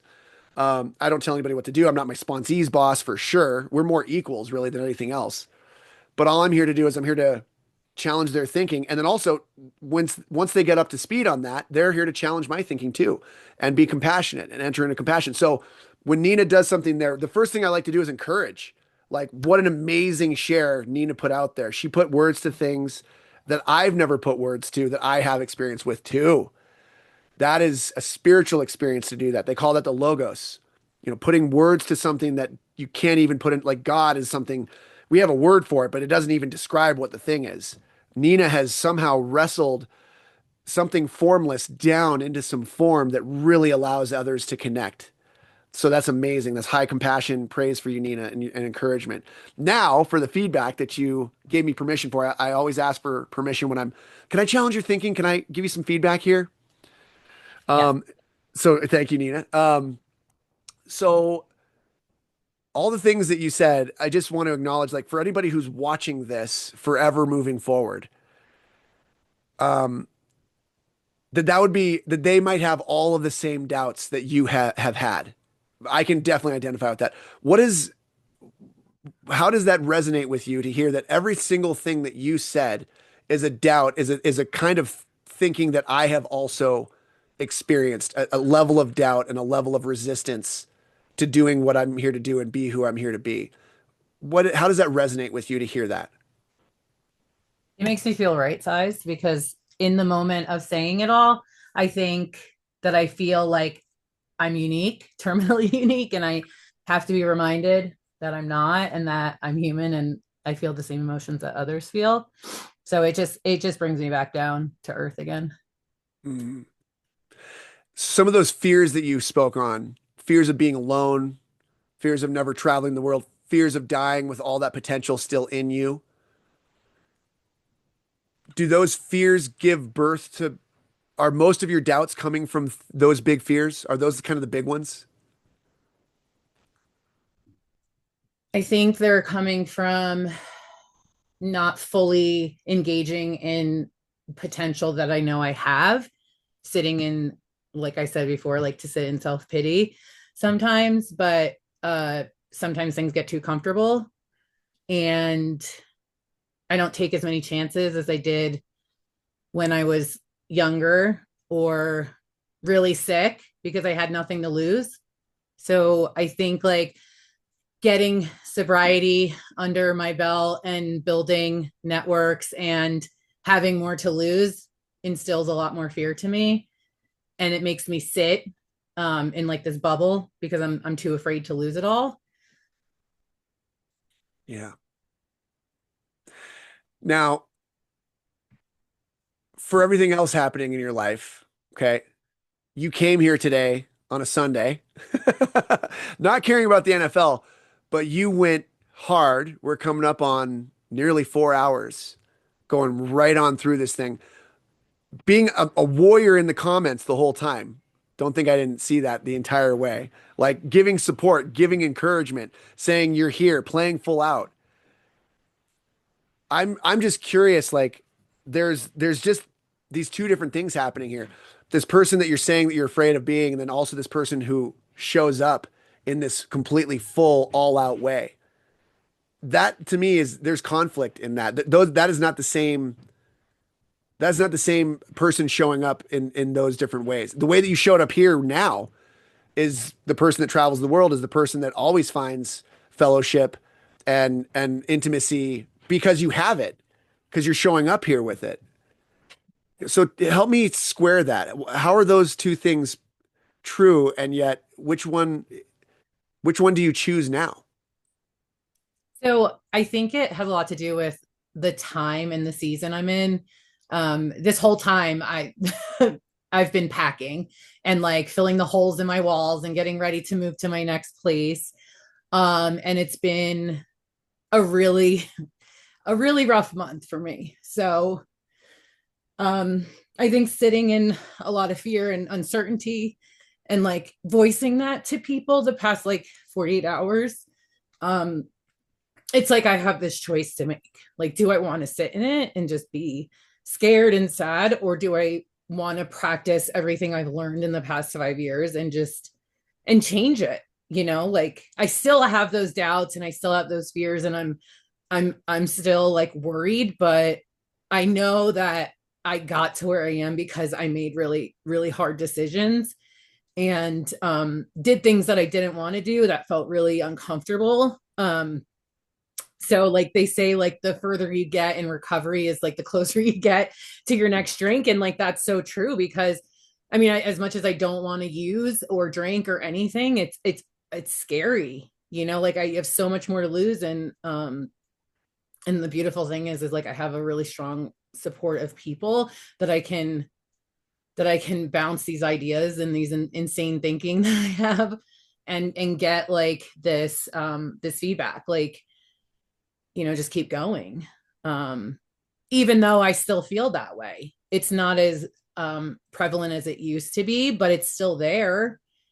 So I think it's just like I've been programmed to like not pick up and to just go to the meetings and talk to others like-minded and closed mouth people and share where I'm at to like strangers, because I used to be so full of fear of what people thought of me that it kept me really sick. And the main thing I learned was just getting vulnerable. Like my wounds are my gifts, and like grief dares us to love again. And like I'm a big I'm not a fuck girl, but I am that person that seeks validation and like in order to feel better. Not as much anymore. I seek that validation in other people, and I have to work really hard to find that love in myself or find that love in the power that I call God. It has to be bigger than me. So yeah, I had a lot of hard lessons in the last 5 years. Yeah, and then I choose to believe that there is a better path out there and that things do get better no matter how icky they feel in the moment, which is pretty icky right now. Yeah. Of those power four, can I pry a little bit? Yeah, pry on what?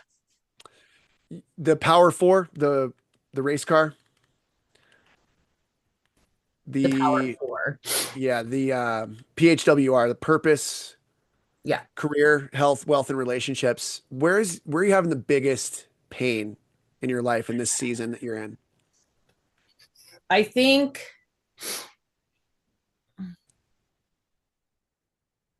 it's interesting because I would say purpose, my career, because I'm in the recovery community. I work for a recovery sober living, and I have been struggling with like, am I doing this?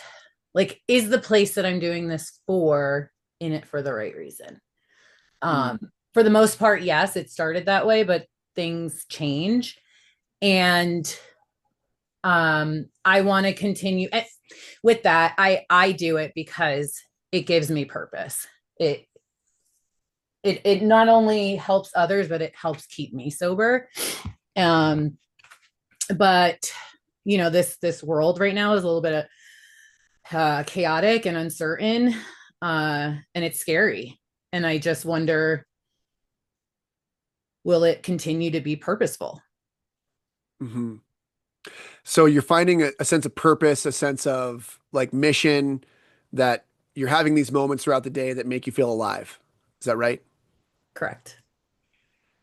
Which is beautiful and amazing. And thank you for going into recovery. I think that's one of those great things to jump into if you really want to double, triple down on the insurance of staying sober long term and, breathing and eating the thing all day, every day, like to jump into a career of it. I feel like that's what I did essentially with, doing coaching and kind of saying, okay, there were times when I only had one or two clients And I would just say to God, like, whatever you're doing with my finances is okay with me and building me in my coaching ability, but also to treat my sponsees like coaching clients was kind of what I was doing. And all of a sudden these guys I was using coaching, strategies and how to help them get from point A to point B to help them move through the process of sobriety instead of just reading a book with them to play with the format that would help them get through it quicker. And all of a sudden, all these guys started to get sober. And then I really started to have this integrity with how to help somebody. So these things started to merge together of, recovery is about half of what I do week to week in terms of like work. Like God is my employer. It's kind of one of the statements the big book makes about it. So if God's my boss, it's not necessarily up to me. Like, I've got a skill set that now I've realized it actually is the same thing that CEOs and athletes and entrepreneurs, it helps them too, because we're all in the pain. We're all like you're in the season of pain, which is the courage that you have to be stepping into it and then to show up on a thing like this today, because you don't know what kind of information is going to be presented. And some of that information might start to move you forward in ways that are extremely uncomfortable. But what it sounds like is you've got enough pain that you're like, why, what am I doing on Sunday other than that? I'm already sitting in pain. I might as well use it to catalyze it. And so that's the goal here, is that if we can find where the pain is, if we can open up our minds a little bit more to like, where is the pain? You have stability through sobriety. You know how to stay sober no matter what, one day at a time. You know how to use those tools on your inner world to love yourself no matter what conditions you're in your life that you may not like or approve of. And that internal love and acceptance, I don't have to hide out there. I can take that internal love and acceptance to go and accept where I'm at in my life and use the pain as leverage to start moving into it and go, where do I want to go now? Okay, so that's my goal here is if you can maybe viscerally feel some pain, psychological, our brains don't know the difference between psychological and physical pain. So if you can, I'm trying to crank it up here a little bit to help you move. Is this business that you're helping run, that you're bringing all of this value, this you showing up on your day off, is that still the right place for you to be right now? Not Yep. talking about 6 months from now. Okay, great. So you got some clarity. Good. Now, in 3 years, 3 years time, you can have your life any way you want it if you know what you were aiming at. You can make some adjustments slowly but surely, and in 3 to 5 years, you can have it. In 3 to 5 years, what is the ultimate, if God were communicating with you now through your insight, your intuition, maybe a vision or a whisper, what does that look like or sound like or feel like in 3 to 5 years time if you have it exactly how you want it? I do. It's so silly too. I want to live like on a ranch or farm and like rescue animals, and I want to live like sustainably, and I want to live like peacefully. And with that, it's really funny. I'm laughing because I'm going to give you context. I grew up always like wanting the next best thing. Like I grew up really, really poor. So I always like ran myself into the ground to get the nicest things or to be the best or just have this vision of being better than, which obviously is a huge sign of an addict from an early age. And I was always I never saw myself like an earthy person. And my mom, if she heard me saying this right now, because she's a hippie, she'd probably just die right then and there, roll over, die. I seek, once I found like peace and serenity and realized that the stuff that as humans we think is important really isn't. Like once I realized like there's more to life than societal norms, it's just like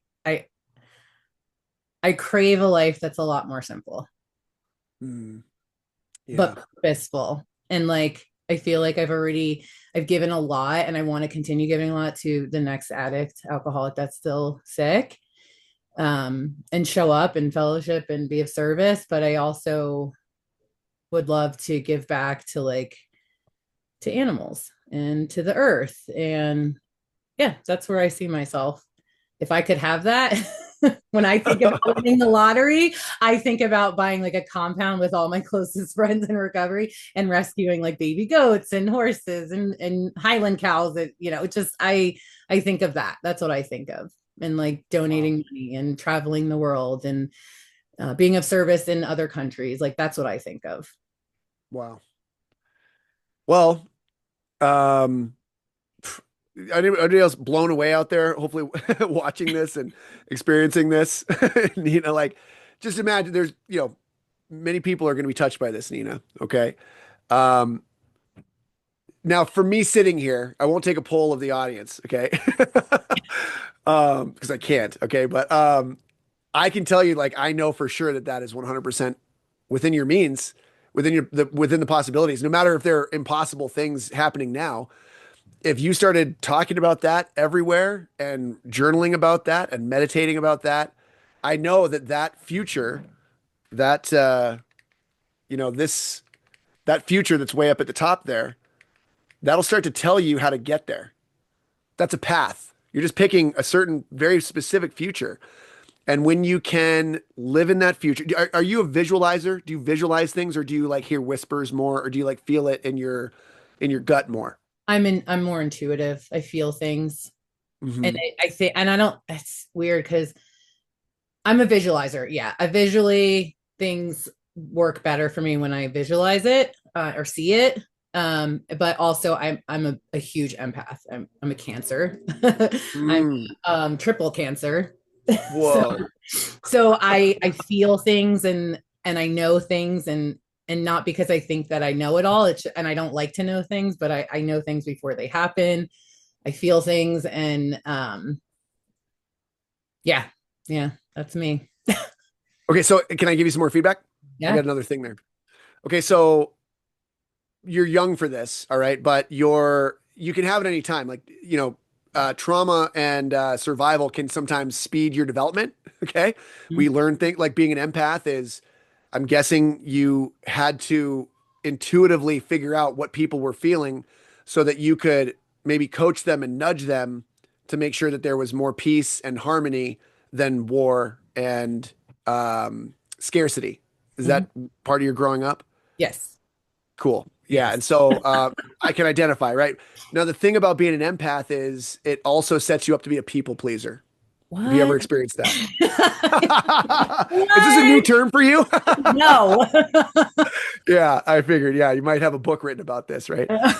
And because what happens is the person with unprocessed feelings comes into the room and they have no ability to connect with their feelings, and but you connect to it, and then you start managing that person based on their feelings, based on their immature, unmet needs, their emotional things that are really like you start putting out fires that are maybe not yours to put out, but because you don't want that fire to spread into the room. Is that kind of a knee jerk reaction thing for you? Oh yeah. Yeah, which it can be a gift, right? So, but it can also be a curse because it can, anytime somebody walks in with a dysregulated nervous system, your system gets dysregulated, right? Yes.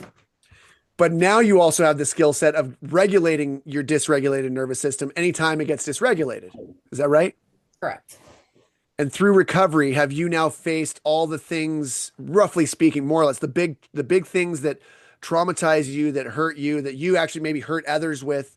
Have you contended with those and integrated that to a degree that you can walk more or less in forgiveness of your past and the past that was of the world put to you? Yeah. Except Yeah. Except this is the one funny thing. After two sets of steps, I still have yet to forgive myself. And that's like one of the biggest things that Mm. my sponsors have said to me, like, have you written an amends to yourself? Have you forgiven yourself? And I'm like, no. I'm Mm. always the last to give myself grace, but always the Mm. first to give everyone else who have caused harm to me, like a lot of grace. Can I ask you a really personal question? Sure. I love recovery people. Are like, yeah, definitely. I would be bummed if you didn't. Again, notice the frame. I'm asking, I asked for, can I potentially hurt your feelings with a very personal question that I'm about to ask? Is that okay? You're not responsible for my feelings being hurt. Beautiful. Look at that. Look at that. What healthy. You're amazing, Nina. Wow. Okay, so dang, that was such a good response. I forgot my question. No, okay. So I literally might have gone blank there. Wait for it. We can edit all this part out. Um okay, it's gonna come to me in a minute. Okay. Okay, in God's timing, okay? Mhm. So the diagram that I have up right here, right now, is about choosing the future that you want, okay? And when so empaths make great leaders, but they do not usually run in very high level organizations and they get really burnt out and really stressed out. What? I know, brand new, yeah, news to you, right? So, but there's this shift that happens and measured in the corporate world, it happens around 50 years old. Mm. So 50 to 70 is in the corporate language. There's this study called the leadership circle, and they've done assessments on something like 10,000 people inside of Fortune 100 companies. So highest performers of the highest performing institutions on the planet. And what they found was amongst a whole bunch of other data that's like really, relevant is that well, first of all, that there's a lot of toxic leadership. And second of all, that people become their best leaders, the best leadership at there's a character trait that shifts around 50 years old, where they start to enter this golden age of leadership from 50 to 70. And then they kind of run out of steam and they retire, right? Like where their physical and their mental and their emotional and the systems that they use, it all comes to a head for their last 20 years. Now, you can enter that time any time, but here's the pattern, okay? The pattern is they move from empathy to conscientiousness. Mm. Empathy to conscientiousness. Okay? So, in the move from empathy to conscientiousness, what that means is empathy, and these are measurable traits in like the big 5 personality traits. If anybody wants to go look those up, it's post Myers-Briggs. Myers-Briggs measures 4 things, big 5 measures 5 things. So they found more data of things to measure, and one of those things was conscientiousness. Conscientiousness and high orderliness are people that make the most money on the planet that tend to be the highest level leaders. Conscientiousness means you show up early. Conscientiousness means you are concerned for the well-being of all. So the move from empathy is somebody having a bad day can walk in and hijack the whole thing.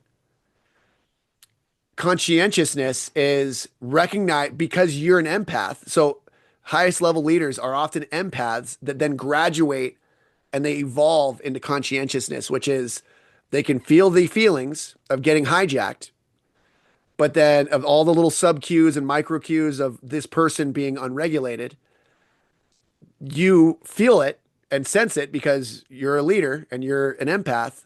But then instead of it altering you, you actually move to a different level and you go, okay, here's more feedback from the group, and especially from this sick individual or whatever, this person who's hurting right now. And the conscientiousness is what's going to benefit all of us. So this is like becoming an interventionist is when instead of getting hijacked by, like it's when you go to Al-Anon, you essentially get trained out of your empathy for the nonverbal alcoholic. I got to constantly read the alcoholic or the addict in my life to manage them. And now all of a sudden it's like managing them is not my job. That's their job. They're just not doing it.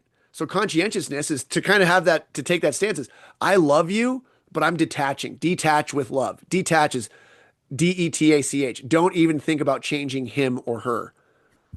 That's like the Al-Anon thing, right? So you detach and you go, this is your race to run. Plus, you wouldn't want me making decisions for you anyway. You always resent me when I make these decisions for you anyway, because I'm not meant to manage your life. That's you that's going to manage your life. Right. And so it's getting around it being like you have choices to make, treating them like a leader. Hey, you've got some choices to make here. I see you're making this choice. I just wanted to get out in front of you on this here and say, like, is there another choice that you want to make? Because as an organization to be healthy, we need to be doing this stuff. And I see you over here doing this stuff. And I'm not saying it's misplaced. It's just, it's getting in the way of the larger health of the organization for everybody else here. Is that something that I can enroll you in and that you can be a part of this other thing? Or do you want to go your other way over here? And and be a, not be a part of this organization anymore. Because we love you, we want you to be a part of it. But if your goals are different from ours, it's totally cool. I honor that. But it's not going to, for the health of our organization, for all these other people and team members, we need to go in this other direction. We have to value health at the highest level. So one of those things that, moving to your highest value, if I'm going to be of a highest level of service, my number one value is going to be my personal value. If I'm going to live out a life of highest maximum service, my highest personal value must be health. Does that ring any bells for you? Yeah. For me, it's mental and physical. But with that, like I've had to learn the hard way that my emotions like run me. And if I allow my emotions to take over, like with being an empath, I've had to work really hard on not taking on other people's shit, is what I like to say. It's on their shit. It has nothing to do with me. And as somebody who has a savior complex, who's a people pleaser, control freak, I had to work really hard on detaching with love and like also where my part is in it and what's happening for me when these emotions come up. So I've spent a lot of time in recovery, very sick, and I've learned that the times I get sick is when I'm emotionally drained and when I'm not like mentally or spiritually taking care of myself. I've had to learn the hard way. Like health for me in recovery was a lot of illness because I feel too deeply and allow that to run my body and it wears me down. Mm. Oh yeah.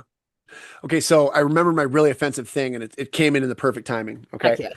so is it okay to offend you or to ask a really prying question? It's okay to ask. Okay, do you trust yourself?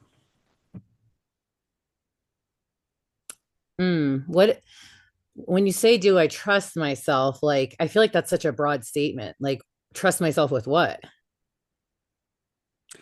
In general? Do I trust myself? I do now. Yeah. Okay, cool. When did that happen? Is there a moment that happened, or was it a kind of a slow becoming? I would say it was definitely a slow becoming. And I think it's the more that I actually do the work on myself and then also show up for others, like when I'm sponsoring. I feel Mm. I like that hits. I've never when my sponsors used to say to me, like this is helping me more, it's helping you. I used to say you're full of shit. Like, but once I started sponsoring and when I started sponsoring like altruistically and not with my ego involved, when I was just like this actually like I love seeing the light turn on and I love seeing the beauty of the program actually work through others. That's when I felt the change in myself. um Things were, I don't know, it's just more clarity. Like I noticed that when I worked my first fourth step and I sat in a lot of self-pity and guilt and shame and all that stuff, like I didn't have that experience that others talk about with the fifth step. For me it was 6 7 and then 8 and 9. It like once I did 7 and then 9 I felt like things got clearer and less daunting. So it was a slow becoming for me. I think the more time and the more hard situations that come up and I get through them differently each time, it actually becomes more freeing. Like I'm Mm. actually like I will go through something similar to this again and it won't be as hard. Mm. Like Yeah. death. Like Yeah. losing people, in recovery. Like Yeah. it's a huge one. And it used to be like end of the world for me. Like, oh my God, this is so sad. And what is the point? And now it's like, oh, like they're not suffering anymore, or like that this is life, or like Mm. it's just the way it is. The acceptance of it. Yeah, it's part of it. Yeah, 100%. Okay, so um I love this because it took you a second, right? Like it's almost as like you had never even considered the question before. Almost like a ridiculous question like why would I want to be thinking about trusting myself, you know, but upon reflection at you're 5 years sober, a little more than that. Yeah, 5 years and almost 2 months. Yeah. Awesome. Congratulations. Holy shit. So you're 5 years and you're just getting some awareness that you can trust yourself. So question kind of add on with that. You have a higher power that is kind of a significant thing for you. That's kind of what it sounds like? Yes, Cool. So do you call it God? I do. Do you trust God I do. without hesitation, right? Without hesitation. Yeah. Does God love you? Yes, How much? infinitely. Yeah. Is it uncomfortable? Not anymore. Okay. So you can trust that you can receive love from God anytime. Is that right? Yes, Wow. Okay. So, which is not that, I mean, it doesn't sound like that was happening 5 years ago or any time before that in your entire life. Is that right? correct. So reality, the great reality deep down within you is providing love for you all the time, even if you don't realize it. Yes. Cool. Okay. Just want to stand in the shadow of that for a second. That's massive. So does that loving higher power that loves you infinitely, that was so uncomfortable to receive that love, would that loving present higher power want you to trust yourself in all of your affairs? Yeah. Yeah. So what would it take for you to continue to trust yourself in your purpose and career? Continue to What has trust. to happen? Nothing. I just have to continue to trust Mm, in God. I mean, I had these conversations the past 2 days with God. I was literally laughing with God because of situations that came up where I was just like, what, how is this happening? And then, which for somebody that really loved to sit in self-pity for a while, and I just immediately went to, you're funny, God. I know you're going to show me that, like, what this is about soon, like why this is happening. But right now, like, you're just making me laugh. And I'm like, still trusting, even when it feels very chaotic, where they talk about matching calamity with serenity. I never understood that for so long. I was like, I just don't understand that. And then when when it actually happens, I'm like, oh, like it is chaotic, but I'm actually like, okay, mm, like I'm actually feeling some peace, because I know from past events that everything works out the way it's meant to work out, whether um I agree with it or not. yeah. Yeah. Well, I just want to again, that's such a massive thing that you're talking about right there. Like most people go their entire lives and they don't have those experiences. And if they do, they don't know how to talk about it. It's like a felt sense that's kind of vague, but most people never get to this place of actually getting to live out loud this like loving, trusting, holding, connective, intimate relationship with all that is. Right. So like the investment that you made, however you got here, I'm sorry for what you went through, but I would not take it away because you wouldn't be here now as this amazing person that you are, stood on the shoulders of this experience of love. Okay, so and and also there's a call to action here for you that is going to be extremely uncomfortable. Okay? Yeah. Okay, and the call to action is there's a person on the other side of the horizon that you don't get to meet until you get to the furthest point on the horizon that you can possibly see. Mm, And the way that you get there is sometimes it's curiosity, but most of the time it's because staying here is not working. mhm, Finding that part of right here that isn't working. You sound like you've got, like, literally in your living environment, you're moving, you're picking up, you're going to another spot. You're feeling all these feelings because you are safe enough to do that now. And those feelings are helping you navigate and feel things of, this doesn't work for me anymore. This is no longer working for me. This status quo is fucked. and I'm a leader and I'm going to change some things. So, of all the things you've been through, were you also here last Sunday? I was. Amazing. Oh my God. Wow. I was So, really sick. It wasn't as interactive because I was coming out of the flu, but I oh was here. wow. Amazing. Unbelievable. So, in all of this stuff, like what has been the biggest unlock for you? Hmm. What has been the biggest unlock? That's hard to answer. I think it's just what it's reassuring the path that I've already been on. It like solidified it because I do go through these like ebbs and flows of recovery where I go, what am I doing? Like, what's the point? Um, like, what does this all mean? And try to super analyze the crap out of everything. And then I get regrounded. And I felt like this whole workshop was what that did in bits and pieces. And I think this last one solidified it. Like it all tied together. Like I'll be honest with you, when I first like was on, I was like, I don't know if this is for me. And then I held on and I was like, oh, this is. Um, it like reaffirmed what I've already been learning for the past 5 years. That Mm. like just when I think I want to give up, it's like don't leave before the miracle happens. I love it. I love it. Okay, so what's the next right action of integrity for you right now in your life? The next action of integrity.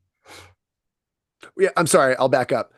Was there a decision that you made in the discovery of these 8 hours that you've spent in this work, in the sitting in the fire, slow simmering, and at times like intention, objection, high flame, in that fire, in that refining fire, that you find the things that need to be burned off and you find more of the truth about yourself.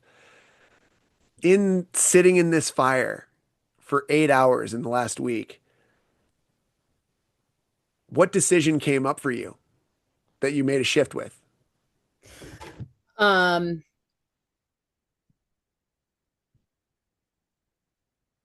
Continue to seek and don't stay stuck. Like I feel like that's the past week. There's been a lot of periods of like feeling like I was in tar.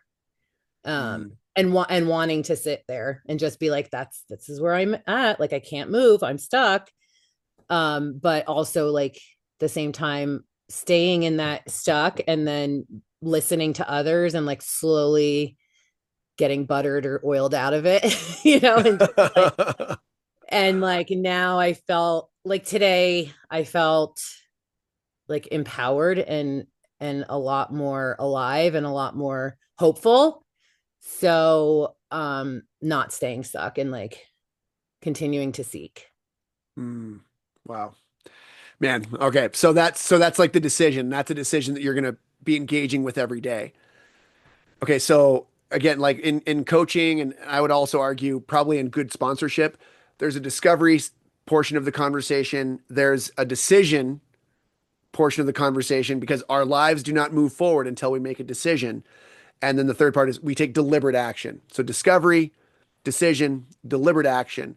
That all of our dis-ease usually comes from, well, we're not doing discovery, so we don't have any awareness on the decisions that we're making. Literally, so there's some people out there that are like, I don't get these alcoholics and addicts. Don't you just you're choosing to drink. Why don't you just choose not to, right? But we don't have that discovery. And really the 12 steps is really a way to become highly aware as a human being, way more aware than most people ever bargain for. But then you become aware of what? Of the decisions that either you're not making or the decisions that you have made that aren't working for you anymore, or the decisions that you need to make now in order to move forward. And then that decision or that deliberate action piece is if I'm not taking deliberate action, it's probably because the decision that I am have made or am not make that I didn't make the decision or the one that I did make isn't actually what I wanted. So you have to go back into discovery and go, okay, what is it that's not working for me here? Right. And so this is just another one of those little frameworks here that you could use just that and reverse engineer any life that you want, from the farm with your sober buddies and the animals back to here, right? Like all of those things will be made available to you. You know, there's when we bought the Chevy Tahoe a year ago, all of a sudden we started looking at Chevy Tahoes, and then every car on the road was a Chevy Tahoe, or every fifth one anyway. And that I didn't know how many Chevy Tahoes there were, or things like a Chevy Tahoe, like an Escalade or a Suburban. And my brain was like, what about this? What that's close, you know, and my brain was just pointing them out to me. I don't think God was manifesting more Chevy Tahoes on the road. I just started to see all of those Chevy Tahoes. Now, I do believe in manifestation as well. I do believe that God has put some things out there for me as well. That even if there wasn't a Chevy Tahoe, that all of a sudden I'd see a Chevy Tahoe, right? That sort of thing. That I have experienced stuff like that. So I know that sometimes that happens, and I don't need to be weird about it happening, right? Although others might have a weirdness about it, I can just receive it and roll with it, all right? So when we start to get a big, fat, juicy target, our minds can get sick if we don't give it a big, fat, juicy target. This is consciously what I'm looking for, and I'm just start pointing this stuff out to me. You know, so the decision and the action, you know, what I'm hearing is you've got a vision here, and no matter where you're living or hanging your hat from day to day, if you literally had, and this might be dumb, but like the vision that I have of being on the stage, like I see that vision every single day because I have a vision board, and I'm not a person that like I'm not like, hey, you have to have a vision board. I'm just saying, like, if you're a person that has a visual element, and that is something that you like, you can go online and look for the ideal ranch, the ideal, like, what would that look like? Where would that be? What would your life be like? Okay. And there's a million different ways to kind of move through that. And I'm guessing, you know, if there's a forlorn heart in there at all, you get that heart hooked onto this mission. You know, one thing I like to say is I don't help great people build their missions. I help great missions build their people. You got a mission here. Your mission will teach you. Meditation will teach you how to do it, because meditation, there's a mission inside of you that's trying to teach you how to become you, the you that you need to be in order to realize this mission and become the person who creates this vision. You know, that benefits all these other people. You need to know the why. You need to know all the reasons that it's going to benefit you. Okay, so I'm going to give you an assignment. Okay, Nina? Mm-hmm. Is this okay? I'm giving you work. You showed up to change your life. And I take that very, very seriously. So I'm giving you work. Okay. It's something called an RPM. It's the RPM method. It's from Tony Robbins, but it's one of my favorite. It's outcome-based thinking. So one thing that changed my life is I was listening to some audio tape of his years and years and years ago before I ever went to a Tony Robbins event. And it's called the RPM method: result, purpose, massive action is what that stands for. R is result. The P is the purpose, which is all the reasons of why you want that result. And then the M is the massive action plan, or the map of here's all the things that need to happen. And they turn into projects. Okay. So, when I heard about this idea of results-based thinking or outcome-based thinking, I was a hockey coach. I was like, we focus on process, you know, like we do the right process and God figures out the outcome. Yeah. But what am I telling my brain that we're looking for? So I need to take a little bit of that pill is what I found. So it's like before I go into a work meeting, sometimes like with a client, if I'm in like a sales process with a client, I'm like, the outcome of this conversation today is I'm going to help them have a breakthrough. I'm going to help them realize where they're at and all the pain and all the cost of them living with that pain. And then I'm going to help them find the ideal future that they want. And I'm going to help them understand the benefits and the payoffs of them moving to that future and becoming the person who makes that transition and that transformation. So the outcome is I'm going to do a breakthrough. That's what we're doing. And so everything that I'm doing is centered around a breakthrough. So I need those parts of that conversation to happen in order to help a person experience a breakthrough. So I know the outcome before I go into it. So when I get off on a topic, because I do that sometimes and I lose my train of thought, or I'm doing 12 hours a day or something, I'll go, oh yeah, what's the outcome of this one? Oh yeah, I'm in a breakthrough conversation. Oh yeah, where are we at in that okay, we're still in pain. Okay, let's move on to the desired future. Okay, so in outcome-based thinking. So here's the homework. Okay, the homework, I have it somewhere in my computer, but honestly, I'm actually, you know what? I think it might help. If you're a visual person, I need about 1 minute to find it, and then it will be made available to you. I should probably just drop this on my website because it's one of those things that I feel like everybody should have. RPM. Um, okay, so the RPM. So basically, what you do is you take a piece of paper and yeah, okay, I can't find anywhere in the system. So you take a piece of paper. Okay, and on the middle of that piece of paper, what you do is you write the result. So the result, it happens right in the middle of the paper as though it was a bullseye. So whatever the result is, and you can write, the the farm, the ranch, the recovery ranch, something like that, recovery ranch. And then if you want to add some other details in there, but you get the idea there. Okay. And again, this is why it's good to have like a vision board because you know what that picture in your head is. And you could spend some time at least once a week where you're visualizing, you're meditating, closed eyes, and you're in that visualization and you're spending time there. And because you want 100% visibility, like if you look around the room you're in with the same amount of clarity that like I can see this coffee mug on my desk is the amount of clarity that I want. I want 100% clarity of that vision. I want to be able to live inside that vision like it's already happening. Like the coffee mug familiarity. Okay, 100% clarity, 100% access, 100% of the time. So I can go anywhere in that vision and I can get answers. If I'm like, hey, what's outside the ranch? And I step outside and all of a sudden I would see this outside the ranch, and whatever this is, your mind is going to fill that in because your unconscious mind is where your vision would live and you're going to let it bubble up. God lives in your unconscious mind. God lives in and in your conscious mind. And if you open up your conscious mind as more of a chat GPT prompt or a Nina GPT prompt, now you can let your conscious mind be open to what your unconscious mind is offering and God is in there. And if you're asking, yeah, so what's the biggest, most expansive vision of my life? What's the biggest, most expansive vision of my purpose/business? And you sit with God, you ask God those questions in a meditation, you're going to get this vision. And then you get, so 100% clarity, 100% access, which means you can do it standing in line at Trader Joe's and you do it 100% of the time. So anytime, anywhere you own the vision, it is inside of you. And if it's in you, it's not there to torture you. It's meant to be brought up and out. And if you don't bring it up and out, you're going to suffer.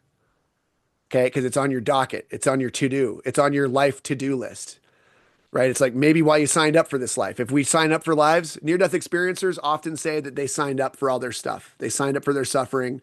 They signed up for the, whatever their relationship status was. They whether it's, what they wanted or what they didn't want, that we sign up for this. So what if you actually, amor fati, what if you actually signed up for this? If you could love your fate, amor fati, if you loved everything that was going on, it was an opportunity for you to do what? Well, turn that vision into reality. That's what a human being is able to do. That's what I did in my drinking and drugging, right? You too? Yes? Yeah. So we turn our worst nightmare into reality. So if we can turn a nightmare into reality, we can turn our dream into reality too. Most people are too afraid of the nightmare because they don't have the skills to sit in the nightmare and change their thoughts and change their emotions. They don't have, or they numb out the nightmare, and so they numb out their dreams too. So you having survived your nightmare and you know how to survive it anytime it comes up for you, even if it's a low level all the time, you can change that too. You can be living in that dream level. And what happens in my experience is, I don't have a lot of like fear in my life, like ever. It's very rare that I have fear anymore. And 3 or 4 years ago, I still had a lot of fear all the time. Okay. And so when you start moving towards this huge thing, you get really clear on the inside. You get real sober. Like, and you love it. You can feel all the things. If you don't like what you're feeling, you can feel it anyway. And on the other side of feeling it anyway and accepting that this is where I'm feeling and not trying to diminish it, you can feel it, then you move through it. And then on the other side, you have this freedom and another good feeling. Usually a good feeling follows one of those hard ones. Okay, so we're talking about outcome-based thinking. Okay, wrestling that back. Okay, so if you go back to the middle of that page, you write the result and having a vision board that captures visually what that result is. And you have a practice that you're sitting in once per week. And I would commit to this for like 3 months. Like make it a real project, make it work, displace what's happening in your life currently. You already have a 100% pie tin happening. You already have your days planned and set up. Everybody has the same 24 hours as anybody else. The decisions you make with your 24 hours and how you fill your inner world and your time, that's your life. Everybody else has their own life based on their decisions and their level of awareness. You have a higher level of awareness because you almost died from unconsciousness. Now you have had to cultivate consciousness. So, yay, good job. Okay. So now you use that cultivated consciousness to cultivate that vision, live inside of it, 100% clarity of what's happening in all areas. And sometimes you might get like a weird, oh, I saw this person that I need to talk to. Okay. And you call them because you're sponsoring enough or whatever it is, the thing that you do that makes you feel enough, like your mantra. And now you're enough. So you just make the phone call and you're like, hey, I got this crazy vision and I thought to call you about it. Turning this dream into reality of this. This is, okay. So what else would you need to know in that vision to have that conversation with that person? So cultivating that vision will point you in those directions. It's all inside of you. Okay. These are just the methods that anybody can get it up and out. We're making our own map here. Okay. So result goes in the middle of the page. Then to the right side of that page. Okay, I think I'm pointing to the right side for you too, but on the right side of that page, you put purpose at the top and you write all the reasons. A purpose is a reason or a why or a mission. All of that is the same thing. Your mission is your purpose, is your why, is the reasons that you're doing the thing. It's all the same basic idea. Okay, the reason behind all of it. Okay, so write down all the reasons on that right side.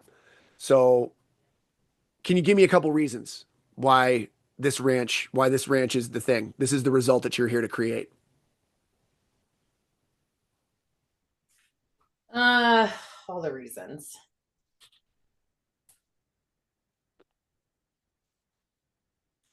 I mean, I guess one reason would be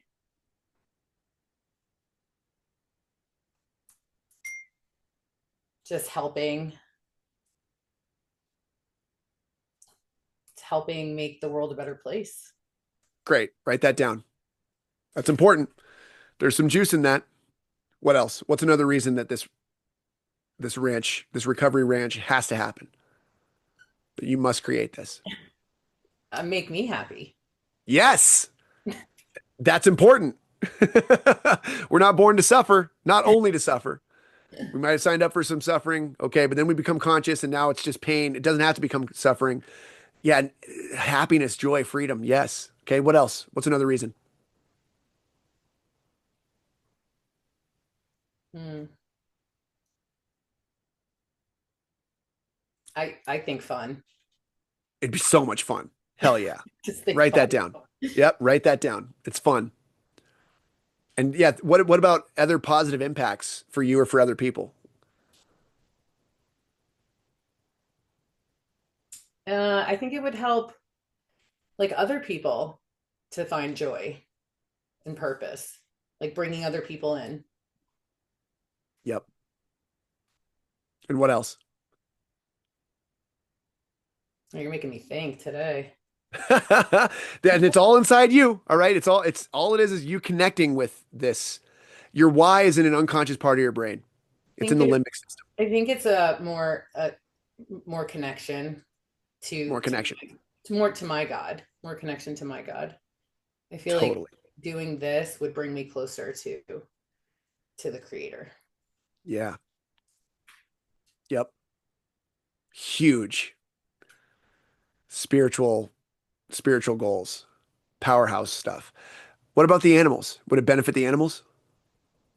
I would hope so. Yeah, Yeah. we'll write that down. You're not there to torture the animals. You're there to help the animals, right? It's a rescue or something. Yes. Recovery Rescue Ranch. Yeah. I think I mean, not just make me happy, make the animals happy, and freedom. Like, not just freedom for myself, but for them. That's right. Yeah. Freedom for them, freedom for you, freedom for your people that live there with you, that do that work with you. Okay, now, what's another reason? There's like 20 more reasons, by the way. It's Are just, there? oh, for sure there are. If you, and no, and that's the thing is like part of it is I'm just open-minded about it now. Your limbic system carries your why. Your limbic system is your emotional template. It's your mom mammalian brain. Mhm. It's your parent, right? It's where all your decisions get made. But it's a non-verbal part of your brain. It's a very old it's before your prefrontal cortex, like thinking brain. It's your gut feeling. You're very intuitive, right? So you have a very strong connection with your limbic system. What we're doing now is we're using your newer technology, your prefrontal cortex, but when you get stressed out, it shuts down and you go into fight or flight, and that's where your limbic system runs the show and your brainstem runs the show. But your newer brain, your thinking brain, that that's the one that needs the information. It needs to know what to aim at. So it needs words. So it goes to the limbic system, and the limbic system doesn't like to talk. It'll speak to you in images and feelings and grunts because it's like a cave woman. You laugh because it's true, right? Yeah, you're like, there's no more. Yeah, and you're very strongly intuitive, right? So, you want to, yeah, take a swing at somebody if they keep asking questions like this. But I just know there's like 20 more of these in there. The more of those reasons that you have written down, let's just stop right there for a second. So, Recovery Rescue Ranch, that's the result. Right there at the bullseye in the middle. You go over to the right side. Just read me what you wrote down so far. For the purpose. Yep. And notice as you're saying it, speak with purpose about the reasons for the purpose. Make the world a better place. Say it with purpose. Say it with heart. Make the world a better place. Yes. Okay. Keep going. Yes. Like that. Make me happy. So with much purpose. fun. Hang on. Stop. With purpose. I am. Make me happy. Make me Yes. happy. Yes. Yes. Will make me happy. It'll be so much fun. With purpose. I'm serious about this. I feel like okay. It'll be so much fun. Oh my god. Yes. Okay. Yes. With purpose. It'll be so much fun. It will be so much fun. Yes. So it will be. It would be. I want to do it right now. Yes. And see, that's it right there. That aspiration, the want to. I want to, because you're reading the reasons. It gets you enrolled. It gets the juices going. Okay, now I'm saying it to you, like, don't just say it in that, oh, I'm speaking in public, so I should kind of monotone my stuff. Like, and I'm here to tell you, like, there's plenty of monotone in the world, Nina. You're not a monotone. All right. You are living at the highs, at the lows, at the middle. Like, you can go anywhere, you can do anything, and your voice can modulate with that. And so when you let yourself play with this, even if you're just alone, playing with this way of talking through this stuff, when you like write it all out and let yourself sit in that discomfort. It's uncomfortable to talk to your limbic system. Your limbic system, that cave woman is going to take your ear off or whatever. But you keep asking her, she'll keep giving you good reasons. She's got all the reasons all inside. She just doesn't have that speech function. You're bringing that to her. You're like her assistant. And you're letting those words be known so that the whole part of you, the whole version of you, head, heart, body, and soul, all have the what. You're writing down the why, but then the why becomes the map. So when you're juiced up now, go to the left side of the page. No, you go over to the left side of the page, and now you write map at the top, which stands for Massive Action Plan. Don't let that scare you. Okay. And now, after you got juiced a little bit, you've got way more reasons, but now you juice yourself up and you said, I want to right now, right? you still got that energy? Yeah. Yes. Okay. Now write down the Massive Action Plan. What are all the things that are going to have to happen? And you don't have to know all the things. Just start. Yes. Yes. Yes. And what else? You're going to have to buy a ranch. Yes, that's right. You'll have to buy a ranch or lease one or something. Yeah, yes. What else? I'm gonna have to ask my people to come with me. Yeah, you're going to enroll. You're going to have the greatest conversation in the history of these people's lives. You're going to ask them to come live on a rescue recovery ranch. And they're going to be like, Who are you? It's changing my life. This is incredible. How much do I owe you?" And you're like, "Well, no, you're going to get paid for it." Wait, what? How's that going to happen? I don't know. This is how it is. Okay, so what else? What else needs to happen? I'm gonna have to make a lot of connections with rescues. Hmm. Cool. And what if you got to make a bunch of connections with rescues? That's amazing. That That's is amazing, great. right? You get to meet all these people. Yeah, positive recovery. I know the positive recovery gal. She was going to be on this call last week. Yeah, so like you get to connect with all these people who are doing the rescue things, all the pet things in the world. It's amazing, right? You get to. What else? What else do you get to do? I get to put myself in more uncomfortable situations and work on Yes. myself even more because it's not going to be easy. Yeah, and you're going to keep bringing that regulated nervous system to the edge of discomfort, and you're going to keep growing how much territory you can retake in your life, in your promised land through having that, going continue to take one step at a time and have that regulated nervous system and bring that huge God that you have, inside of you with you everywhere that you go. It's going to open doors for you. It's going to close the wrong doors and open the right ones. Right. So, okay, you get that idea, right? So tell me on a scale of 1 to 10 right now, how do you feel? Oh, like, like one being really crappy and 10 being amazing. Yeah, obviously one being really crappy and 10 being amazing. How do you feel right now? Um, I think with like just noticing that I have like a shit eating grin on my face with like nobody around me, I'm just like literally smiling. I would say a nine. I would definitely say Yes. a nine. Because and the only reason I Yes. wouldn't say 10 is because there's still that a little bit of fear like creeping up, going, are you making plans for the future? Like a whole different route that you're like it's like there's that one piece that's like, whoa, what's happening? Yes. Yes, yes, yes, yes, yes. Okay, so that is a framework, and a framework you can apply to so many different things. All right. And so now you have the result purpose map, the RPM method. Okay. Now you can run through that. You don't have to pay, $10,000 or whatever it's being charged for now. That's essentially what it is. And Jeez. that is the model. You have a target to give your brain. You have all these reasons that keep your brain juiced up. It's like your brain gets rewarded every time you talk about this thing, and let your voice go up and down as you're talking about it because it's amazing, right? Let yourself get into that great state. And that state is the thing that gets other people into that state. It's like, the greatest pharmacy known to mankind is like right between our ears. We're eating all of these drugs and stuff just to make our brain do the thing that we can make it do when we have a map like this in front of us. Now some of those massive action plan things are a Google search to even know where to start, or a ChatGPT conversation to even know where to start. You're living in the age of AI, right? And so it's not amazing, it's not perfect at anything yet, but it can really help come up with some ideas. It can do complex searches, right? You can get a list of like all the recovery play. It can do 20 different Google searches at the same time instead of you doing one Google search. So now it turns you into this like agent of this mission. Whoa. You get to walk that path every day. And you're going to go do your regular life and you're doing that other stuff, but now you've got this other thing happening. And over the course of time, just there's this game, another game you can play, which is like, I call it Holy Shit, Zach. And you play this game where you pretend that you're talking to me and we're 3 years in the future.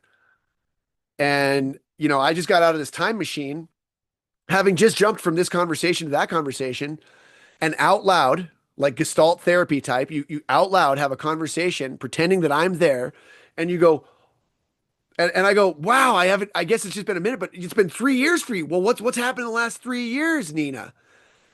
And you would say, holy shit, Zach, this is what happened. So Nina, it's been 3 years. Oh my God, I can't believe that's fun. It's for me, it was just 2 seconds, but for you, it's been 3 years. Now I remember it very clearly. You had that dream. You you had that dream to turn into reality, and then and I heard you did turn it into reality. Now tell me, unmute yourself and tell me, say, holy shit, Zach, and tell me what happened. What is going on in your life right now?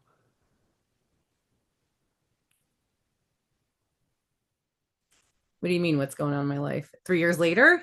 It's 3 years in the future Yeah. right now. I just got out of a time machine. Yeah. Tell me, holy shit, like what has happened? So you're gonna say, holy shit, Zach, this is what's happening in my life now. Oh, holy shit, Zach, this is happening in my life right now. Okay. Now, holy shit me now. Holy shit, I'm running a recovery ranch, Zach. And I'm Holy so happy. yes. Okay. And what else is going on in your life, Nina? My friends live with me. And we're Oh just my, rescuing animals, and I'm still sober, and I'm still helping others, and wow. life is amazing. You powerful son of a bitch. You did it. What else is going on in your life right now? Nothing. That's it. That's enough That's enough. Yeah. Well, tell me, when we had that crazy conversation 3 years ago, what shifted in you? What changed after that moving forward? I wanted to live out my purpose in life. So I decided to take more action. Yeah. You And decided stop to. living in fear.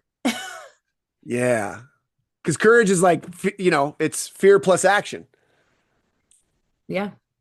Wow. Okay. So, all right. So that is a good place to land this sucker, Nina. Okay. So, like, you've already lived in the future where this is happening, right? That's where we were just playing.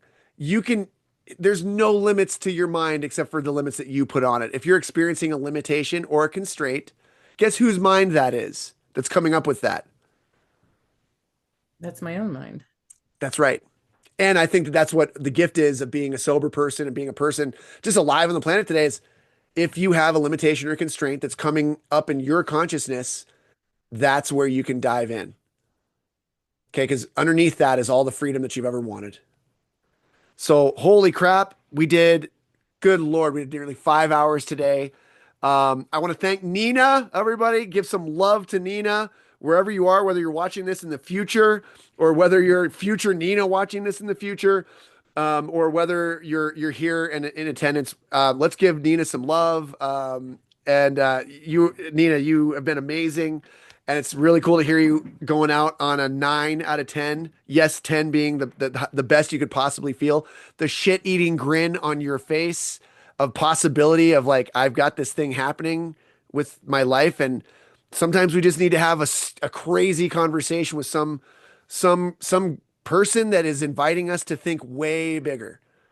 We all could do a better job of holding a way bigger vision for the people around us, because as we transform and change, we might get an idea of, well, everybody else can transform and change perhaps too. Maybe they don't want to, but they could. And maybe I can just hold a gigantic vision for that person on the other side of this conversation. And so, for those of you at home, nothing is impossible if it's inside of you. You are a machine that turns thoughts and emotions and aspirations into reality. That's what a human being is. And whatever suffering you may have signed up for, I know for sure you are at the intersection of your highest level of impossible potential that is now so much more possible at the other end of this conversation. And if you needed permission, by the way, if you needed permission to go for it in that area of life that you have not felt like, maybe you weren't even aware that you weren't allowed to go for it in your finances or in your career or in your romances or in your health or in your relationship with your higher power. Maybe you didn't know that you could just go for it in those areas, that you could have a job that you love or a career that you love or the money that you love or the body that you love or the relationship that you love and the relationship with the higher power that sets you on fire, but not hellfire, right? Like the good kind of on fire, right? That you could have that. If you needed permission, okay, 1 second. Okay, I'm summoning it. Summoning. Poof, you have permission. You have permission to go for the life that you're here to live. You have permission. If it's a dream in your head or a whisper in your inner ear or in your heart, or if it's a resonant feeling in your gut that you just know that this is the thing, and you can feel that, and you can, when you get around the right people, when you spend time with that vision, when you feel that expansive feeling in your chest and in your stomach, that is a cue and a clue from your inner world, from your higher power that lives great down within you, whatever you want to call that, that there is a reality in there that is expansive. And I invite you to spend some time listening to what is expansive for you. And when you, that's the open door feeling, that's the green light feeling. And if there's a closed door feeling or a contraction feeling, that might not be for you, and to listen deeply to that and to take direction from that, that all of this recovery roadmap stuff is about you stepping into a higher level of guidance for you in your own life, and to let God and your higher power speak through the other people in your midst. The great reality is deep down within you all along. The great reality where all of your dreams come true. You are here for this one lifetime, as far as we know, and you got these dreams. And I say, go for it. Now that you know how to stay sober one day at a time, and you know how to help others, which just, it gets you out of survival mode and into thriving. When you're helping others actively, your mind stops worrying about survival, and it starts going, oh, how can I provide? How can I help? How can I be of greater service? Because I feel like all the best feelings and the most magic when I'm doing this, when I'm providing, stability for others, is when I'm at my most stable. And on the backs of service, whatever that looks like for you in your life, on the backs of serving others, I invite you to step into your vision, your dream, the whisper inside of you of what you could be, to go beyond the walls, to go beyond what is known, to step into the highest possible version of yourself. It's available to you here and now. If you choose it, if you aim at it, if you write about it, if you get obsessed with it, that mission is happening right here, right now, and it's enrolling you. It's now enrolling, and you're here right now with pen in hand. So I invite you to go for it. If I can be of any support to you, please reach out to me, whether it's in a AA or a 12-step context. If you would like to go through the steps with somebody, I can connect you with someone. If I don't do it personally, I will connect you with someone who can take you through the steps in a quick, orderly fashion, so that you can start sponsoring others and live a life of sobriety and even beyond that. If there's anything I can help you with in terms of coaching and building your dreams from the inside out, you have a massive thing over the last 9 hours that we spent in the last 2 weeks for free right here on my website. And if there's something that you want, some people want more one-on-one work, and they want small group work. If you're interested in those things, you know where to find me. And I love you guys. God bless you guys. Thanks again, Nina. Thank you all for being a part of this deal over the last few weeks. I love you, and I'll be in touch soon. Take care. Go get them. Thanks, Zach. Thanks, Nina. Bye-bye.